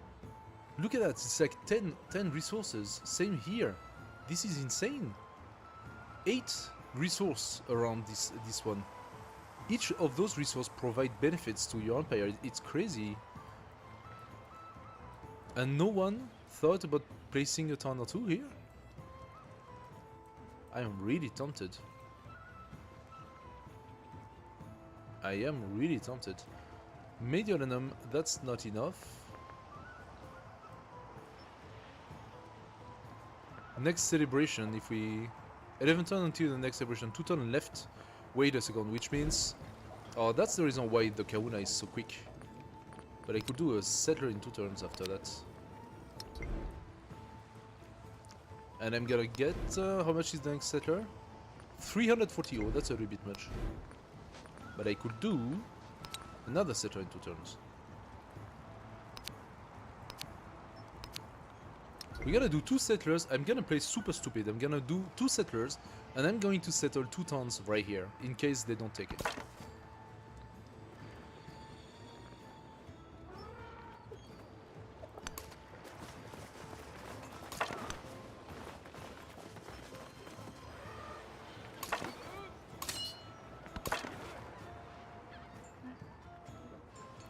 So the Leomano can only just wait to be beaten up because he cannot attack there.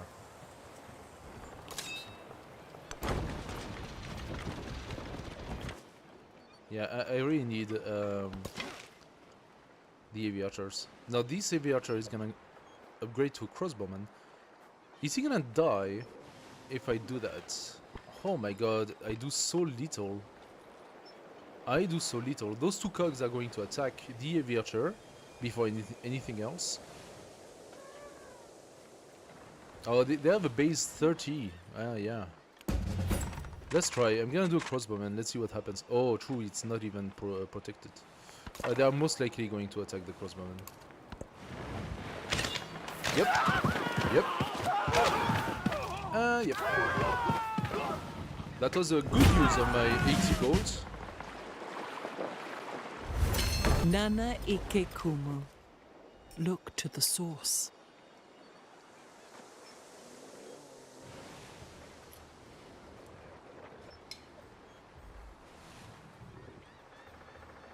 We unlock the Loi Kalo. Special building, plus 3 food, plus 2 production, plus 1 culture for each adjacent fishing boat. And it gets to be placed, of course, on fishing boats, I suppose. No?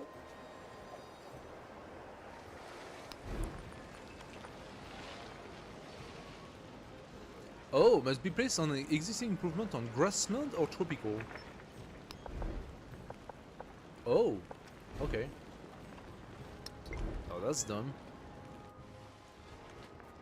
That's not gonna help one bit. Maybe here, but it's gonna have 1 adjacency. Oh, that sucks. It's really not good. Maybe here. It would have 2 adjacency. 1, 2, 3. Yeah. Okay, it would be much better if I was settled here on those islands here.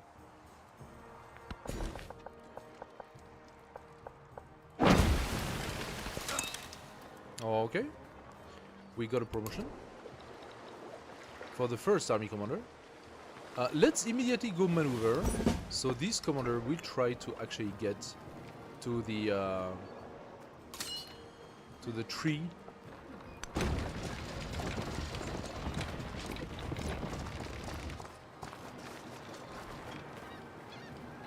That's a man-at-arm, right? Is he gonna kill my commander if I go there? Probably.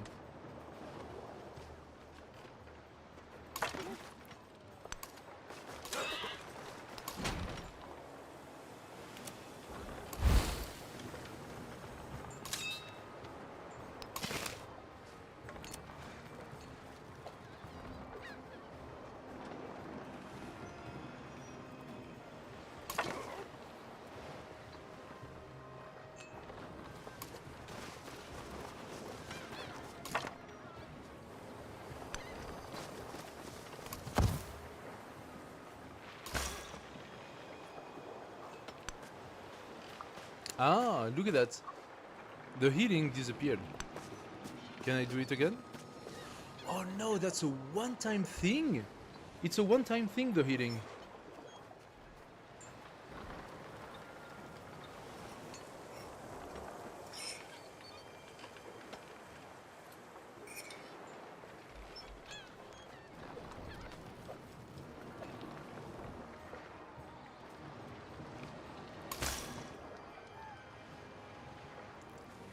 Oh, wow.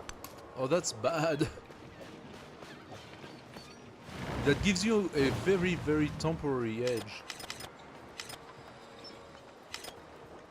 Oh yeah, no. That's not a good ability at all.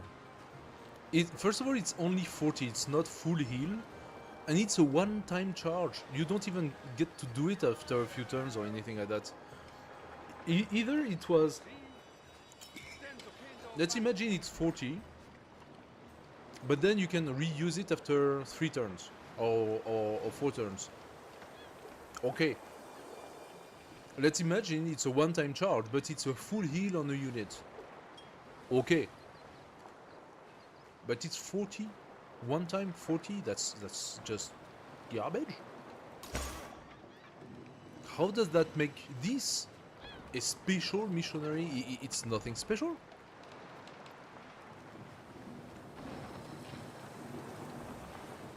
It's really not that good. Not cool. So disappointed. Oh wow.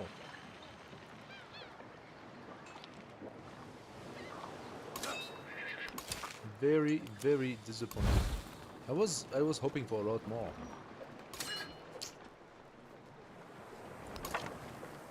Do you think I could put the Rio Mano in the sea directly?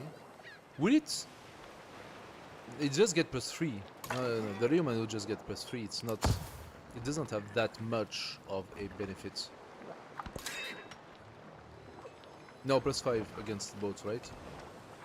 But still, if I put it into the water, then the Leomano becomes embarked and it will be down to -10, right? So -10. If he has a base strength of 30, that means he goes down to 20. No, the 20 is probably as... It's probably to attack. It's not even to defend.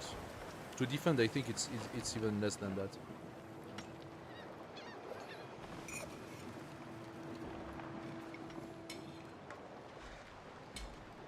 There are some things like...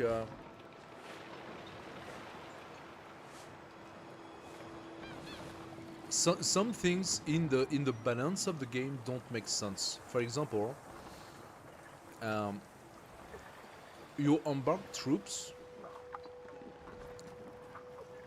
take more or less damage because they have this negative of being embarked. But then again, your archer cannot shoot even with negative strength while being into the sea because... Fuck you. That's why. There is no reason. The archer is on the boat and therefore loses its ability and knowledge of shooting arrows. That makes zero sense. You would give me a major negative for the archer. I would be like the negative 10 embarked unit. I would be fine with this, but that's still an archer. He can still shoot at 1 or 2 of distance because he's embarked, because he's an archer, because he shoots. That's what he does. That's what an archer do. You would argue a land unit on the boat cannot attack. I would say, okay, that makes sense. But then again, a land unit on the boat can attack a unit that's on the coast, on the border of the coast, because he's trying to disembark there and he's attacking the people on land with a major disadvantage. Okay, fine. So the guy who's on the coast cannot attack the boat, but the boat, the embarked unit, but the embarked unit can attack the guy into the coast as a melee unit. But if it's an archer, it cannot shoot the guy on the coast? Why? The only unit that does make sense to be able to actually attack the guy who's next to the coast is the range unit. That's the only one that makes sense. Doesn't matter if it's embarked or not embarked, it's a range unit. A range unit can always attack at distance. But in this game, it is the melee unit that can attack on, with a disadvantage on the coast, and you cannot attack it back. You can only defend against it. You cannot attack it back because you are not a range unit. Oh, true. But if you were a range unit and the boat attacks you, then he almost instant kill you because it's a melee unit that's attacking your range unit. And suddenly, even if he has a disadvantage, he's still much stronger than you are. So basically, you are bound to lose. You don't have an actual solution to that. But if I embarked my Leomano and want him to attack the lands, his cog will attack my Leomano and one-shot the Leomano. It's not even that I benefit from a -10 or something like that. No. Because I'm me and because this is the computer, he's going to kill my Leomano in one shot. And we are going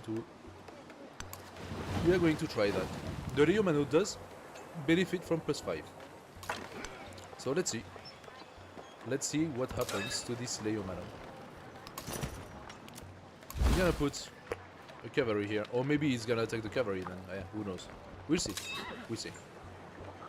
I can pillage Scorch Earth. I know I can ask to pillage, but I am not in a position to pillage. Okay, fine. Let's go south. Let's fortify. And we are going to check this area. Or maybe here, because I think this is open ocean. Yes, okay. It is open ocean.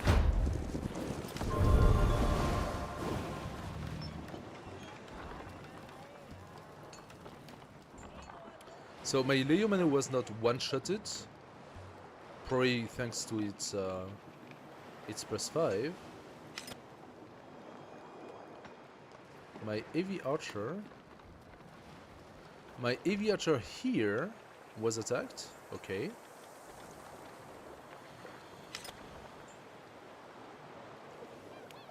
My Leomano.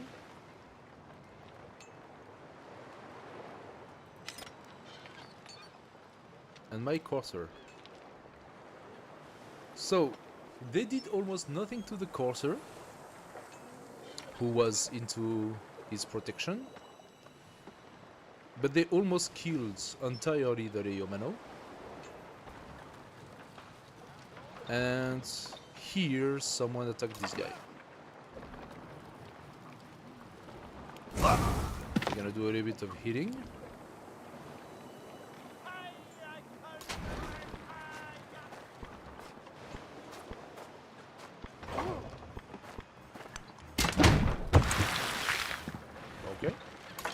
Now, does the Leomano attack? Yes, it does, but he dies. So, -7 for damage unit and -10 amphibious attack. And this is why the amphibious attack is so paramount in this challenge, basically.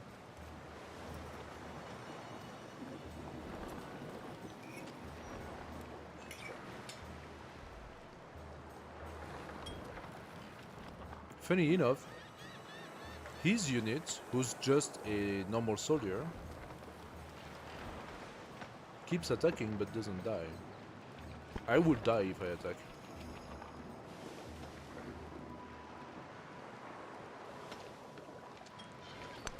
I'm gonna bring it here. Maybe we'll take a shot.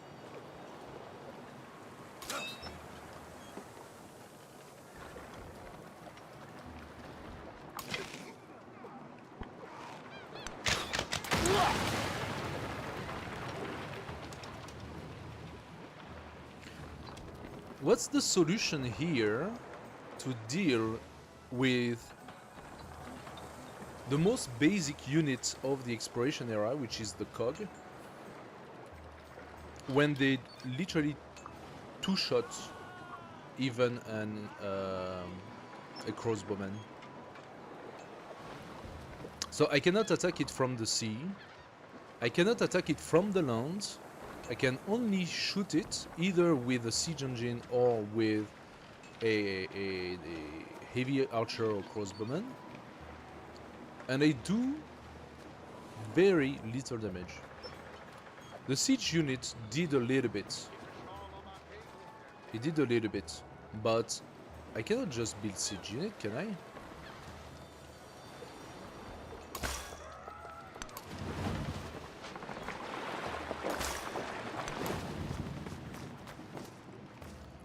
My god, the Kahuna is so slow.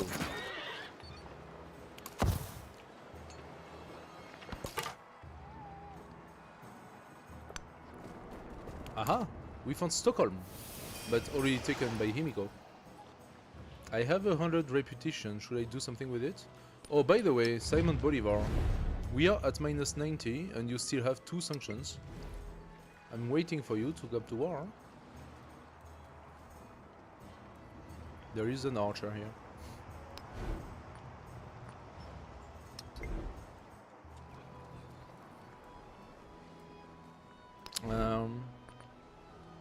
Yeah, no, I don't really have anything to do here. I'm gonna wait. I think I lost my free passage with Catherine, so I'm gonna ask for it again. Thank you. We found Sparta.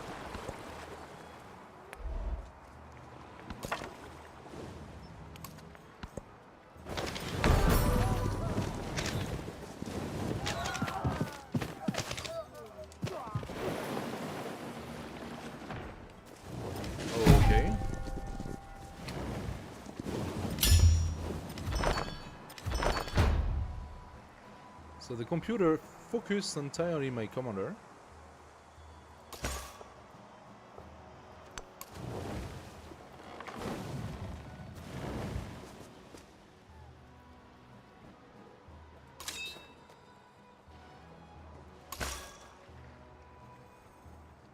The Kauna is supposed to have 5 movements, but just coming on land made him lose all movement. That's kind of weird. I did 1-2 and then come on land and he lost all movements. That's a little strange. So let's see. We have a full life catapult. 100 out of 100, okay? How much damage do we do to a cog? Roughly 40% again. My catapult has 40 strength plus 3 for enfilade, while his cog has -2 awareness, but benefits from 1 niter and 5 difficulty bonus to combat.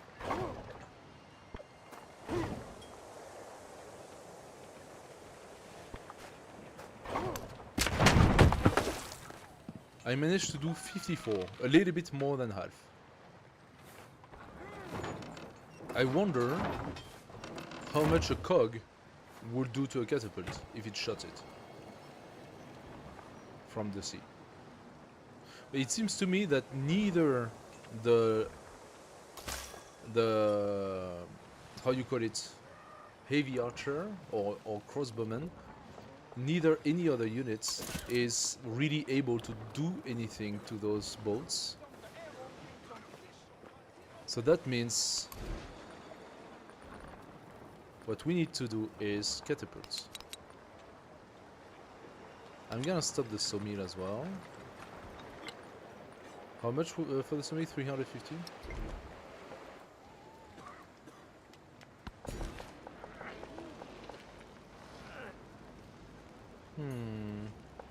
Oh, this fish is pretty good.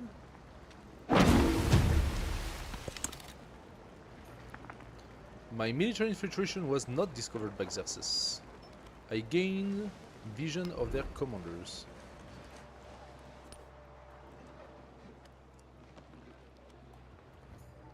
Oh, it's not a boat to...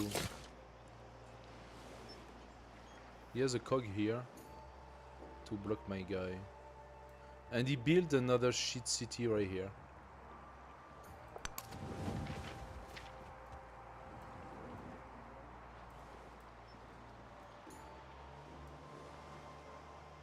Okay.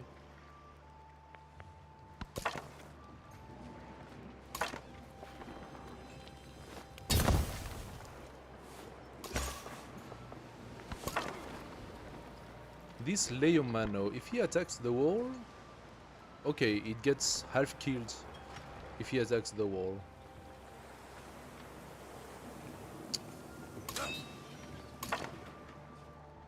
Let's be honest, we are going into an impasse. It's turn 20, we are 25% into the exploration age. We did absolutely nothing. I think this challenge is failed. I consider it to be failed, so I'm going to do a switch now. I consider this challenge to be failed for several reasons. The first reason, we could not manage to make use of his ability in early age and in a proper manner. The second reason was that the benefit of Xerxes specifically is so great that even while I had a full-on army right here, I had a huge army, I just cannot make it pass. There is nothing I can do about that. It just wipes the floor with my army and I cannot do anything about this. And this is the unfair advantage of Deity. So he gets +5 and he gets an extra +3 for his whatever specialty that he has. +3 combat strength for cavalry units. And he had the other one, the traditions and I don't know what. That makes it that his units are just ridiculous. And that's the worst possible matchup ever. So what was the right way to play this challenge? Because for me that's not even a challenge anymore. That's just like we are just literally banging our head against a granite wall right now. For me, I would have either needed Seeing that we had Xerxes next to us, immediately next to us, either I should have recharged the map, restarted the map, or I would have needed to not go to war with him at all, or not even denounce him, and just care about myself the whole time during antiquity. Building up a lot of cities, building up a lot of economy, doing nothing else than just caring about myself, not going at war at all. Why? Because going at war destroyed everything. Xerxes paid 6 times the war readiness, puts us down to 0 happiness, which means that we suffered a negative in gold, a negative in science production, a negative in culture production, and a huge negative in actual production. And I had literally 2 shit cities to try to produce something and to make it work. And to do what? To build an army that got completely wiped at the first instance. It could have been anyone else, probably. Himiko can be strong, but it could have been that Hatshepsut, I suppose. She has good defense, but aside from that, I mean, yes, she has the... as Egypt, she has this Mahjid, or I don't remember the name, which is pretty strong in defense, especially in unfriendly territory. But more importantly than that, look at the freaking map. Do you see how much space we have? Do you see how much space we have? Did I need to have Xerxes spawn here when I spawn here? Did I need to have Xerxes at 10 tiles away from my capital? This was just the worst possible matchup. And the other things that we didn't know was that you needed to push the AI to an absolute limit for them to actually decide to wage war against you. Right now, we are... I already invested 100 and... I mean, he has minus 55 from the previous stage, and we already at minus 108. Minus 108. And he still doesn't want to declare war on us. I have 100 influence. I'm gonna hinder his civic, hinder his military production, and next turn I'm going to denounce him again.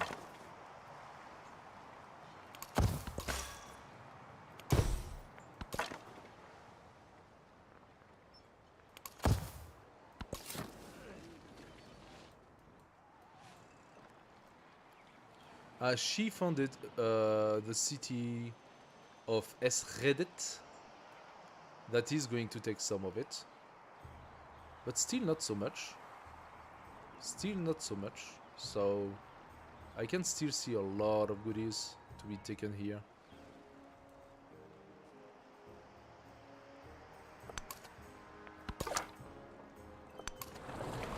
Anyway, yeah. I just want to pass the turn. I want to see what Bolivar is gonna do.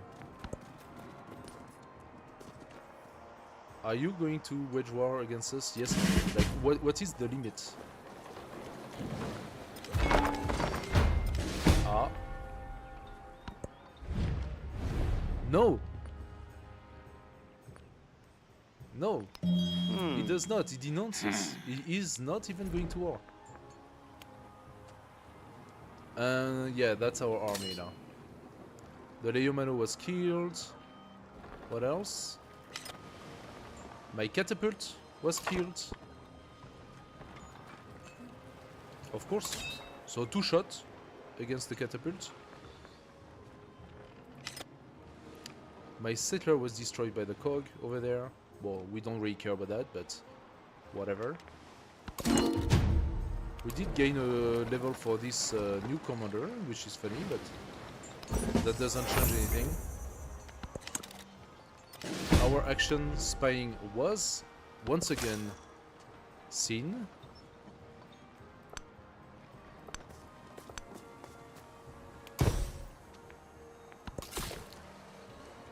I did another settler to place it here.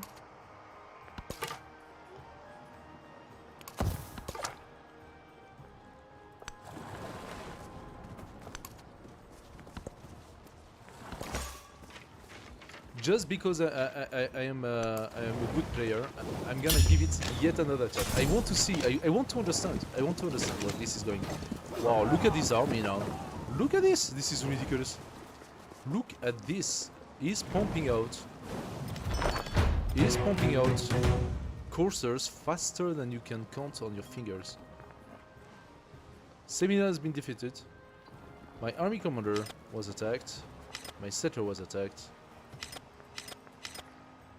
My army does not exist anymore, and Xerxes is rolling over us. Okay, and in the meantime, Simon Bolivar does not attack, does not wage war. So he is just not gonna go to war. Okay, I think I had enough for this. We will try either a small tweak on the setup next week, or we will do another test. I mean, once again, that was a test. It was not meant to be won. It was just a silly challenge, seeing what we could do with it, and if there was something that could be done that was worth doing. So, as of now, I would say this challenge is failed. And it is failed due to extreme conditions, and also maybe a misunderstanding on how to best use Napoleon's capacity. But I have a feeling that this capacity here, it's fucked up. It's fucked up. The gain is not even worth the investment. How would you justify getting like those whatever troops and stuff like that if you have to invest for 300 negative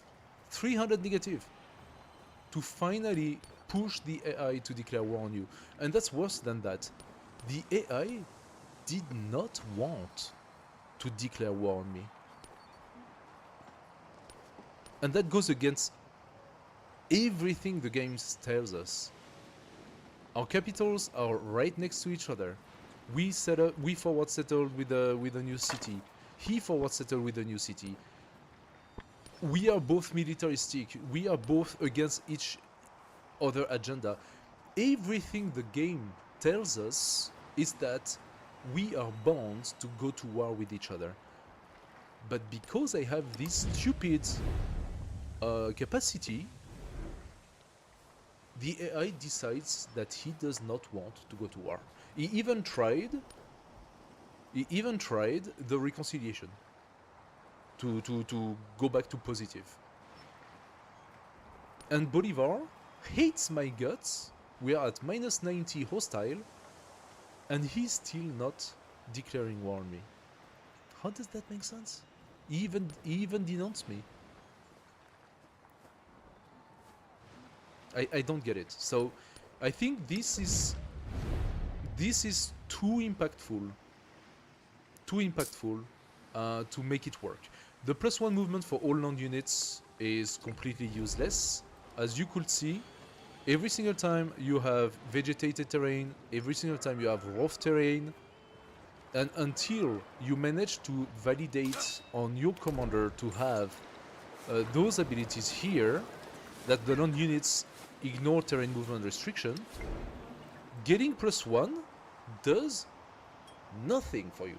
Absolutely zip. That means this is useless. The culture can be good, potentially, if you manage to defeat somebody, but in Deity you don't defeat anyone. And this ability is completely useless. So Napoleon's ability, Napoleon Revolutionary, this one, is globally completely broken. It doesn't work. It just doesn't work. So we're gonna try next week again. Similar setup. We're gonna go for a different leader. I'm gonna check in detail how much they modified those leaders, because the last time I checked, Napoleon was supposed to be a leader that benefits from being in a negative. Maybe I'm mistaken with another one. Is it Friedrich? Is it Charlemagne? It's not. Is it Friedrich? No. Friedrich, this one? No. No. It was Napoleon. I'm not crazy. So they have decided to change Napoleon's capacity, which was that he will benefit in some way, I don't remember, from being at yeah, even his level 2 was or was it him? I think that was him, because I played it before. And basically, now it says +5 culture and gold per age for each leader you have an active sanction on, except denouncement, which implies that you use all of your influence to sanction the others. +1 combat strength for land unit for every sanction you have active. Again, sanction you have active. It used to be that if you are on hostile or at war, you would benefit, I think, from +1 combat strength or something like that. So that would lead you to try going for total war domination sort of thing, which is a fun sort of game, because that implies so much negatives to do that. But the devs somehow decided that it was not good enough, despite all the negative you get from being at war with everybody. Giving you an extra combat strength in compensation so that you can actually have an edge fighting was too strong for you. It was still too strong. So they decided to change that for sanctions. And now, well, now it's garbage. Because how many sanctions can you have at a time? 3, maybe 4? Because the denouncement doesn't count, so how many sanctions can you have? 3? So that means your units can only have +3 maximum, and you have to use all of your influence for that? You need to use all your influence in the game, all the time, so that your units will have +2, +3, +2, +3, +1, and you don't have any influence for anything else. You cannot befriend city-states, you cannot get them suzerain or anything like that. It's horrible. This is a horrible state, and this is a horrible state. They destroyed Napoleon completely. This is sad. This is sad because I had a very fun Total War game with Napoleon before, and that fun was taken away from me. That does not make me happy at all. I'm looking at the other warmongering guys, right? So economic militaristic, that's the guy we were facing right now. Oh, was it this one? No, I don't think it was. I think it was this Xerxes, the worst possible setup, right? It was this Xerxes. Although I don't remember seeing his helmet. Should I go back to the game just to check? Anyway, it doesn't matter. So guys, what I'm offering you, since we are not entirely done with the stream, I'm gonna offer you to do another small game that's very fun, and I don't know if you ever heard about it. The name of the game is I Am Legion, and I had a lot of fun with this little game. I Am Legion is a small indie game that is a roguelite style.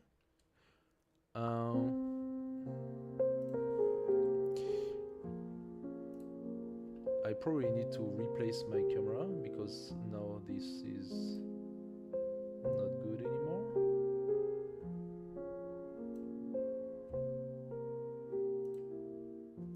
There we go. This is a little roguelite that's super fun because it's like a sort of character incremental. That's very strange. I've never really seen that before. So if you know the concept of a roguelite is that you're basically on the map and you have to farm constant waves of enemies and stuff like that. It's a small indie game. And I'm gonna show you the complexity of it. We go artifact mode and we're gonna go for a challenge like this one, for example. Complete this map on the difficulty level. HP regen per second reaches up to 70 with vampire. I don't have vampire yet, so maybe that's not the best one to do. What do I need for vampire? Lava Valley Challenge 2. Okay, let's do that. Lava Valley Challenge 2 as artifact mode or normal mode?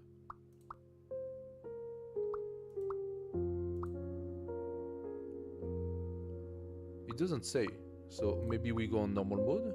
I mean, unlocking vampire is not my priority right now, so we could just do Lava Valley. Use Zephyr to collect 6,000. Oh, that's a lot. Let's just do the challenge as it is. and have fun. So you have 6 characters, and I am right on top of it. Super. But I am on top of the vampire, which is not available, so who cares? Each character, this one is Muscle. So Muscle, Swordsman, Moon Goddess, Fortune Cat, Vampire, and Zephyr. Each character has its own sort of a development with a maximum level of level 10, and through that development it sort of creates a sort of combo that you can use. So let's for example do Muscle so that you have a basic overview of it. Muscle does different blue and above rarity stuns. What they call stuns are the other characters, and you're gonna see how that works. That's very fun. Different blue and above rarity stuns gives you 60 max HP plus 10 armor. If you have 3, plus 30 physical attack, plus 30 magic power, and if you have 4, plus 60 magic XP, plus 35 physical attack, plus 35 magical power. What did that tell you? That's strange. First of all, this guy benefits from both physical attack and magical power. Both. Why is that?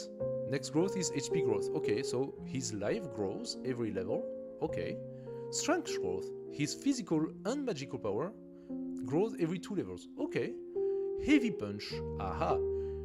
Now, Heavy Punch is this special ability. Perform 2 fist attack on nearby enemies, dealing 1.5 max life that you have, plus 2 physical attack, plus 2 magical attack, physical damage to enemy hit. So basically what you see on bracket is the value, so 1.5 times your life, plus 2 times your physical attack power, your physical damage and physical attack power, plus 2 times magical attack power, all together as physical damage to enemy hits. And then this Heavy Punch keeps comboing. So here, if you have purple and above rarity stuns, you will gain, for example, 80% boss damage bonus, so you try to get that if possible. You will want to have 4 purple stuns if possible, so that you benefit from this, and you benefit from this as well. Also, Heavy Punch is now, every 6th level, increase the skill range by 15%. Every 3 level, Heavy Punch does plus 10% additional damage, etc, etc. Let's go, and I'm gonna show you how that works. As you can see, you have your little character, but there is also another character around it. And the other character is like a first stand given to you for free. And those little blue things are experience points that you are going to get. It's kind of random when they get to be released by the enemies. You need to take them with your main character, not with the small character above it. But you have a little bit of a range of attraction. So we already passed 2 levels, thanks to those. And taking those, I'm gonna go now to the altar. They gave me actually soul points. Every time you pass a level, you gain a certain number of soul points. Because we are starting the new raid, the new challenge, we started with a fair amount, because we need now to build up our guys. And now what do we have? Okay, my camera is actually very poorly placed. I'm gonna replace my camera so that you can see better.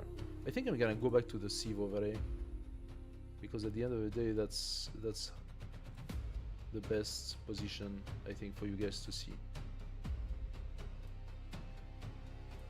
So, we have different characters here, and this is random.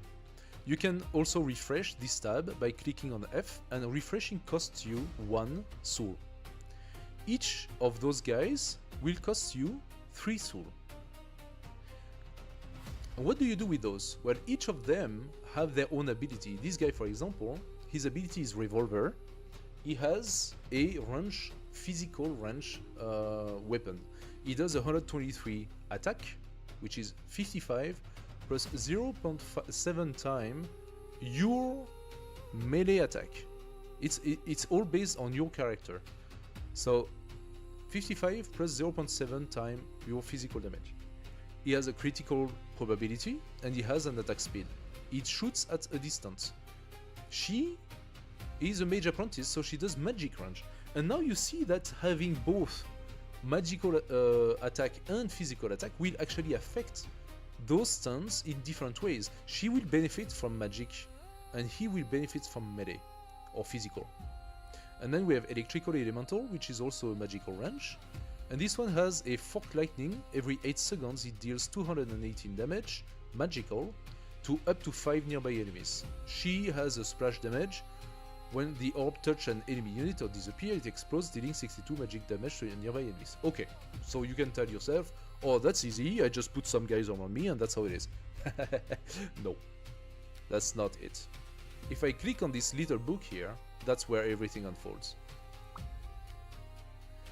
What you see right now are those green characters, and I have unlocked all of the characters, but when you start the game, all of the characters are unknown. You have to discover them one at a time. By merging characters together, you will be able to acquire the blue characters. And then by making more fusion of those characters, you will acquire the purple characters. And now you start understanding the base ability of your main. It says for every blue or above, hey, let's joiner, what's up? For every blue and above, you were benefiting for your ability. And then it says for every purple and above, you were benefiting more for your ability. So, wait a second, I can see. Excuse me, just a second.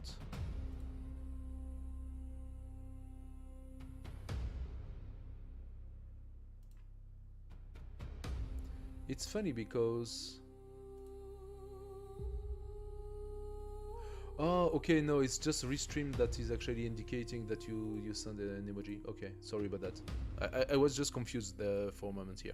So yes, for every time you build up that, and this is where you really need to pay attention to how you build your guy, he will benefit from other things. Now, this is his special ability, muscle, and he does not seem to be affiliated to any of those guys in particular, right? But his main is physical attack. His main power is physical damage. So we are going to try to boost up his physical damage as much as we can, of course.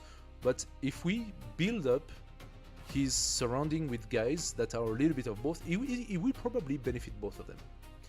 Now, if we look at those, what you can do once you have unlocked all of this, you have a special button here that is really interesting. You can say, for example, hey, I want to manage to get One Punch Master. All reference, included. So I want One Punch Master. Why? Because he is also a physical damage guy.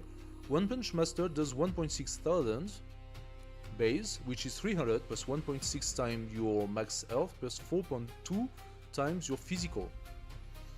So this one really benefits from physical. I want this guy, so I'm going to basically target it. And now what happened is that with this ability, all of the characters that are needed to merge into him are basically highlighted, so you can play faster. So this guy, for example, is highlighted, and you can see he can actually evolve into 3 different guys. So this guy is the office worker, and he can evolve into an engineer, a financial advisor, or a gambler. But for this guy, you need the financial advisor, and if you click on the financial advisor, he can evolve either into One Punch Master or into Tycoon. Okay. Now, for the sake of One Punch Master, what do you need? You do need this financial advisor, and you also need this Boxing King guy right here. But this one has 2 stars, that means that you merged 2 of them together. And what do you need to do the boxing guy? Aha! The boxing guy is more complex. He actually needs 2 other characters. He needs Bald at level 2, and he needs infantry at level 2. Okay, fine. So you have this whole chain of progression going up. Let's say that I want the helicopter. I'm gonna put it. And I think I want also the drill rig, so I'm gonna put it. Why do I want the drill rig? Because it gives me additional ore. I will explain what the ore does later. Why do I want the helicopter? Because he has this special ability that does AoE a little bit everywhere on the map, which is kind of cool. And One Punch Master is interesting because he does this very, very strong physical damage that could be useful probably with the boss. So I have highlighted 3 of them, and that's already quite a lot. I could maybe put a 4th one, but at the moment that's quite a lot. And now that I have highlighted it, it actually appears here on your tab. It says Revolver Gunner is needed for the helicopter. So I'm gonna purchase it. Aha, the second one is also needed for the helicopter. I'm gonna purchase it. Oh, this one came for free. That's a special ability that I have. You have to play the game to get that. Normally you don't have this free, but as you play more the game, you will progressively get a chance to get some stuff for free. Now we have 2 times the same stand. I can take one and drag it into the second one, and it will transform into its evolved state. Now this can evolve 1 more time. Each stand can evolve 3 times. So you see, things are already starting to get a little bit complex here. He can evolve 3 times, but do you need him to be evolved 3 times? Well, from this guy, apparently we need the sharpshooter and we need the raging gunner. We need both of them. So both of his upgrade, both of his fusion are actually needed later. For the sharpshooter, oh look, you actually need the guy at level 3. This is what you need. If you have it at level 3, you can do the sharpshooter. But for the raging gunner, so the shotgun guy, you just need him at level 2. However, you also need a Boxing King. So between One Punch Master that requires 2 Boxing King and the Raging Gunner that requires 1 Boxing King, that we already know that we need Boxing King 3 times for us to obtain what we want. Now we don't want those 2, so I'm going to refresh, clicking on F. I want the Machine Gunner, I want the Blacksmith, I'm gonna take that. And now I'm gonna play a little bit faster. Aha! So I have already taken quite a few guys. I can now merge some of them, because I already know that I need them to be merged. For the Boxer, I need this guy to be at level 2. I need to be careful not to merge this guy and to go level 3. Now to go level 3 you need to have 2 level 2. So I cannot just merge this one into this one, that doesn't work. You can only merge those that are the same state. Okay, I have 5 left. I can take the Fire Elemental or the Shield Bearer. I'm gonna take the Fire Elemental, and I'm going to lock those 2, so that when I come back to the next altar, they will still be here. There are lots of games like that, especially card games and stuff like that, where when you have some sort of random roll, you can lock the one that you want for the next time. It's not systematic, but you have quite a few games like that. Now we can see that we have the Archer, but we don't need the Archer. So what I'm gonna do, I have another ability, the ban chance is written here. I have 3 left. So I'm gonna say I don't need the Archer at all. So I'm gonna click on the Archer, I'm gonna say ban the Archer. I don't want to see the Archer again into the roll. And I'm gonna ban the Beauty because I don't need her. And I'm gonna ban, let's say, if I wanted this guy, for example, I would need a Great Sword Guard and I would need Fire and Machine Gunner. So the animals I don't need, so I'm going to ban the animals. Okay, 3 out of 3, I cannot do more than that. Now, the game says, hey, you can synthesize this guy. Okay, cool. So it tells me I have what I need to synthesize this guy. Who is it that allows me? This guy, infantry. If I combine this infantry with this infantry together, and I pay the price, I can synthesize the knight. But the knight, we don't need it. The knight is going into spearman or is going into wolf knight. They are interesting, but I decided, for this game, I decided not to do those. So I have to be careful not to synthesize it by mistake. Otherwise, I will be wasting those characters, basically. Now, I'm going back into this, and as you can see, all those little characters are around us. Now, that creates some sort of difficulty, because, again, the radius of assimilation is your main character. It's not the character around you. And you can see the character around you, they are levitating, they are not walking. So they are, basically, they are souls. They are like spirits around you, right? Okay, now we have again an altar. I can go to the altar, but I don't need to do anything here. I'm just gonna pass. Going to the altar gave me 4 souls, so it is actually beneficial for me to do it. You know what? It's enough for me to buy those 2, combine them together, and go here and replace this guy. I'm gonna need this guy to make the engineer. So this level 2 is gonna be better than this level 1 for sure. I say that, but I stand corrected. He's not that much better. It does give the shield, so let's do it. Plus we already have an infantry, so we don't need a double infantry really. Better to have more capacities, right? And I have 4, but I don't have anything else, so I'm gonna refresh. And now I'm going to lock the gunner. Do I want this gunner? No, not at this current state, so I'm gonna pass. Now I'm gonna go here. And now that's another aspect of the game, it's the artifact game. Now this, we are playing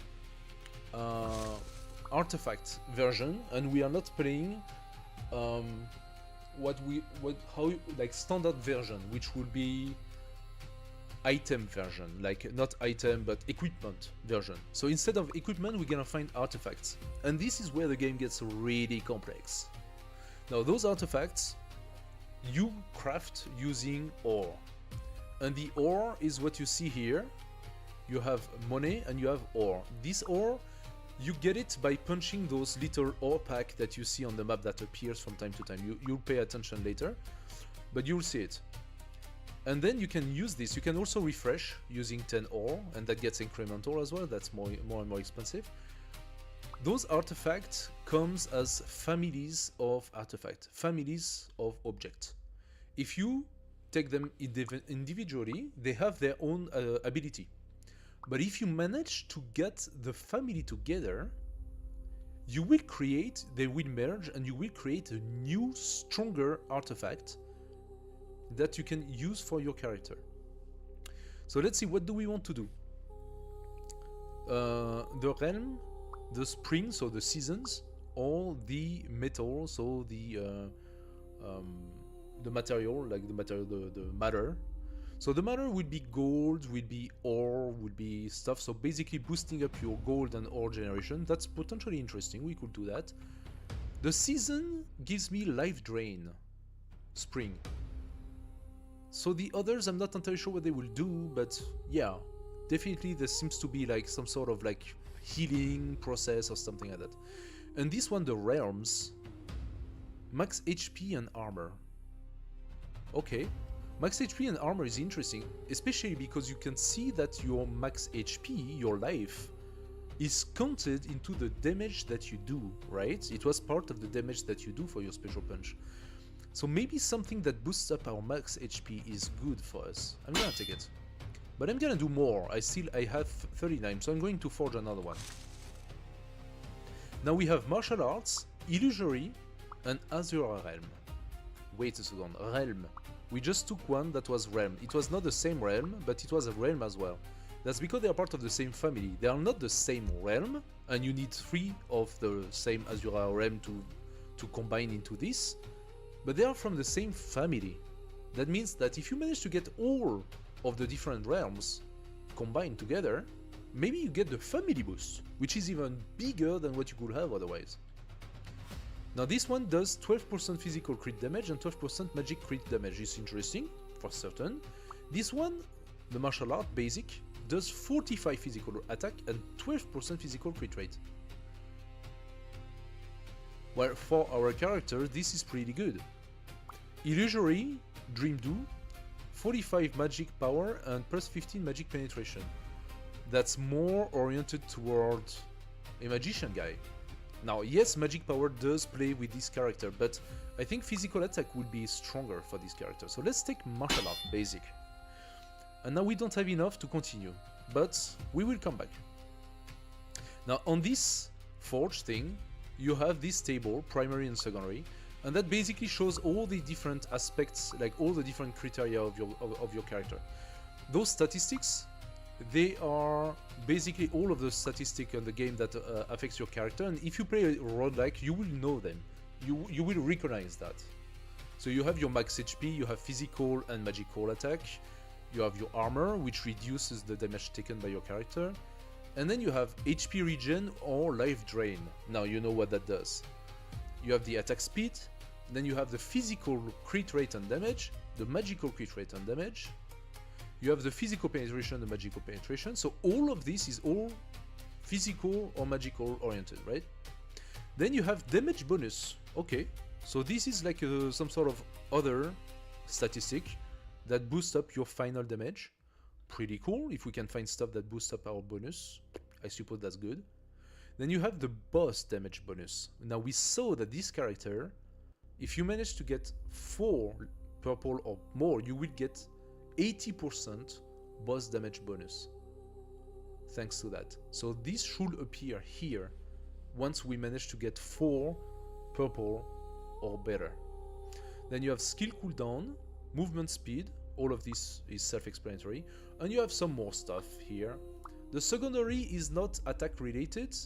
It's more the passives. So you have dodge, pick up range, gold drop, orb, XP drop, the golden or growth. So you can have growth. That means that passively while you play, your gold and your ore is going to grow by itself every minute. Now every 10 seconds. Every 10 seconds we're gonna get 5 gold and 2 ore. You can boost that up with the artifacts or with other things, etc, etc. So let's continue. Now we have a challenge. The challenge is a sort of a mini boss. No, it's not exactly a boss. It gave us a bunch of XP and it gave us a blessing. So the blessing is some sort of a random booster that you're gonna get specifically for this run. So 30% movement speed, 20 armor, plus 2 attack growth. Oh, while I would love to have the 30 movement speed, I must admit that the 2 attack growth at the very early game, that's really good. I'm gonna tell you that. Now we can go back to the altar again, and we actually have a little bit of souls. I can take the infantry. Now I do not want to merge this infantry, because we need this infantry to be at level 2 to be able to do the Boxing King. And we need the bold level 2. Perfect. Now we have bold level 2 and infantry level 2, we can synthesize the Boxing King. It just costs us 3. So let's do it. Now that Boxing King is done, I can actually put back my infantry here. As you can see, you have a limit of 8 total around you. So you will also have to decide which one you want to use and which one you pass. Now this here on the green stuff, it's some sort of an ore. Now it's not the ore that you use during the run, those are the ore that you use during the run. It's difficult to see because it's quick. But it is the sort of bonus resource that you will use after the run to upgrade your character permanently. Oh, I can actually synthesize another guy because I already have the Boxing King and I already have the Revolver Gunner. So we can actually do our Shotgun Dude. The Shotgun Dude is a blue as well, but he's a stronger blue. Now we can take this guy, merge it. Oh, we can already do this guy. Wow, we are lucky. We actually found stuff that we matched together. There we go. Now we don't have enough to take more. I'm down to 6 out of 8, but those are stronger. There we go. And we got another blessing for that.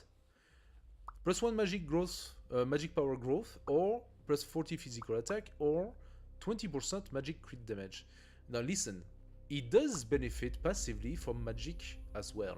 So even if I orient my character development strongly toward physical, the magic will be a booster behind. And again, we are at the very beginning of the run. So that's kind of lucky.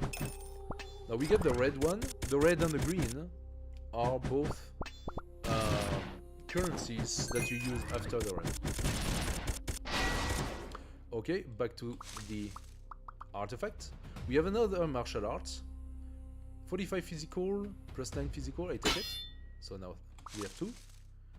And Human Realm, Red Dragon. So now this is new, the Dragon category. And Winter. We saw earlier it was spring and now it's winter. Okay, skill cooldown is good, physical penetration is definitely good, but human realm goes back into the realm thing. 90 max HP plus 3 HP regen. That's definitely good for this character, so let's go for that. Now, are we strong enough for the next channel? I think we are.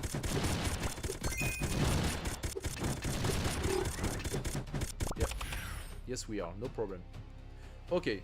Blessing, magic penetration, vampire aura, ore pile. None of them are really good for us. I think I'm gonna take the ore, so that I could reroll as well. I have some reroll here. I'm gonna take the ore, so I can have more artifacts. Now, we have some money, so we can definitely use that to open the doors, and that's exactly what I'm gonna do. I'm gonna open the doors, they're gonna open new chambers, and then we can go into new chambers in order to find more monsters and more treasures and more stuff. So this is how the run basically works. Now I'm gonna go quicker. Okay, we have another gunner. Don't I need the gunner at level 3? I do need the gunner at level 3. Oh no, that's the gunner, not the revolver gunner. The machine gunner. The machine gunner needs to have a fire at level 2 to be able to do the stuff. Okay, no, I don't want to do that. I actually cannot use those stuns with my other stuns, so... oh yes, I can. I can actually merge those two, and I need to merge those two because I need a level 2 and a level 1 to do a minor. So let's merge them together. This way I can put the bald. It's not very strong, but you know. Now, let's go. Let's unlock this door. We get an extra blessing for that. Life drain, magic crit damage, physical crit damage. It's not really good. I'm gonna reroll. Plus 4% experience orb drop, plus 4 soul, plus 2 life drain. Let's take the drops. So basically, we will get a little bit faster our level pass. Now we can see in this room, we actually have some weird monster that provides a lot of experience. There are some sort of like tier 2 monsters, sort of. Let's go for the next challenge.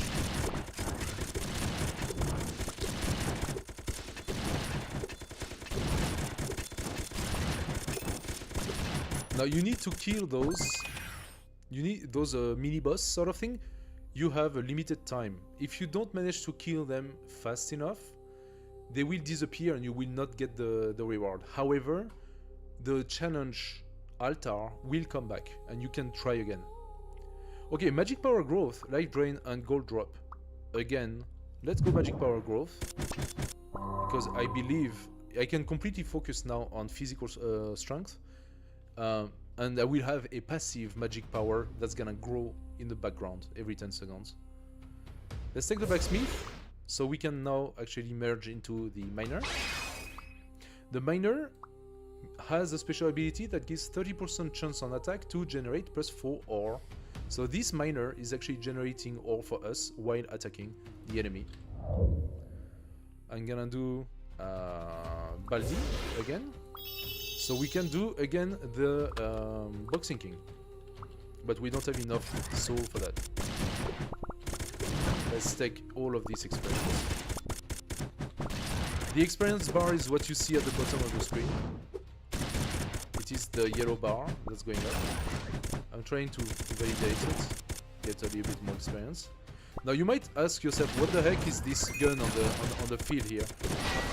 The gun on the field that's shooting at stuff around is actually automatically generated by one of the stuns. It's engineer that is generating this turret, and it's actually doing a lot of work for us. 10%. So another human realm. We own one. So if we take this one, we'll be able to try to validate this sword here. 10% XP orb. That's actually good.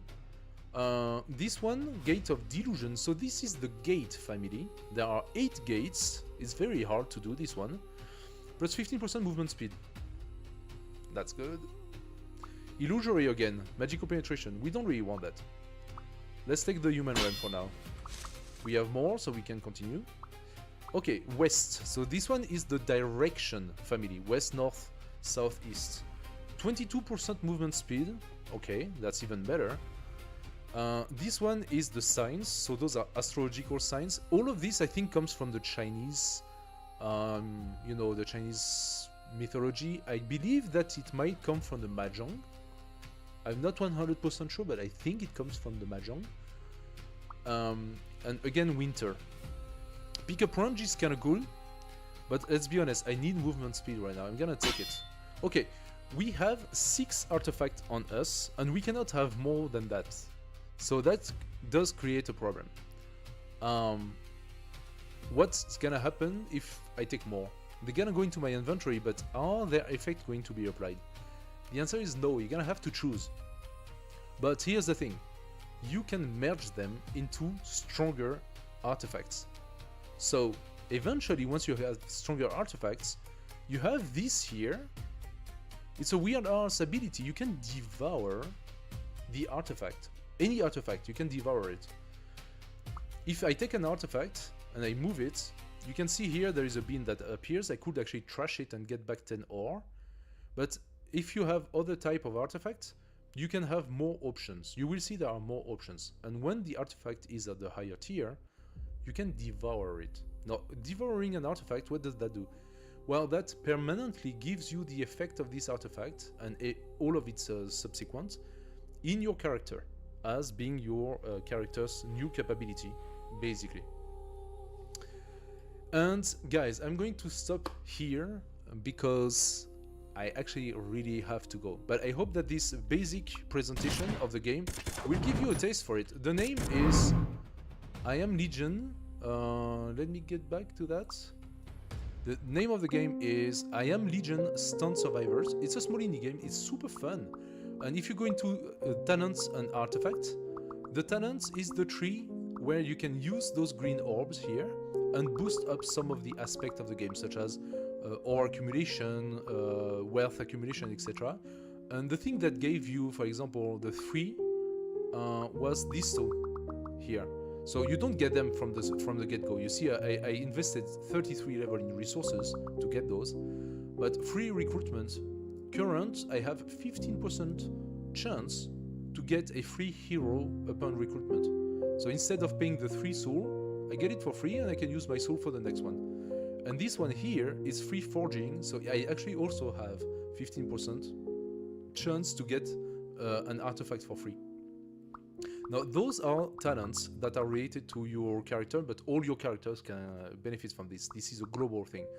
And you have 3 tab groups where you can actually reallocate your points. You see? So, I think I allocated 276 leaves, and those leaves, it's written here behind me.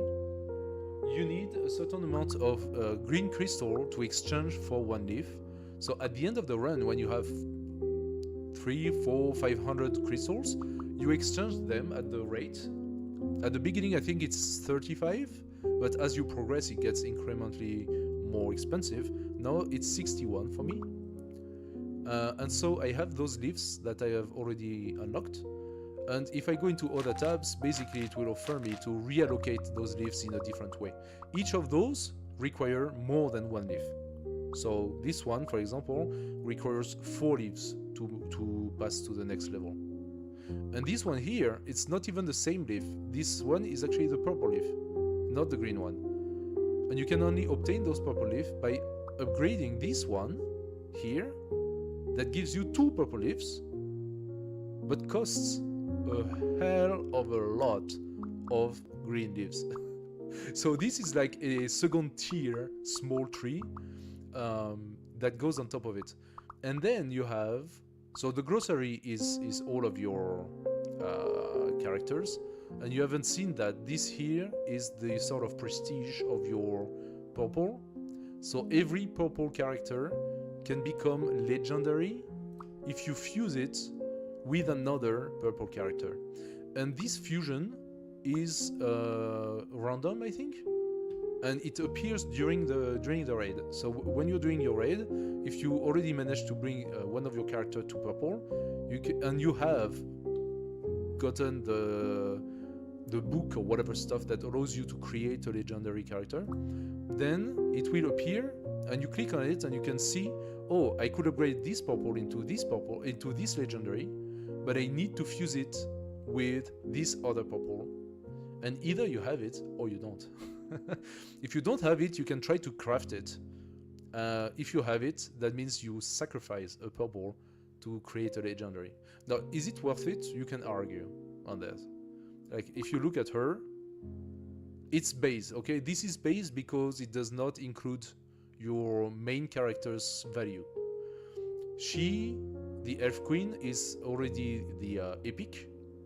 She has 700 attack plus 7 times your magical damage. And 120% crit plus an additional probability. Attack speed 1 second. She does arrow rain every 15 seconds, etc, etc. And split arrow. That's her normal attack. If we go legendary, she still has arrow rain and split arrow. Probably slightly different. In the next 3 seconds, increase Elf Queen's attack speed by 150%. For the next 4 seconds, so it's longer, Forest Empress gains 200% attack speed. And she has another capacity that this one did not have. So yes, even her ability becomes much stronger. And her base attack goes from 700 to 1.9 thousand. So yes, this is definitely much stronger. Also, it's 1.9 thousand, but the incremental is also stronger. It goes from 7 times your magic power to 17 times your magic power. So Forest Empress as a legendary, yes, she is multiple times stronger than this one. So is it worth destroying another one? Well, let's imagine that you need her and you need her to do it. Then you can check her. Zhao Yun, or he, I think it's a he. Zhao Yun is 1.8 thousand. Ah, it's strong. He's a strong guy. So is it worth it? Really? Let's go back to her. She goes from 700 to 1.9 thousand. Ah, maybe not so much. But what's the other part? 13 time magic, 37.9 time speed. Oh, that is funky. Okay, maybe it's questionable. If you were to sacrifice this guy in order to get the legendary from this girl, you could wonder if you really want it. Because maybe in the current build, if you have those two, they are better complementary than they would be separated, right? So in that case, what you might want to do is the legendary from this guy. I haven't done it yet. So you will use that guy and sacrifice another one. Now, when you play the game during the raid and you have the possibility to do a legendary, it will offer you, I don't know if it offers you a legendary for each purple that you currently have with their individual costs, or if it just offers you two potential legendary to do. I remember that, for example, in order to craft this giant quantum rig, I needed to fuse the helicopter with the normal rig. I fused them together and it gave me the giant rig.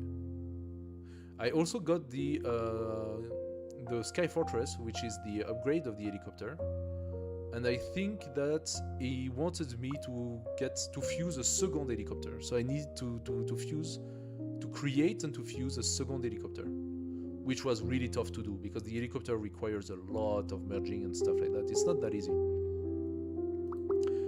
Then you have the equipment. So equipment is something we didn't see. This is the run that is non-artifact. If you go non-artifact, then you go equipment, and it is basically the same stuff. You're gonna merge equipment on various tier. Some equipments are physical, and some equipments are magical.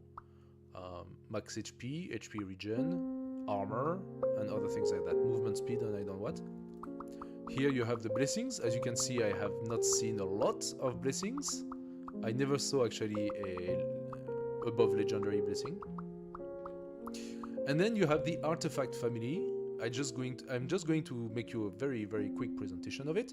So we played an artifact run. The artifact families, each of those is a different family. So the first one, 5 elements. And when we saw the gold one, the metal, I think it was this one, we saw the gold amulet. Well, if you get those 3, it gives you this. But getting this is only 1 out of the 5 that you need if you want to validate the 5-element family. Here it is fire, blood, and poison and electricity, I think. So those are like what's the name of this? I don't even know what the name of this is.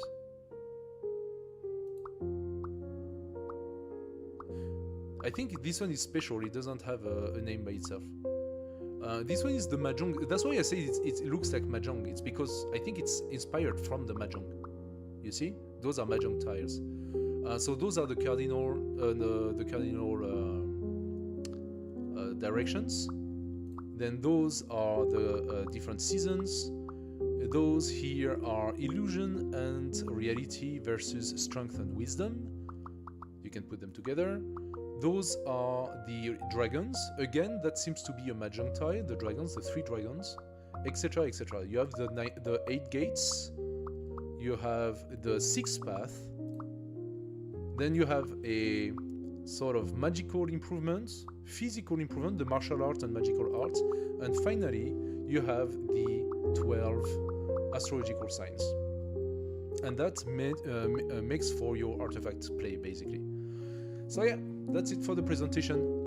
Again, sorry that we did not finish the challenge on Civ VII. Yeah, we will not have finished today anyway, but anyway, I hope that you liked it. And next week, we will try the same challenge or another challenge. We'll see. I will see how I do it.